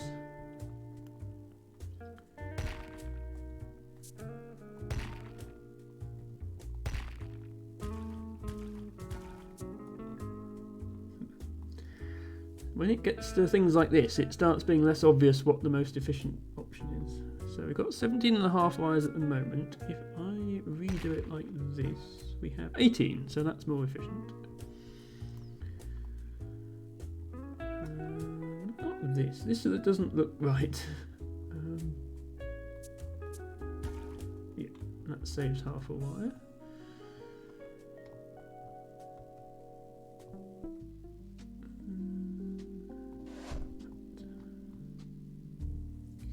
Yellow there. Well, that's an awkward place. One of the advantage of the hex grid is it looks like here, for example, it looks like there's no way through here because these two are right next to each other. But actually there is, because you can do that. You can build like, sort of past a house by going diagonally. Connect that up. That.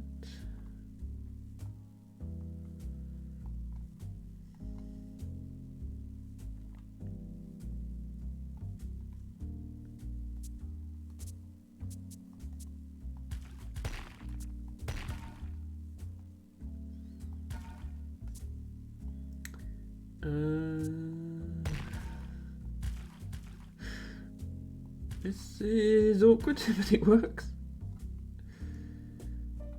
Except it doesn't, because this house isn't connected. Okay, this whole section is stupid. Let's try redoing it.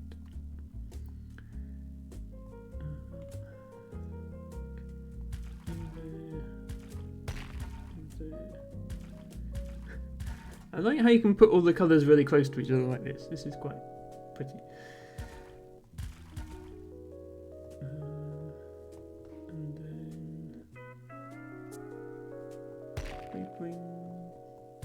we bring this out from here.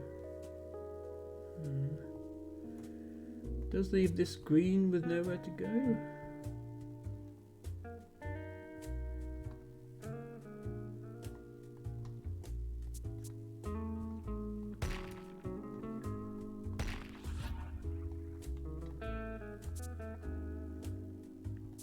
Okay, I guess we do have to do this then. Just really awkward.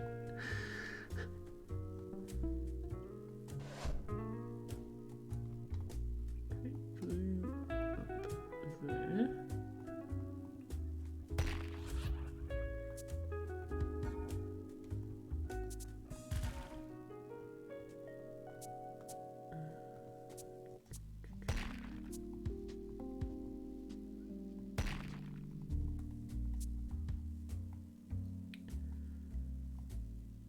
How to get yellows in.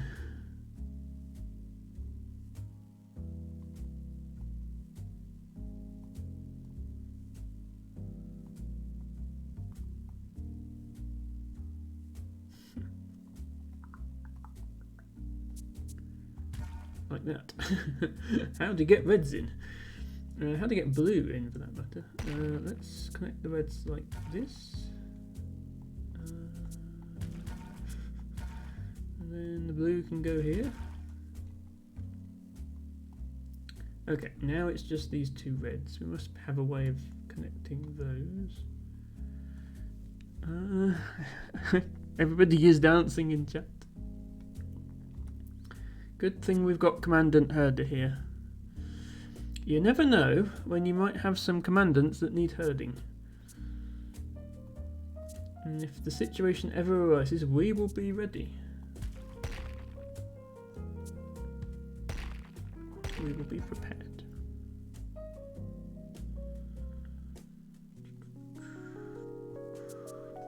Okay, we need to do something crisscrossy here, I think. That's what we need to do. Let's send you round the back like that.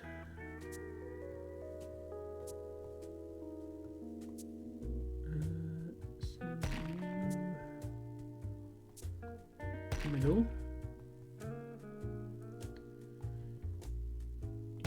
Go here.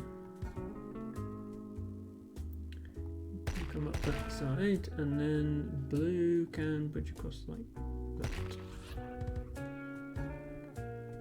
And then that just leaves these yellows, which can go like that. Okay, somehow we made that work. Oh, you command herders. I thought you herded commandants.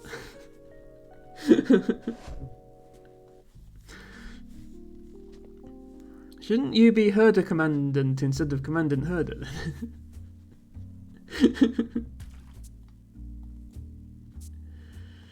What sort of herders do you command? Sheep herders? Ophelia 55 think?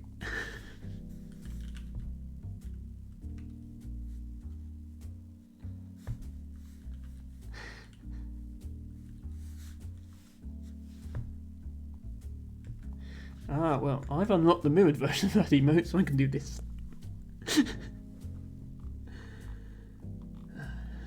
Sorry, just having a bit of fun. Sorry, herder, don't worry about it.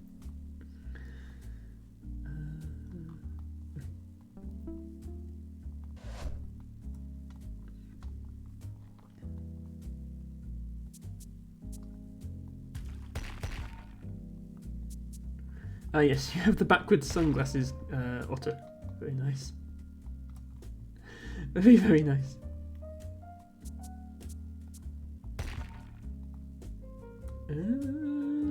Green? What to do with the green?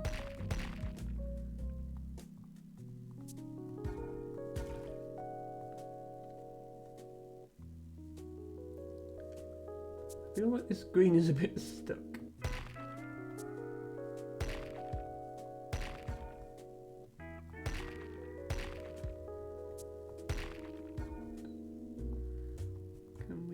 Get him out, please. Again, it's going to cost us a lot of pipes.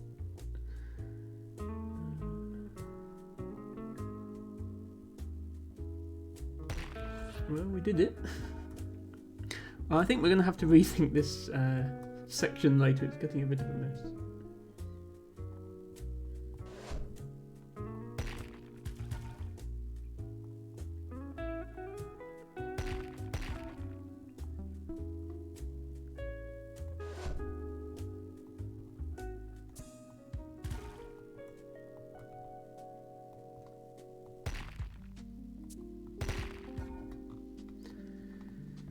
Somehow we're still going.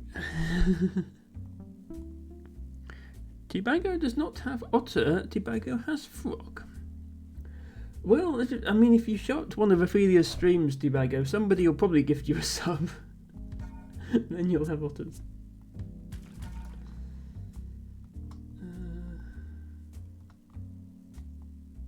We are really running out of... We've only got 5 wires. Let me see if I can save some wires.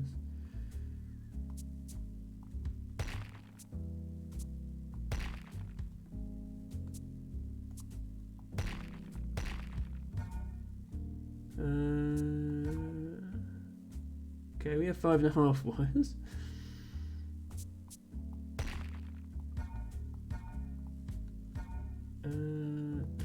That's worse.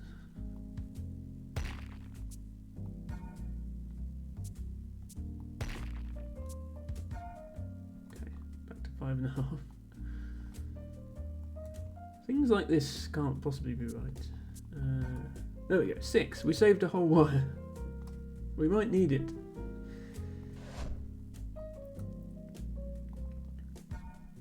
The dancing has started. Let me contribute my offering. There we go.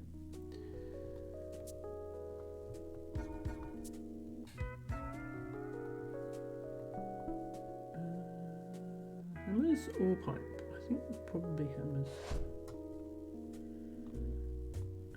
Well, that's annoying. Okay, go the wrong way.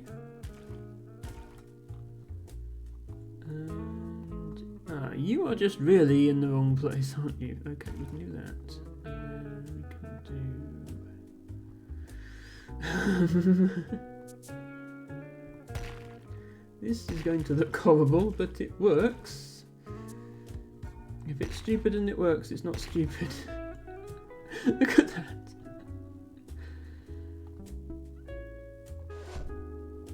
Okay, blue there. yellow here is more of a problem. I think we can maybe do some bridging. Send the blue, yeah, send the blue over here and then back again, just to give the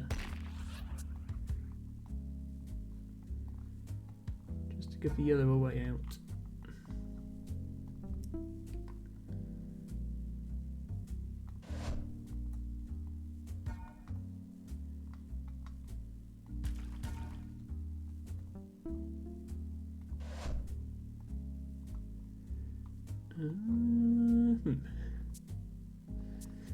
Yeah, as the hexagonal mode goes on, the paths get gradually weirder and weirder. You have all these sharp angles where you're trying to connect things. Okay, is that optimal? 27.5. That's the same. Okay. But yeah, things like this looks like it can't possibly be the right way to do it, but I think it actually is. Is this better? No, yeah, see that's the same number of tiles and so is that. Oh, there's a yellow here.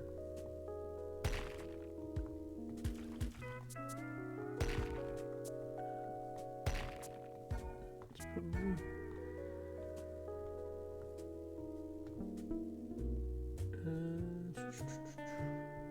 we need, oh yeah, we're running out of bridges. Got to remember that we need to keep track of how many bridges we're using on top of everything else.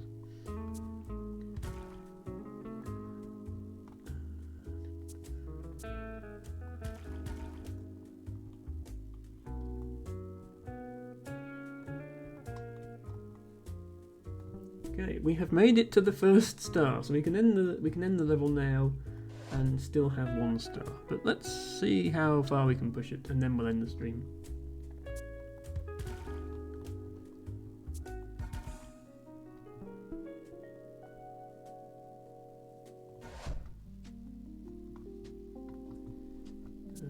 Okay, there we can fit through.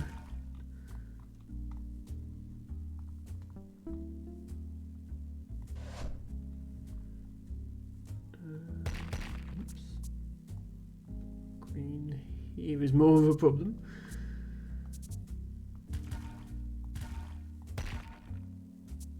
Okay.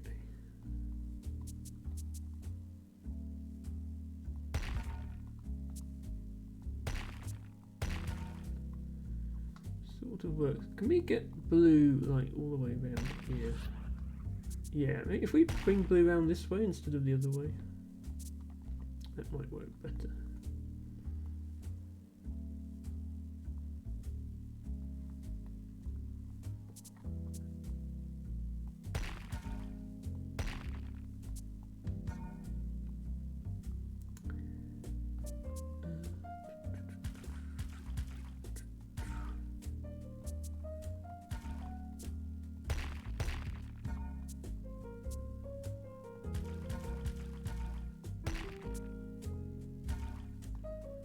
Okay, so now it's just this awkward red one.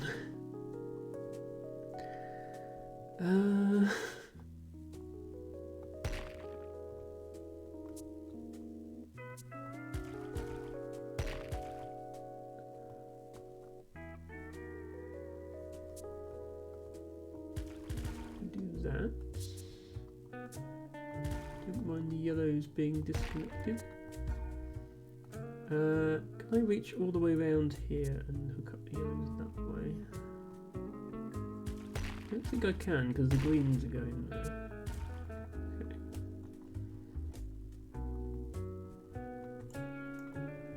Then I'm going to hook the yellows up from that side. And worry about this red. But this red I might be able to escape this way. Yeah. It's getting crazy, but it is still working. Mostly.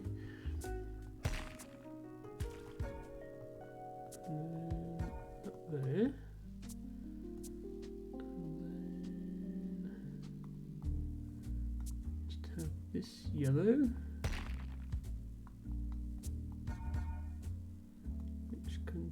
blue here and go there. And there's this red,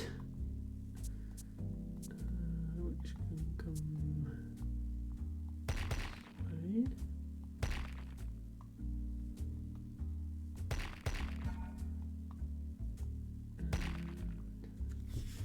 this way. We're going to need to do a cross the over thing here, I think.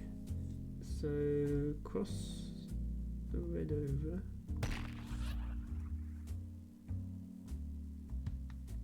And cross it back again. Cross the yellow over.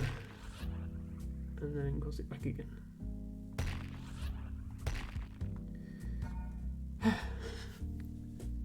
Yeah, this you just have to trust me on this. This works. This crosses over the two paths using pipes, so that you can have red, yellow, red, yellow, red, yellow, and it all still connects. Herder is going to bed. No problem, Herder. I'm so glad to see you here. I know I see you a lot in Ophelia streams, but I don't see you here often, so it's really good to have seen you. Sleep well, take care, enjoy your weekend. I am live tomorrow and Sunday as well, if you're able to be here. Let me give Commandant Herder a proper hug. Sleep there. Thank you, Herder. We will be ending very soon. Just as soon as I either win this level or give up on this level, whichever comes first. We are only 7 turns away from potentially something.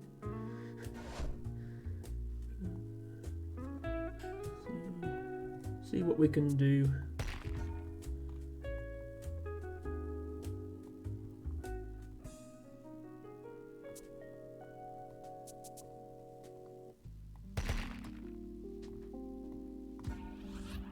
Crossover. I'm going to run out of pipes soon, is the only problem. I can do one more crossover and then I run out of pipes.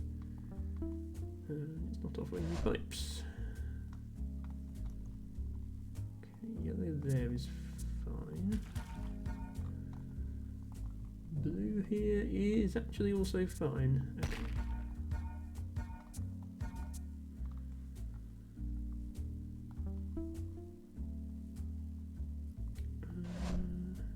Imagine trying to find your house. Yeah, this is getting a bit hectic now. That works.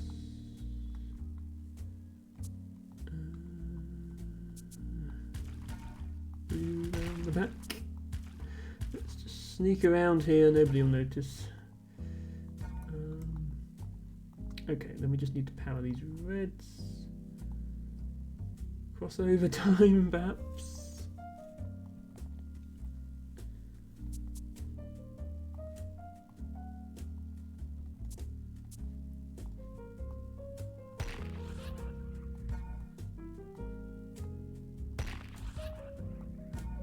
Reds are powered. Blues are unpowered because I deleted the blue crossover. I need a crossover for the blues, otherwise this doesn't work.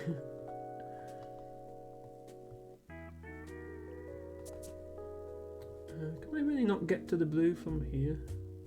I can't, can I? That's annoying.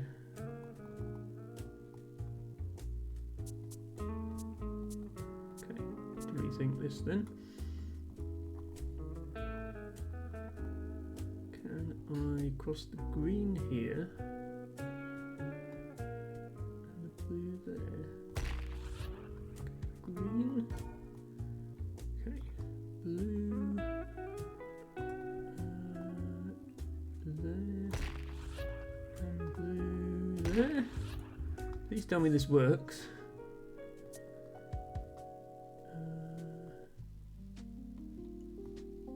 Oh, and also, yeah.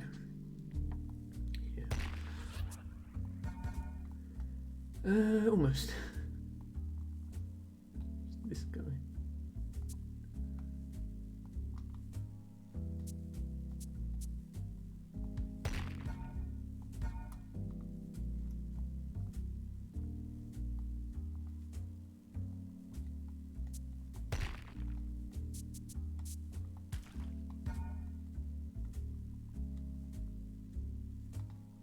You can just go straight to your power station. We don't need to worry about you.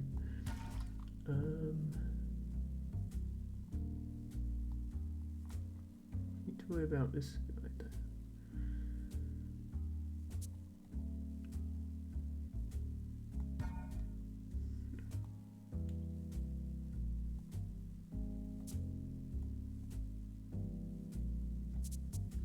Thinking, can I run a blue along here? But no, because then the yellows are stuck. It's to be for yellow. Okay.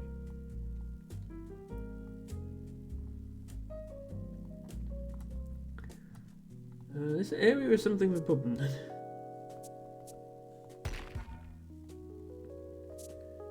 About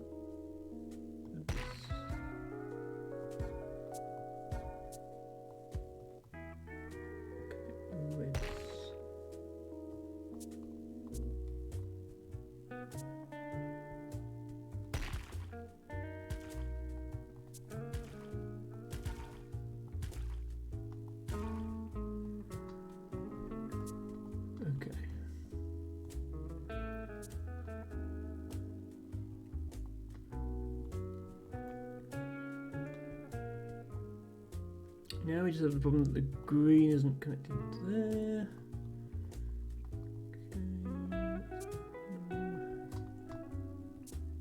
Okay.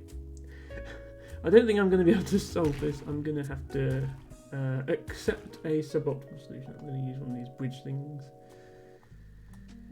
So at least we solve the level somehow. So yeah, you can't actually build these on water, so we need to go back slightly to where we were. Bridge here to... where do we want to bridge actually? Might be easier to bridge the blues.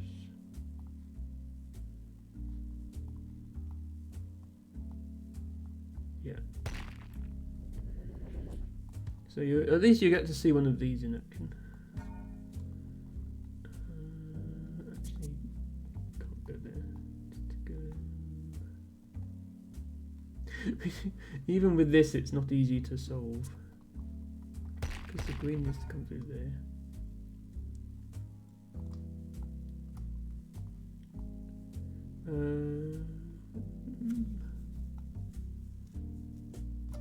Yeah, that doesn't actually solve it. Okay, let's try something else.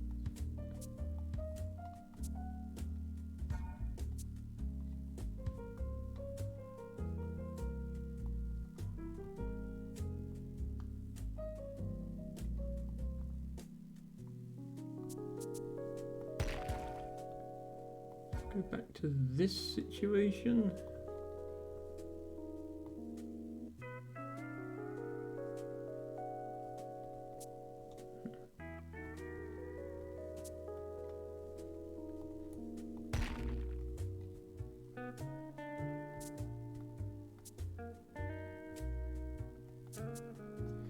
Is there something different I can do here?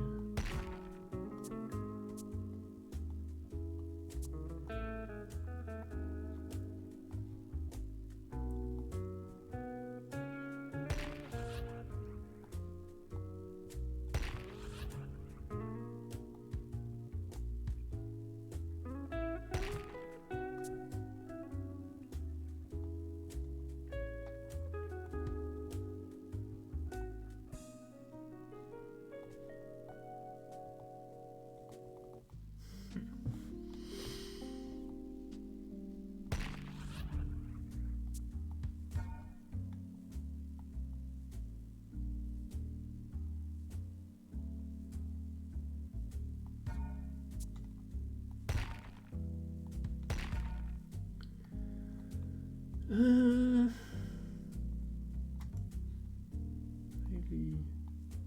Okay. We'll build one here. We might have to end this soon. Okay. We got lucky that time. Actually, everything landed on the right things. That time we got less lucky.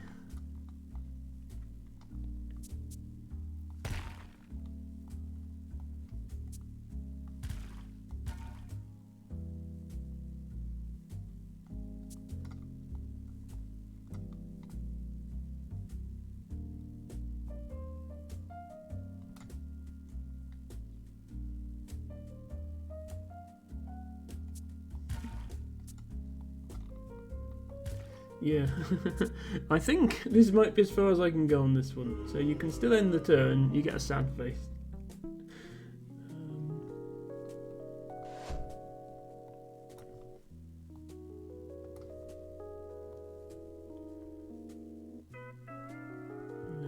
Yeah, the game is over once you get too many sad faces, but also the game's almost over anyway.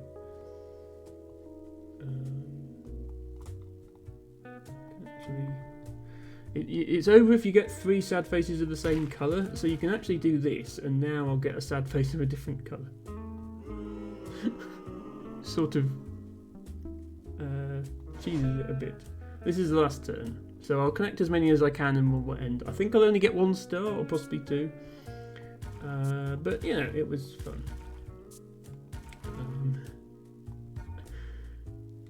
Yeah, as you can see, towards the end of the game it gets very, very confusing. You start accidentally connecting the wrong colours. That's not going to work.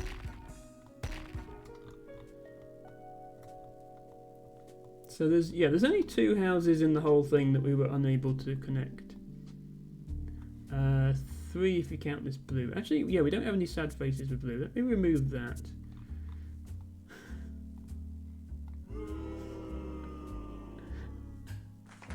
But yeah, so we get 2 stars by doing that. Which is better than I did in this level before. Last time I played this level, I gave up because it was too hard. So we only missed out on a perfect score because we didn't connect some of the houses. Anyway, that's going to be the end of the stream. We have gone rather longer than we usually do, but that's okay. We wanted to get another game, try out another casual puzzle game, and we did have a lot of chatting at the start of the stream and then some Dorf. So thank you everybody for watching. Thank you in particular once again, Anbert, for your resub. And also to whoever subbed at the start. Oh yeah, Mud Stuff for your sub, but somebody subbed before that to complete our sub goal. So whoever that mystery sub was, thank you. You are much appreciated. I'm going to look for somebody to raid now. If anybody has any suggestions for raid targets, do let me know.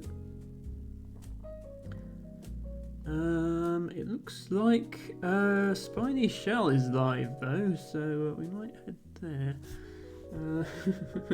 This is awkward because I've gone just slightly longer than normal. All my favourite late night streamers are live. Let's have a look at. I'm being a nerd now and keeping a spreadsheet of who I raid and how often. Tea with Jade is live, but we've raided her 4 times. Nespa we raided twice. Shell we've only raided once, but it was last week. Stoic we've raided 3 times. Yeah. I think we're actually due a Nespa raid. It's over a month since we did one. So I think that's where we're going to go. Nespa, who I didn't shout out earlier because she wasn't here, is a retro game streamer. She does a lot of NES games. Well, I did actually do Y2J around the same time as Nespa. And I've done them 3 times before. I'm trying to give everybody equal numbers of raids. I know it's a bit silly. Oh, Nocto Helix is on. Okay. Well, I'll do Nespa now, but I must. Am I not? I'm not actually following. I will follow Nocto. Teabagger, you're quite right. I should do that. I will follow Nocto, and then another time we shall raid him because he's deserving of raids as well. No problem, Blue Wally. Thank you for being here. I'm going to do a raid to the Nespa. So yeah, she plays NES games. Currently working her way through Donkey Kong, one of the Donkey Kong games, I think. Great streamer, lots of energy. Always reads and responds to every chat message. She's one of those. My favourite kinds. So yeah, do go and have a look and see if that's something that appeals to you. If you would like to spam a raid message in chat and you are subscribed, then please use this one. If you're not subscribed, then just type Gertrude raid followed by your choice of favourite emotes. If you'd like to join my Discord, Thatcher, yes, you can do that as well. Thank you. I will be back tomorrow with a new series. I will be starting Infinifactory, which is a Zachtronics game. I've intended to do some Zachtronics game or other on this stream at some point, it being a puzzle game stream. And that seems like the one, firstly the one I'd enjoy most, and secondly the one I've got the most chance of actually completing. And then Sunday will be Fez, a game requested by Ren. So thank you all once again, and bye for now.